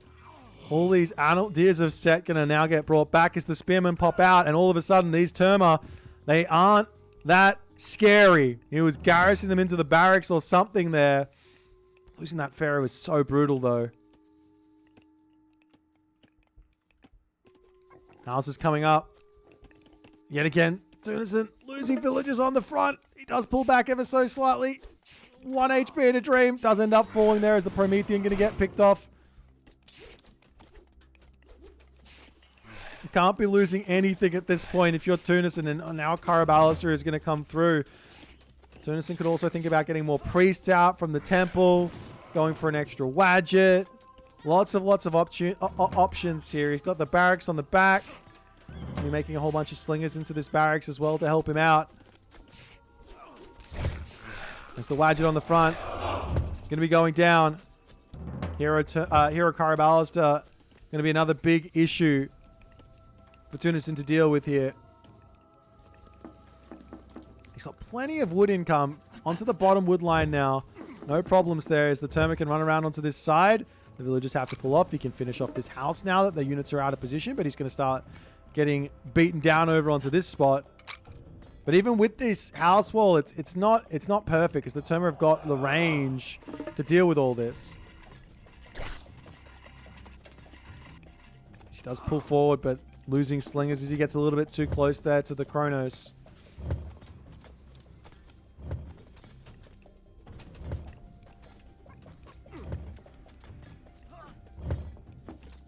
More villagers falling, and Recon's pressure is just looking that little bit too much here for Tunison to deal with. Getting attacked on the left, getting attacked on the right. This gold mine is about to be expired. Spearmen have left the building. He wants some revenge fire somewhere, and he is going to be finding it. As the villagers over here do get spotted, Recon is in full focus on the army for the time being, so he will be losing a villager. Maybe 2. This is the sort of return fire you need here if you're Tunison, but can he actually get in and kill this citizen off? There is no Valor, so it should end up going down with some decent control. Does manage to pick it off. Loses a Spearman, though he has got to pull back as now the army charging in into the main base again. Priests getting some damage in the Pharaoh on the back can be a nice bit of help. The villagers over onto this food. I don't know why they're there. They could be underneath the town center. The Spearmen all falling on the town center as Tunison throwing those away. Watchtowers to come through from Recon as well. As Tunison says, hey, I can just charge in here. I've got such a military advantage. Tunison can dive into the town center. No problems here as the army of Recon does fall a little bit.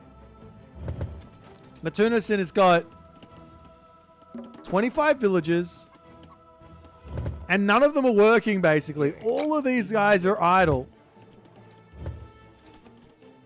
He's in the center of the map right now with this gold mine. He does have himself shifting sands. Yeah, watchtowers is a perfectly reasonable thing to go for. Of course, there's going to be deconstruction, but you get yourself the gold back for your watchtowers. No problems. Like, it's 200 gold, I think, per sentry tower. So, yeah, it's worth it to grab the watchtower to give yourself an extra 100 gold. Am I wrong on that? Yeah, they cost 200 gold. So, getting watchtowers gives you 100 gold back for 100 wood if they deconstruct it. As Tunison there does tap out. Recon takes the dub. Incredible control, putting all the pressure on. I must say, I don't really know what Tunison's plan was here. I think with this fast advance, you just go Anubis, you drop Plague of Serpents, and then what from the Kronos? Like, what damage are you gonna do? But he goes for not only that, he also goes Tar. He doesn't really build any Wadgets out. The monument not coming down early to try and get that fast advance in. I mean, if you don't want to go pickaxe, I get it, but I'm pretty sure you can afford the monument, especially with the granary and the gold mine next to each other for that quick advance. Nonetheless, a well-played game from Recon, showing off the power of this Kronos rush. I'm sure these players are preparing for it, but I'll say it doesn't look like it. All right, now back over to the draft. We're going to be taking a look at game number 4 here. It is now Recon has got a big advantage in this series.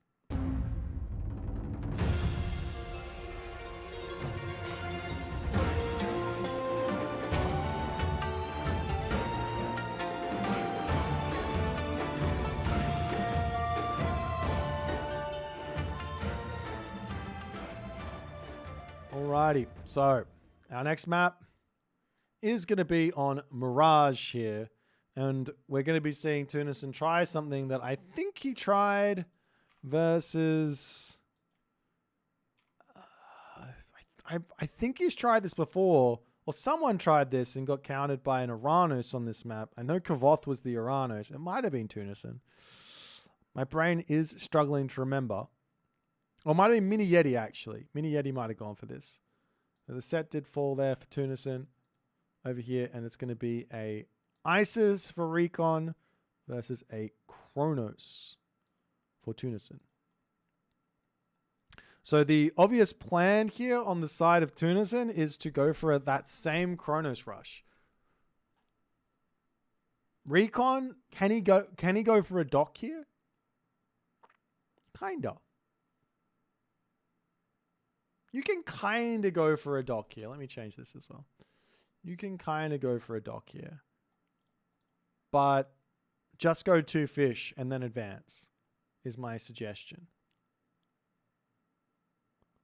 Okay, so Tunison Recon is my brain stopping working. Kronos Isis. How is this matchup fared in this tournament? Have we seen this one yet?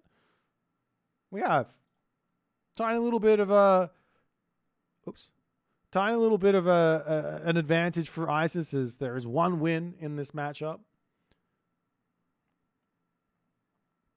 But we'll see.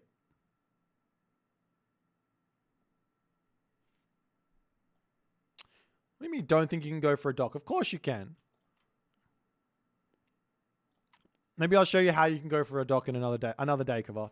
But nonetheless, let's jump into game number 4 onto the map Mirage.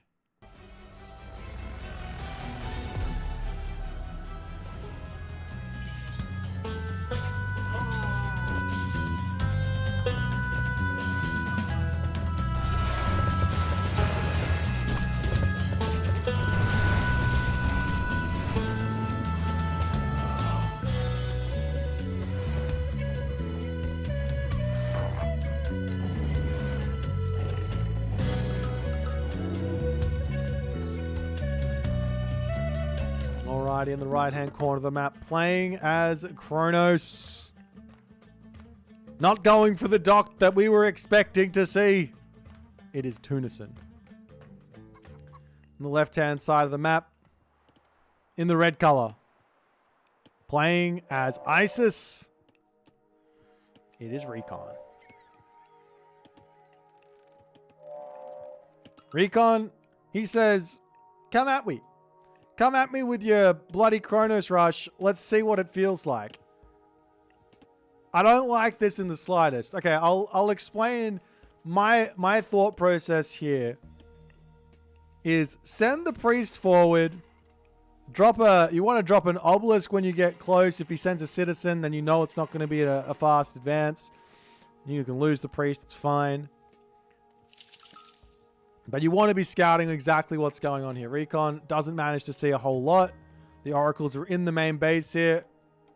But what I recommend here is drop the dock, build 2 fish, get the gold for the temple, the rest onto food, and you can get yourself a 344 advance. Not a problem. Very, very easy. The build is simple. Greek. And the other thing here is, another way to tell what's going on is to do exactly what Recon's doing. Come around to the back, take a look at the water, and go, what's happening? Oh, I see. Okay, let's run back with the priest and see what's going to happen. The villagers here onto this food. He might have to shoot them underneath the town center or something as the gold is coming in. He's now got just about enough gold to get himself that temple. But Tunison is ready to put pressure on. The only problem with this is, well, Recon's going to have some food income. So even if he's idled on stuff, it's not the end of the world here. But his temple might not even be up by the time the Prometheus is in from Tunison. I'm also surprised to see no Leto from Tunison at the moment. Leto makes so much sense in this position because, well, you've seen your opponent's gone for a dock, I'm sure. Actually, no, he hasn't. He hasn't seen the dock is up. Nonetheless, the temple is through, and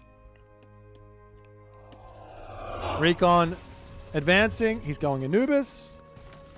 I'm going to pop back over here to drop another temple. He might have to drop a market here, but this is going to be a very... I mean, he's got the Plague of Serpents, so that's a big help on the defense here. As a counter barrack's going to be coming through, the villagers will make their way over onto the mining camp. Where's the priest at? Just holding his weight. Sitting over here? Why not? He's not bringing it back. As the villagers will say, all right, time to take a little bit of a fight. A little bit of garrison micro here. You can always heal them up afterwards, so long as he doesn't lose any. Getting in as much food, gold as he can. One villager does end up going down there. There's now a monument to the villagers. Getting dropped for Recon. He's got himself just a little bit of resources in here. And then what? Up onto the top side for the wood line. A market maybe for some selling. He's missing himself just a couple of fishing ship over here, but he can grab those soon. Like I said, Plague of Serpents on this side is the idea to defend somewhat simply for a little bit. And then you can get your priests out and things like that to sort of defend, as this priest is going to make a long trek back home. But Tunison has done a lot of damage. You can now start thinking about dropping his dock over here as well. Because now we see the Plague of Serpents. As the villager's getting pushed back, the Pharaoh needs to come over here and actually engage with these Prometheans. And now Tunison's got to pull back. And the barracks to come up for Recon.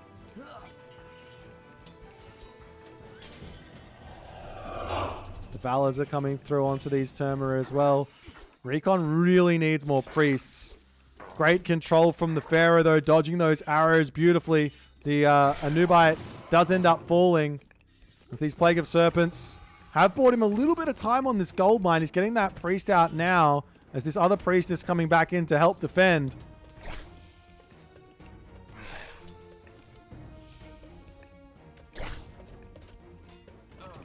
The villagers, they need to be moved off of the gold yet again. He's got a little bit of gold in the bank. Some slingers to start coming through.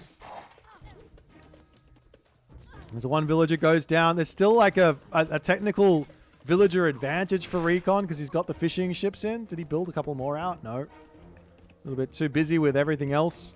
I'd love to see a market getting dropped down on the top here as well, just to sell some resources, but doesn't really need to do it. As the slingers here, the numbers are building up. And the priest healing everything to keep it all alive and keep it all together. The rush is not over just yet, but the damage has been somewhat substantial.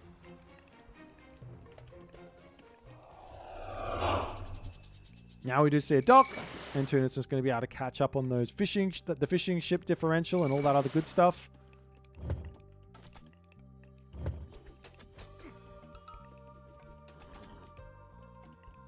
And Recon slowly going to start building up these units here. He can heal the villagers back up to full, no problems. Empowering up the barracks to get as many units out as he possibly can. Also, medium slingers is a really interesting tech to grab because this makes the slingers go up to 18 range, which really allows them to take out the Caraballis and all that other good stuff super easily. Question in the chat about why not time shift the tower in. You can time shift the sentry tower in. It's not that expensive, but watchtowers plus a time shift to the tower is very expensive. I don't think Tunison has really got resources here, but nonetheless, he's going to pull back. He leaves with the damage done, with a whole bunch of slingers getting built. And Recon can pop out here, see what's happening. The rush has been survived. The fishing ship numbers, he's still missing one. Nope, now he's got it. Now he can grab himself his upgrade. He can start thinking about second talent center over here and all the other good stuff. There is an angle for a dock time shift as well here. You grab this dock and then we'll put a second dock down to get your fishing ships out quickly and then time shift over later. As the villagers on this top position getting charged in across. Great micro there from Recon to dodge everything, not losing any more villagers is critical here. A Theft to Fire, Hand Axe, Pickaxe, all on the way. Recon still has himself Prosperity, mind you. Whether or not he wants to drop it, that remains to be seen. Do you think he can actually go for this? Probably not. Flood of the Nile now on the way for a little bit of a economic remuneration. He's very close to the town center grab though, so he might go for it. At the moment, Tunison's Oracle will start retreating. There's Rhea's Crown here. Well worth picking that one up. As the villagers will... they'll drop off the gold, and they will make their way up over onto this position. As this Oracle will pull over into the corner. And grabbing this town center does mean this gold mine's nice and grabbable. And there's food over here, of which Recon does know.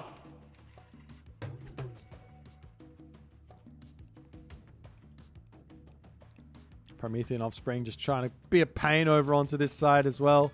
He wants to deny the vision on this water so that he can actually do his little time shift from the docks. But the idea is get Hyperion in, drop the dock in with a whole bunch of Nereids to get this damage. Because what he's going to do is he's going to time shift the dock and time it perfectly such that he builds a second dock to keep his fishing ship going and he gets a free Nereid in to get some pressure onto this water.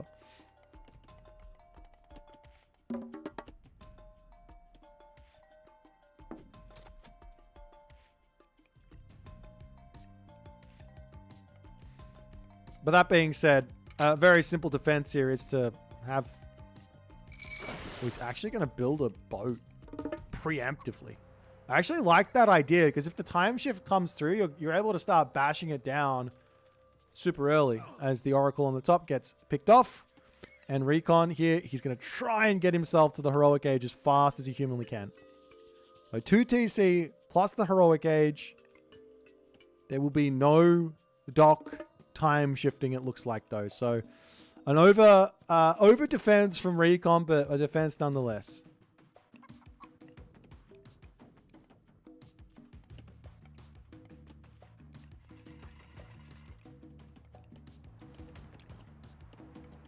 Tunison grabbing a second temple here. He's got 7 oracles out.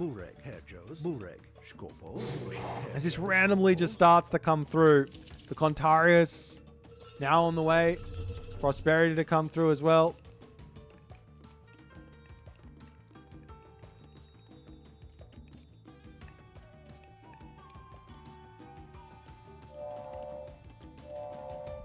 Gemini queued up, so it's just going to be a ton of satyr. But with the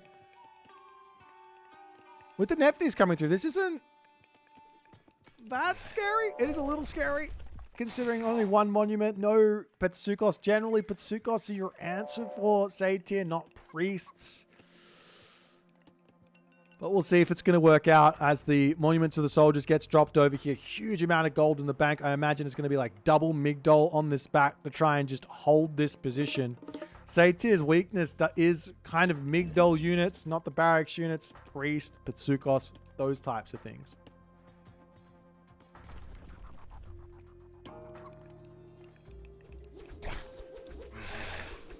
Sees Promethean Offspring on this top side getting picked off.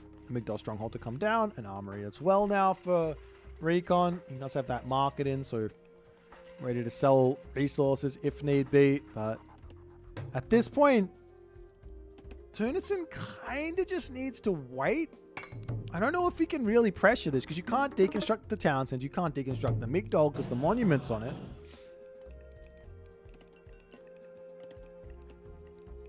Move on to this side. One random slinger searching around. There is going to be an Ancestors available to drop onto some villages if he wants to.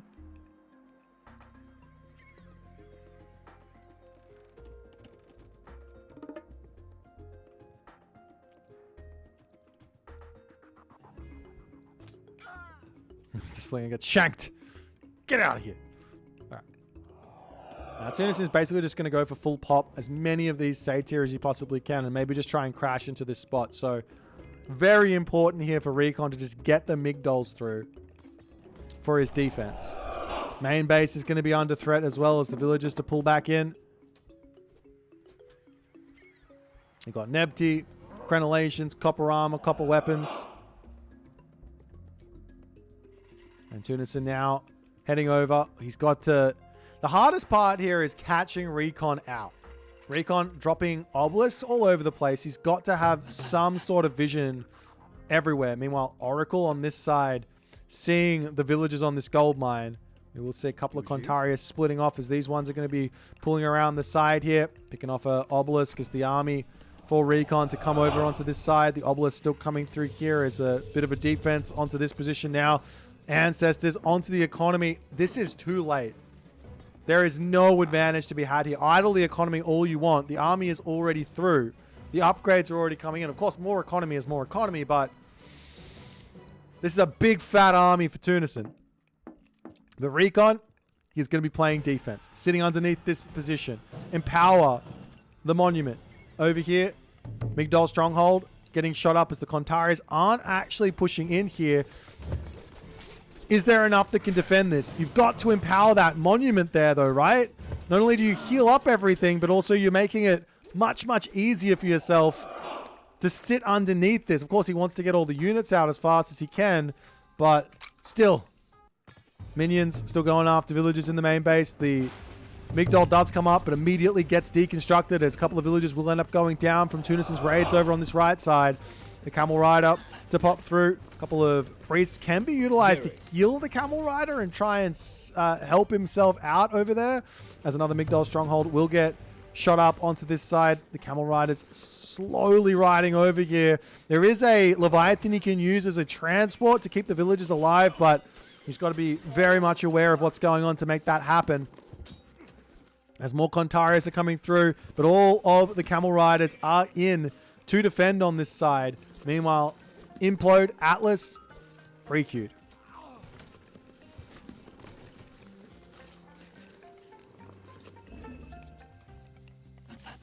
Funeral rites as well in for Recon. Recon now a long, long way away from getting to the Mythic Age. But so too is Tunison. Like, he's pre-queued Atlas, but he doesn't have a... He does have a palace up, but he doesn't have the gold in. He's got 5 villagers on gold. There's a lot of food already in, but Recon could very easily catch up on these resources and get to the Mythic Age himself to boot. Never mind. Atlas is in. Another monument to come through here for Recon onto this bottom side. He's got himself the monuments to defend everything. Just playing slow here. Allowed the economy to kick into overdrive. get to the Mythic Age. Lots of options. Tunison, on the other end, he's got full map control. So just grab 3-4 town centers now and just squeeze. If your opponent is going to turtle this hard, take full map control and find the advantage that way.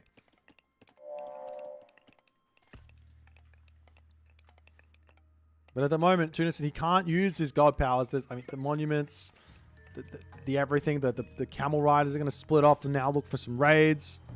He doesn't have the speedy camels. He doesn't have Sobek camels either.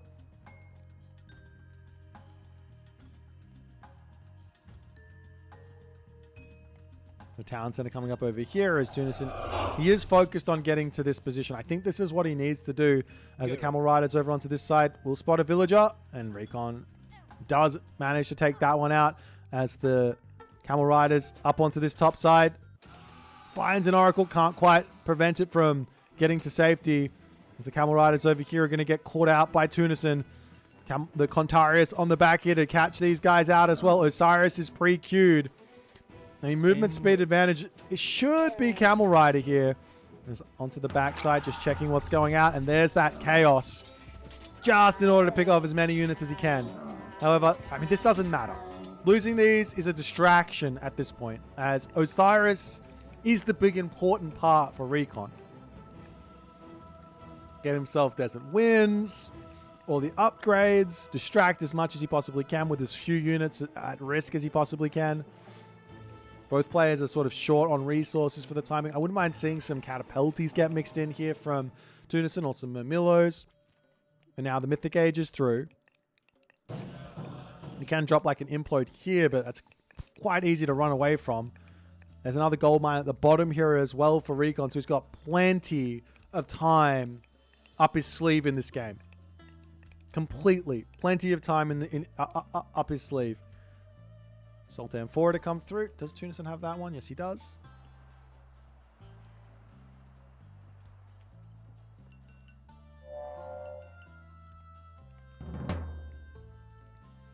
It's the camel rider wandering forward. Going to be able to deny a little military barracks. Trying to pick off the citizen. Not able to do so. A couple of smacks away at this town center. As the Argus will come through. And you do have to respect that special as he retreats. No problems there. Walls up on this side as Tunison's happily on food. No farms up for either player just yet as these giraffes will be finishing. There's a cow over here. There's some zebra on the front. Do you really want to go for that? Not really. There is a siege works on the front as that monument to the villagers here. Helping defend this area. And the idea here for Recon is catapult and siege the town center from the low ground. Walls up onto the left side. Tunison, he could just, I mean, this is fortified town centers. Recon could really do with masons or something like that as well. But, yeah, Tunison does have angles to attack this position. He's now going for his destroyers. Osiris is now in. As the Contarius are charging over onto this side, the priest will pull back. We see any sort of response to this is the big question.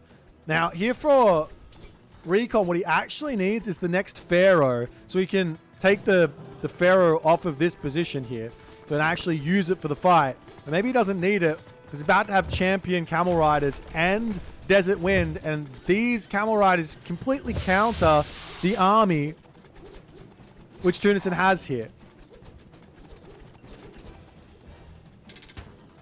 Catapult now out. Cannot hit the town center from this low ground, unfortunately. But he can move over here as another Migdol could get dropped onto this side. We've got a monument to the Pharaohs coming in on the front. That's a big spend. But the slow creep forward here from Recon. Mr. Style, is it going to be enough? Is the big question. Mummies on the back with a huge amount of damage to come through. Minions are going to be popping in. The camel riders pushing back. Satir's going down on the back there as well. A Migdol stronghold to boot as the town center will start to get sieged down. Tunison's got all the economic advantage in the world right now. He's up 28 villages, but he can't use his god power. And a Pharaoh is now in. Shou Shenkyu is through, and this position is completely locked up for Recon. Forward Temple as well. And not only that, look at this, 0.3 favor a second. Does he have himself Necropolis as well? Oh, God, get Necropolis. And then he's going to be able to pump, absolutely pump these mummies out. Which, ooh, I love this little transition, though, from Tunison. Fanatics are in on the back.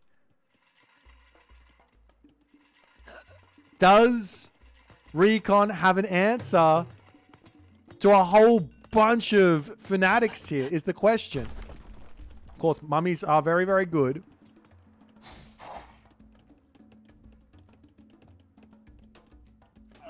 There's Tunison coming around onto the left side of the map. He's going to be looking to target down this town center as, I mean, the army is just not there. So this is what I've been talking about for a while. Targeting this is going to be a good idea, especially now that these fanatics are in. The monument does protect a little bit, but you can drop. There's the implode to come through, and Recon will have to get out of here. He loses a couple of units, but he's got the speedy camel riders. We finally get to see the god power usage. Town center goes down. And all the units inside of this implode will end up falling. But Recon now doesn't have anything. There is enough favor to come in for a secondary implode, actually. That could be the plan here for Recon, for Tunison. As the Migdol stronghold on the left going to be going down. Town center coming up for Tunison as well. It's literally 10 oracles out. Loses one there. The temple going to get picked off. Recon trying to go for the main base, but his main base is going to be under threat here soon. Town center falling over here. What do you do if you're Recon? You have to get back and defend yourself, no? Contarius charging over onto the back, looking for villagers to kill. Monument to the soldiers onto the front here as the slow push to take everything out is starting to come to the realization here of Tunis, and he has to take a fight at some point, or does he? Cleaning up the entirety of the base. Imagine if these guys were just destroyers, actually. Oof. Nonetheless, one catapult and a dream here for Recon. He's pulling his camel riders back. He's got to kill off these Contarius here. Destroyers are now coming through for Tunison. The main base under pressure. Migdol on the front. Tunison is just saying, I don't need to attack your death ball. I can just attack everything else. It's 100 villages to 52, guys. 100 to 52. Is the Argus over here going to go down?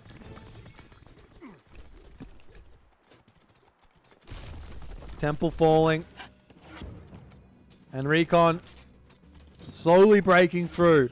But he's literally got to deal with fanatics with camel riders. These are champion fanatics. They do have bonus damage versus cavalry, but there's just not that many of them there. Healing with the priest is probably your best bet in this situation, but it's hard to get it all done perfectly in these sorts of moments. There's Tunison charging in over onto the left side. Did the Son of Osiris is still alive on the back. He hasn't been able to use that Son of Osiris once here. Market over here going down. Recon's got plenty of resources here, it seems. No, he doesn't. He's got nothing in the bank. He's got absolutely nothing in the bank here.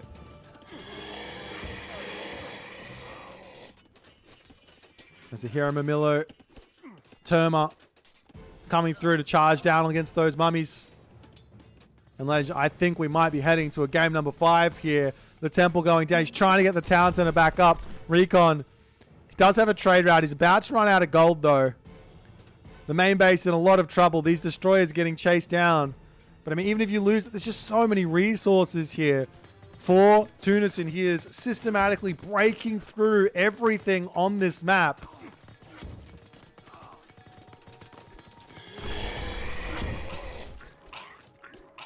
As the satyrs go down, houses coming up over here.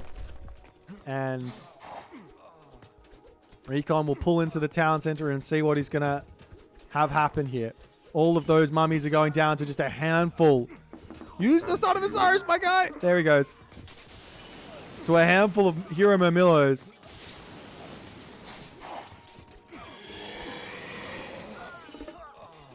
Finally, we see the Son of Osiris getting involved.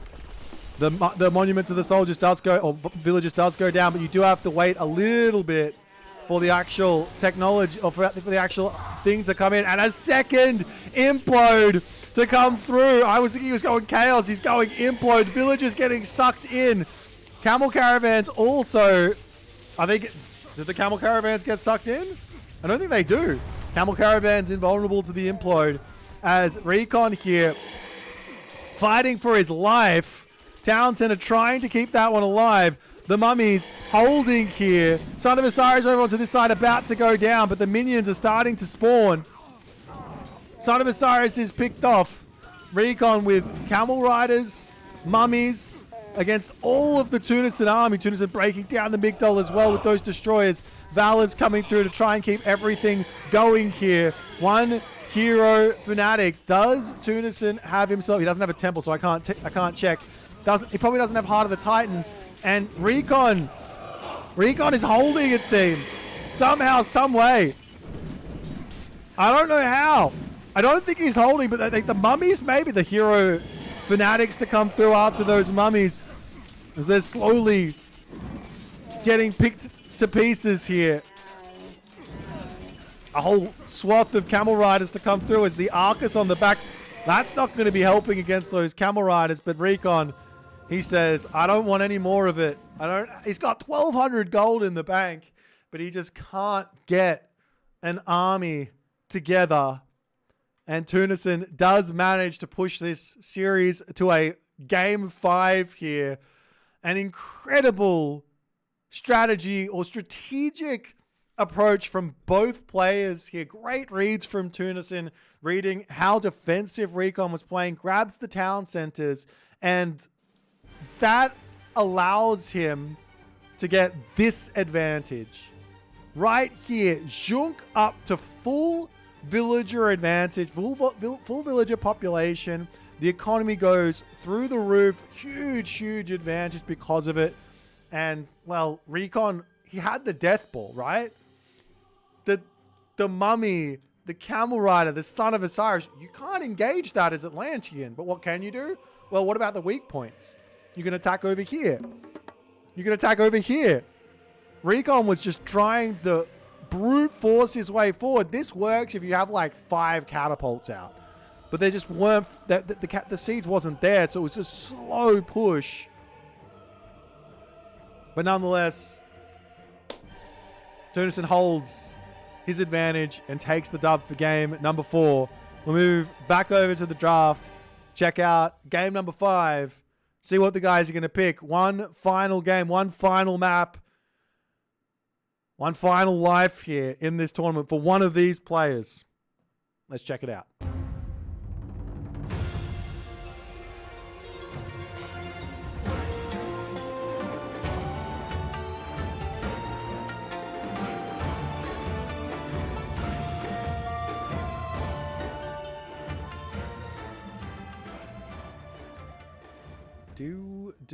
Do. Alrighty. So we move into the final game of the series.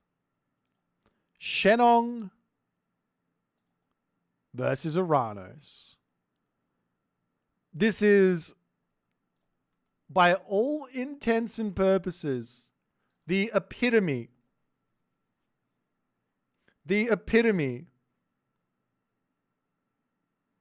of a clash of styles.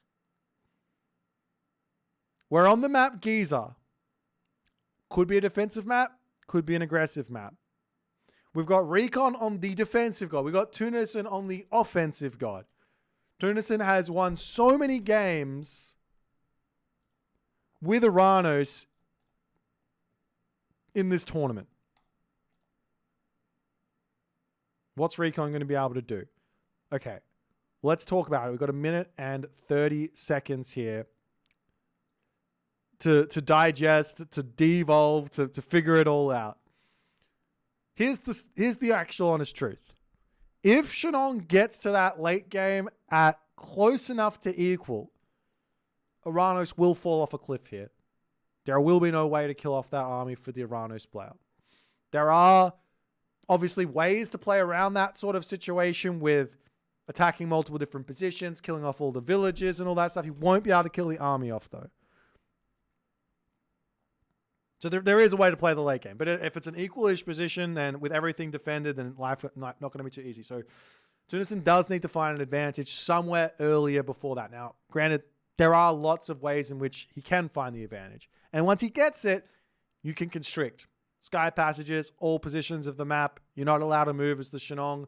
You got a slow army versus the fastest moving army in the game with those sky passes. The only thing that can match the speed of the sky passes is heroic age god power in Underworld.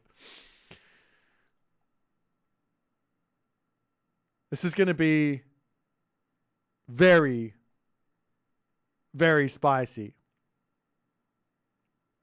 Very, very spicy.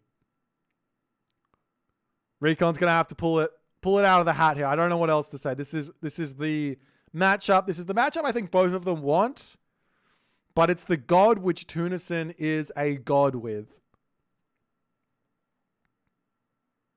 Guys, let's not wait any longer. Let's just get into it. Let's see what's going to happen. Put me out of my misery. I want to know.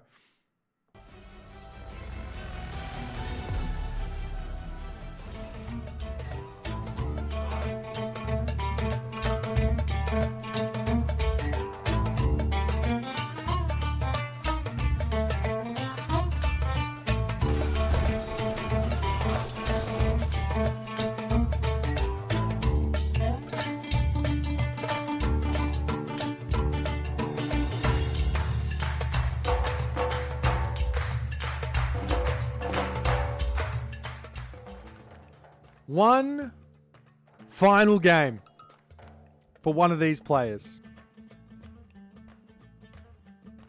In the right-hand corner of the map, Tunison. In the left-hand corner of the map, the man Tunison is trying to break through the Titan from the tag team. Recon the Raccoon. Douglas Smith. Actually, I don't know what his actual name is, but Recon.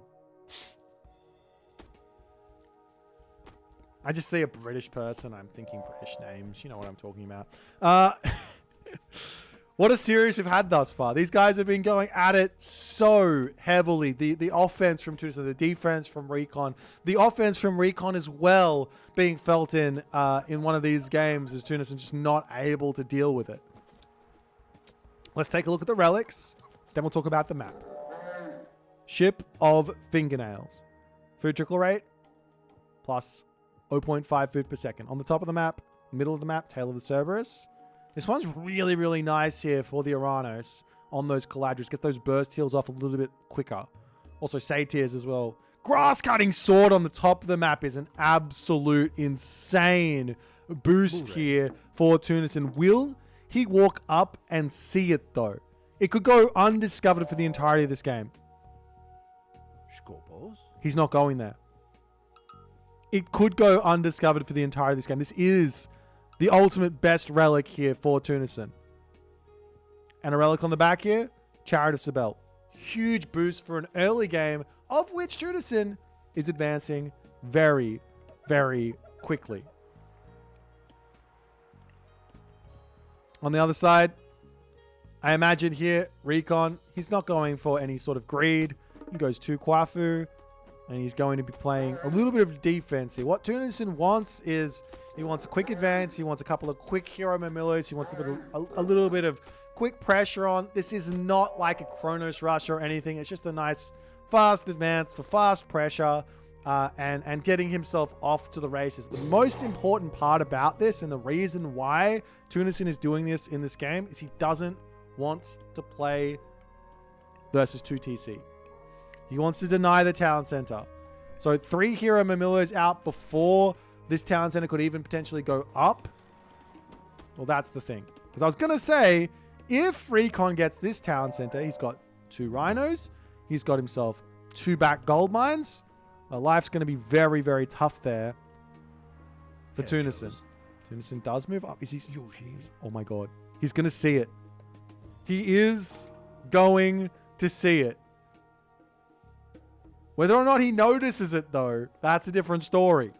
Sometimes relics can only be noticed in the first 2 minutes of a game. What relic was it? This is movement speed for infantry. Let's suffice it to say this is the best relic in the game for Oranos.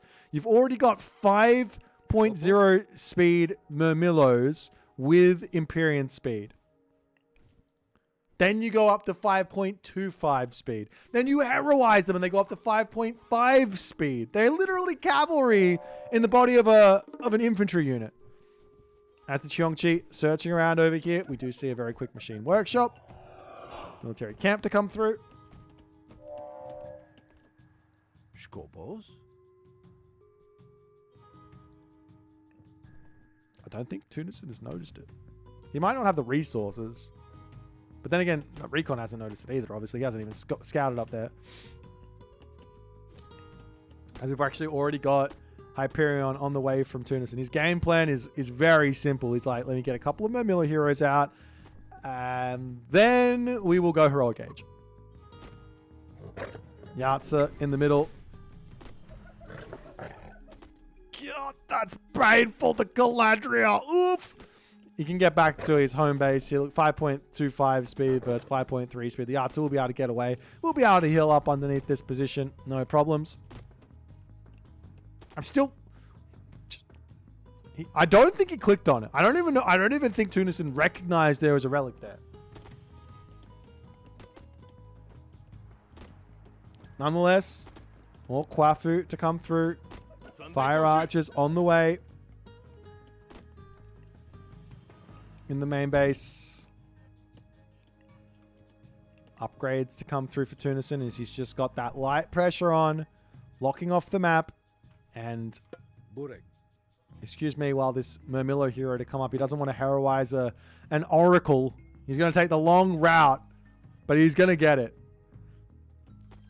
And granted, this isn't like the end of the world here that he gets this relic. It's just such a big assistance.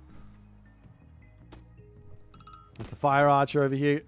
Will get spotted.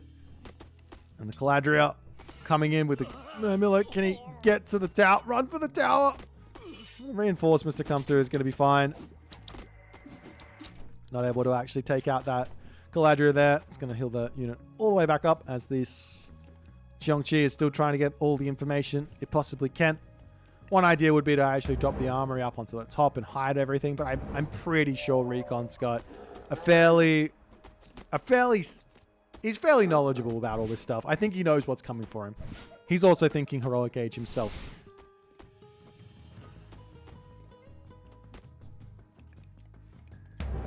Just for reference, there's that 5.5 speed. And then you can go catapulty heroes for like 6 speed or something. Is it 6 speed? I don't know.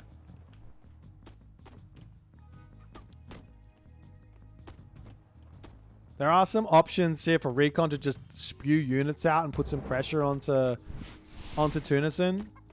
But I think Recon, his game plan is going to be pretty simple. He wants to play defense, survive, give the let the Oranos player do the Oranos things. It's fine. Just don't fall behind on economy and don't lose. Don't take any fights. Allow the fights to kind of be forced onto you on your terms. Play defense and then get yourself to that super powerful army I'm talking about in that Mythic Age.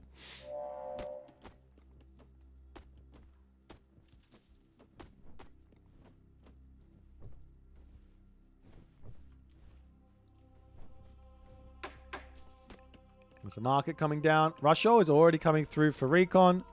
And there's going to be a Hyperion on the way very, very shortly. This type, I can't deal with this type of game. This type of game is just too much tension. Too tense for me. Like both players doing like light defense, Heroic Age, light offense, Heroic Age. No, I can't deal with it. The Murmillo hero is trying to sneak through here. He could shockwave to try and pick off a villager. Not a terrible idea. As the Murmillo down to 2 HP. Skopos. Keeps that one alive as the Caladriel also gets out of there. Chongqi's just got line of sight on everything onto this side, and my guess here is that Tunison's next move is to move into sort of Contarius type units. The question is, what is Recon going to go for? Because to some degree, you have to wait to see it. If you go into Halberdier too quickly here, then, well, your opponent can just go Murmillo. Immediately a ballet coming up for Recon. He can also drop the Earth Wall down on this side if he wants to. Random Golden Lion coming in being a pain.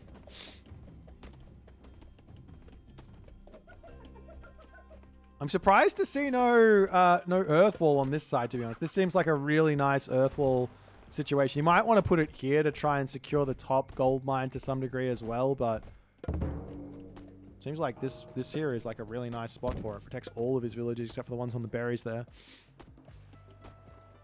Nonetheless, Tunison is now up to 6 oracles. And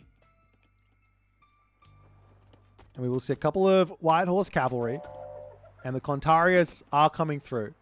So, yeah, the question is, do you make White Horse Cav? Do you make Halberdier? Murmillo heroes coming in yet again.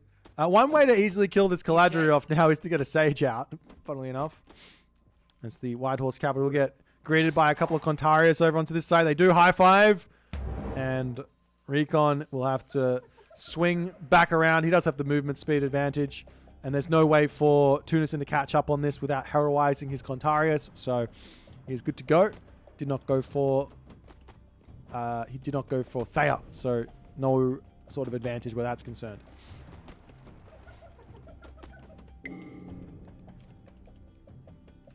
Satyrs coming in.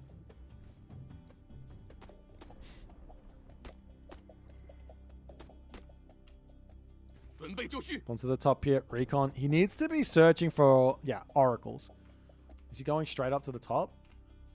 Looks like, yeah, this is smart. He's got to find some oracles here. Get a little bit of damage done with these White Horse Cav. It's quite clear to me he wants a heroic age, but can you squeeze it out with an Earth Wall and with these light raids with the White Horse Cav? We've seen players like Mr. getting this off so many times, but this is Tunison. He is one aggressive boy. And he's got a Chaos as well. And there's no Vanish to play around this with Shenong.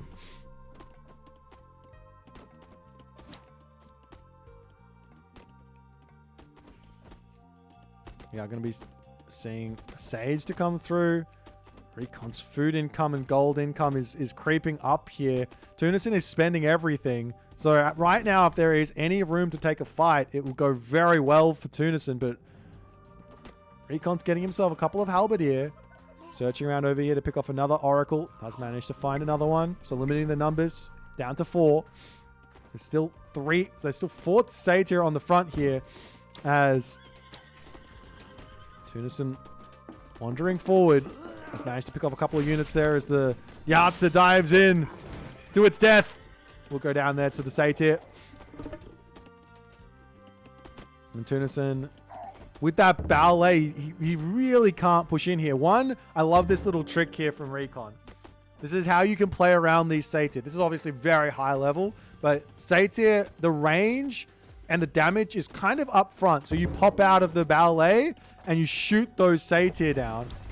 As we do have the Earth Wall getting dropped in here. Chaos onto the backside. The Pioneers popping onto the back here. A little bit of a mistake there as he now drops in. Shockwave onto the Pioneers, however, as the Fey Beasts gets dropped through. As some of those, at the very least, a couple of those Satyr to go down. 2 down, 3 down, 4 down, 5 down here.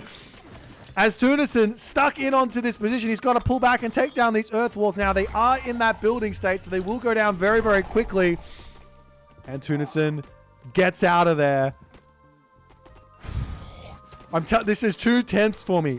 There's no room for mistakes at this moment. A big pushback to come through from Recon. While this all go down, Tunison is down to 2 oracles. These 2 White Horse Cavalry have found so much value while this is all going on, more halberdiers to come through as the Contarius numbers are going to continue to creep up. Tunison feels Satyr, Contarius is the angle for him. It might be worthwhile for... Actually, he doesn't have the favor at all. I was about to say get Heroic Renewal, heroize those low HP Contarius, get them back up to full HP. It's a good spend of resources. Up onto the top side, going to be able to take down the Sky Passage ship. Limit a little bit of this as Recon, like... He's got his ballet coming up. He's got gold mines coming through. He's got goats in the main base. His economy is perfectly fine and reasonable. The defense is working nicely. Up onto this right side, though, the villagers repairing everything up. And, well, Recon's got to run away without that Cheongchi there, as now he does go for it, and he's going to be out of here. Meanwhile, the Oracles are going to come back through for Tunison as the army to come in. Gets a couple of shots off onto the Satyr. The Satyr do move slower than those Pioneers, so they'll get caught out a little bit as one gets stunned in. No, doesn't get stunned in, excuse me. Pops into that Sky Passage, the army to return back over here. And these are the scary moments here for Recon. You don't want to get caught out. You don't want to lose a big fat fight here. It's so hard to get the units back out and be ready to defend. He's pulling back to his Earth Wall where he is safe. As the Contarius trying to chase down and get some revenge fire in. Recon says, I can take the fight as the Contarius pull back, allowing those Satyr to get that damage done, but good control from Recon here. As the Satyr trying to get those taken down with that stun there. It's so useful with the Pioneer Sage as well. Shockwave onto those Halberdier. Is there enough stuff here, though, for Recon to hold? It's looking like the answer is a resounding yes, as Tunison has to pull back. The Satyr will fall. And Recon looks like he's survived all of this early problem. Sky Passage over here goes down. Villagers will move back over onto this gold mine. And there's no play on like a third gold mine either. Villagers are happily over onto these Gazelle now as well. Risky for Recon, but at this point he's got a very, very nice option of just pushing forward if any large amounts of Contarius go elsewhere, as he's just continuing to raid, continuing to be annoying with all this. The Contarius pop out over onto this side, and he does manage to pick off both of the White Horse Cav. So finally he deals with that. But up onto the top side, the Oracle Cleanup Committee is reformed as Oracle here, Oracle here. Now Town Center to come for Tunison. Recon is way in front here to grab this one. Hecate is pre-queued, but again, Recon is in front on the ideas to go to the next age. He's got the food already, not the gold just yet, and the gold income's a little slow as the Contarius come over onto this side. Recon does very preemptively pull off of this food over there. Going after the armory is a nice idea because there's no armory upgrades through for Tunison just yet. Meanwhile, in the center of the map, Chaos is on the way. Almost. Halberdier sitting, waiting. Still no upgrades on these Halberdier, mind you. He doesn't have this tech. He doesn't have this tech. He doesn't have this one. He's not spending favor. Maybe the idea of another Earth Wall to catch the Tunison army out or something. Another ballet to come up as Recon is going to be slowly moving around the map, doing what he can.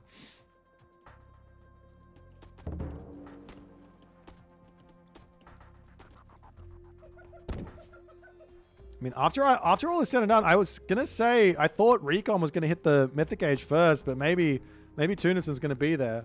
Recon's trying to get a market to sell some food here. It's going to be close on the age ups as the Fire Phoenix getting some big damage done onto these units. This big ball of Arcus getting caught out. If you take the fight with the Zhu Chu there, this is just an absolute domination of a fight.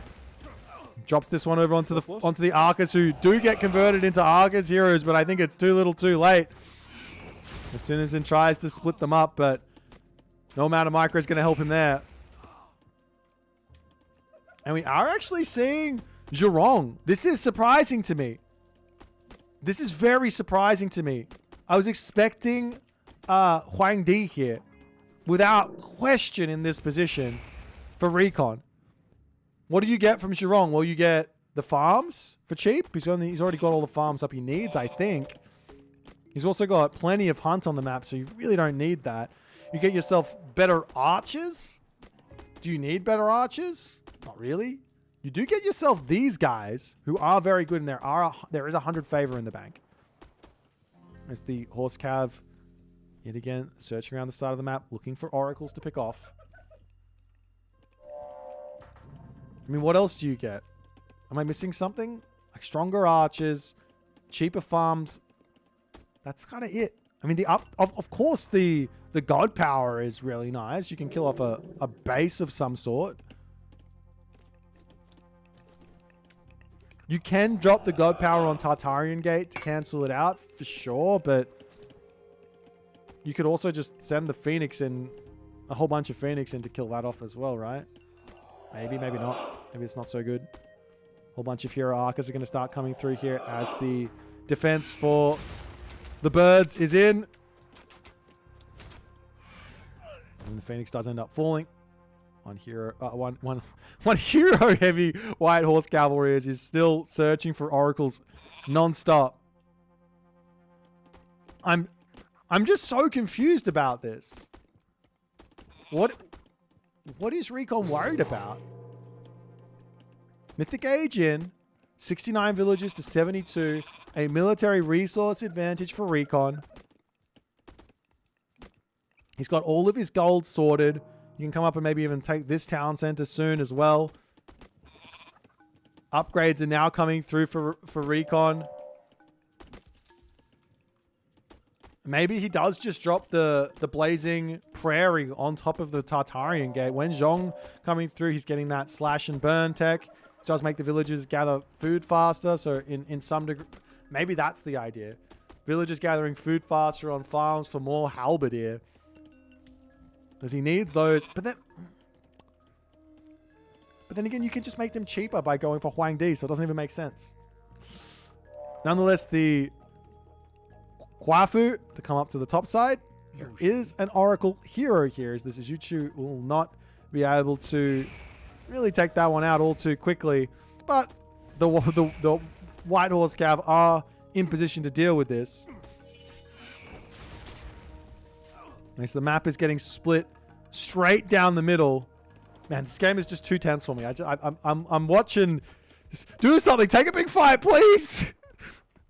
As the map is slowly getting chopped up. I mean, town center here for Tunison to come in next. Searching around. Wenzhong sitting here ready to pop out. No fortified town centers, but it's now queued up. It's the Contarius popping over here, but Recon is in position to defend. He also can lock this map up even more with like another one of these. Like pop that here, and then that's going to lock up even more of the map. And you've already walled this off, and there's no real access to anything. He could also earth wall this army in as he drops down that Tartarian Gate. Does he drop the Blazing Prairie on it? He's got himself a Hundun. This guy is incredibly powerful to take this position down. Now, Tunison needs to find some sort of damage while this is going on. Attack this town center, attack this town center. He's charging forward as the chaos does get dropped down. There's so many resources in, however, for Recon that it's just not going to matter in the slightest here. Tartarian Gate dealt with.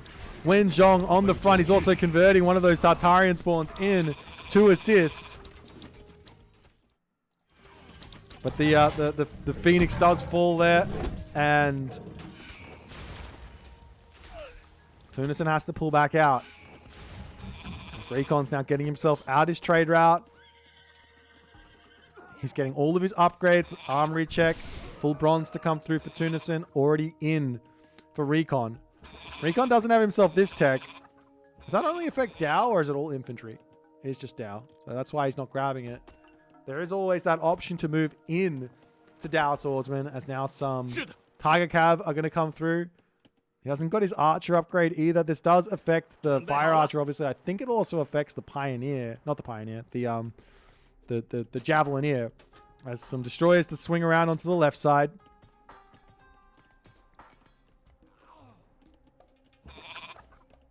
But plenty of defense onto this side as now Tunison under attack over here. Sky Passage going to go down very quickly. So the destroyer's trying to retreat into it, not able to make that happen. Now pushing up to the top side. And we will be seeing one of those situations. Like I was saying at the start, once China gets to this point, it's very hard for Atlantean to actually win the fights. But what Atlantean can do, especially Iranos, is just be everywhere on the map. Still, though, Blazing Prairie in the back pocket for Recon. Is he just holding this for a potential Titan Gate? That could be the idea here. The both players losing their town center. A ballet coming up over onto this side. The back position over here as well. Now open as Tunison can make his way through there. The raid over onto this gold mine. Shutting off gold on this bottom corner has got to be the next option for Recon. He's almost mined this out. This gold mine's got plenty of gold in it. Over onto this side, we do see the destroyers coming through. There's no real answer. Actually, if there is an answer, he's got the terracotta riders as somewhat of a response here. Architect's not in just yet as the army pops through, defending onto this spot as the army splits up there for Recon. This is where you find the advantages as Iranos. When the army splits up, you take it out. Carnivore gets dropped in onto this spot as the ballets will come through. No time for advanced defenses. Maybe also getting that advanced fortifications there as well. Could be huge for those buildings. Tunison going to grab this town center back himself. On the back here, this one does come through for Recon. As Recon, he's got to be thinking, let's get up over here, take these gold mines away from the Iranos. Unless the Carnivore goes down. Recon into the middle, taking buildings out. Tunison has to think many different ways through this game. A Sky Passage, I mean, sneaking a Sky Passage through here or something could be huge to just hit the main town center. Something like that. He has to now defend the army, charging into his main base. These are heavy Arcus. They're not even champion Arcus here. As Recon pulls back, he's going to be getting himself a 4-2 TC advantage if he can get this town center finished and this one finished, which seems to be the case as the stone wall upgrade to come through as well. Walls are set up everywhere. There is still this blazing prairie in the back pocket of Recon. He can drop it in the main base to kill everything if he wants. It does so much damage. It doesn't matter. Town center goes up. It goes down immediately. Onto the back line here. These Halberdiers, they're not very good versus the Arcus. Great control here from Tunison to shoot and scoot away. But the Tiger Cavalry, they are very, very good. There's more going to be zooming in here. It's just infinite resources in the bank now for Recon. As the Blazing Prairie gets dropped into the main base here, he says, all right, I've had enough. I've held on to this for ages. Let me finish off this game, take the town center out, and claim my prize as Tunison. Not able to hold here. 4 town centers. Citizens dying left, right, and center. Not able to get himself out an army. The palace on the back coming through. But I don't think that's going to really be enough. The citizens trying to build this one up, and Tunison does decide in that moment to tap out as Recon claims the win, claims the series. He's going to be moving on to the next round, the losers bracket semi-finals, ladies and gentlemen. What a series. What an absolute final game here of just pure tension for the entirety of the game. A literally perfectly executed defense as we have really known to expect from Recon in these sorts of games. He's so good at playing this. He is so absolutely amazing at playing this style and playing this defense and doing everything he can to prevent you from finding those advantages. I mean, Tunison had some options here to break through, like hitting the gold mine on this side, preventing this ballet from coming up. being a little bit more careful with those oracles potentially. He kept on putting them on the outsides of the map. Maybe getting himself some catapulties out or something like that, especially with that relic that he had for super speedy units. He had 6-speed catapulties. You could have gone for those to defend all those raids, break through and things like that. But just no real adaptation from Tunison in this one to deal with the halberdiers, basically. Like, Recon read what was going on. He's like, if you're just going to build cav, I'll build halberdiers. We'll play it slow, no worries. But in the end of the day, that's the game. That's the story. And that's it. GG.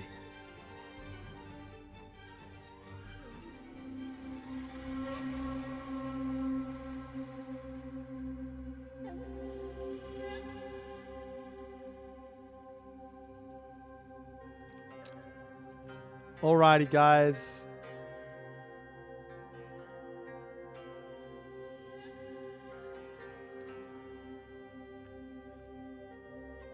To let you know what's going to be going on next week.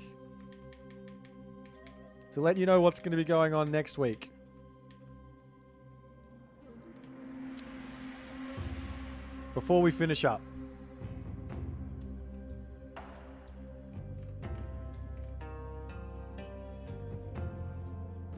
We're going to be seeing the loser bracket semifinals.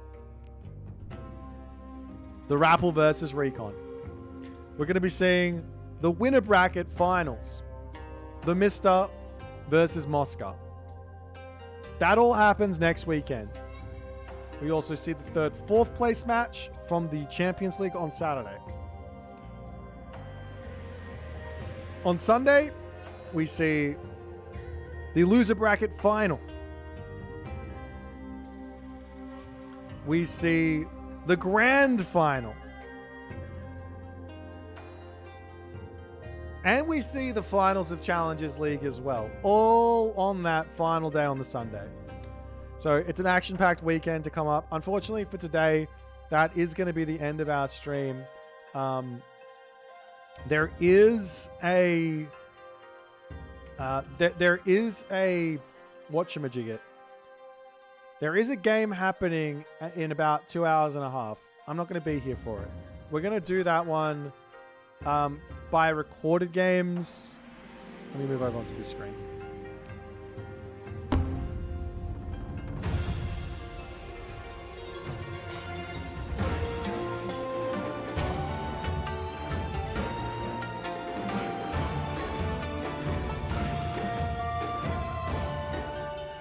We're going to be doing this game below, I think, via recorded games. It's unfortunate that we just couldn't squeeze it in. I'm foreseeing we're going to have some issues for the final day for Challengers League, but sending out positive vibes that it's all going to work out. Otherwise, we have to change things up. But yeah, we're probably going to do this one by recorded games next weekend. So if you want to watch it now. No spoilers for me. I would rather not know what's going on with it, and I'll try and watch it next weekend and all the other good stuff. But I'm going to send you guys over to the Deities of Death, who are streaming at the moment. And I will see you guys for my normal, regularly scheduled streams throughout the week. We're going to be playing some fun games and all the other good stuff. But yeah, I'll see you guys next week.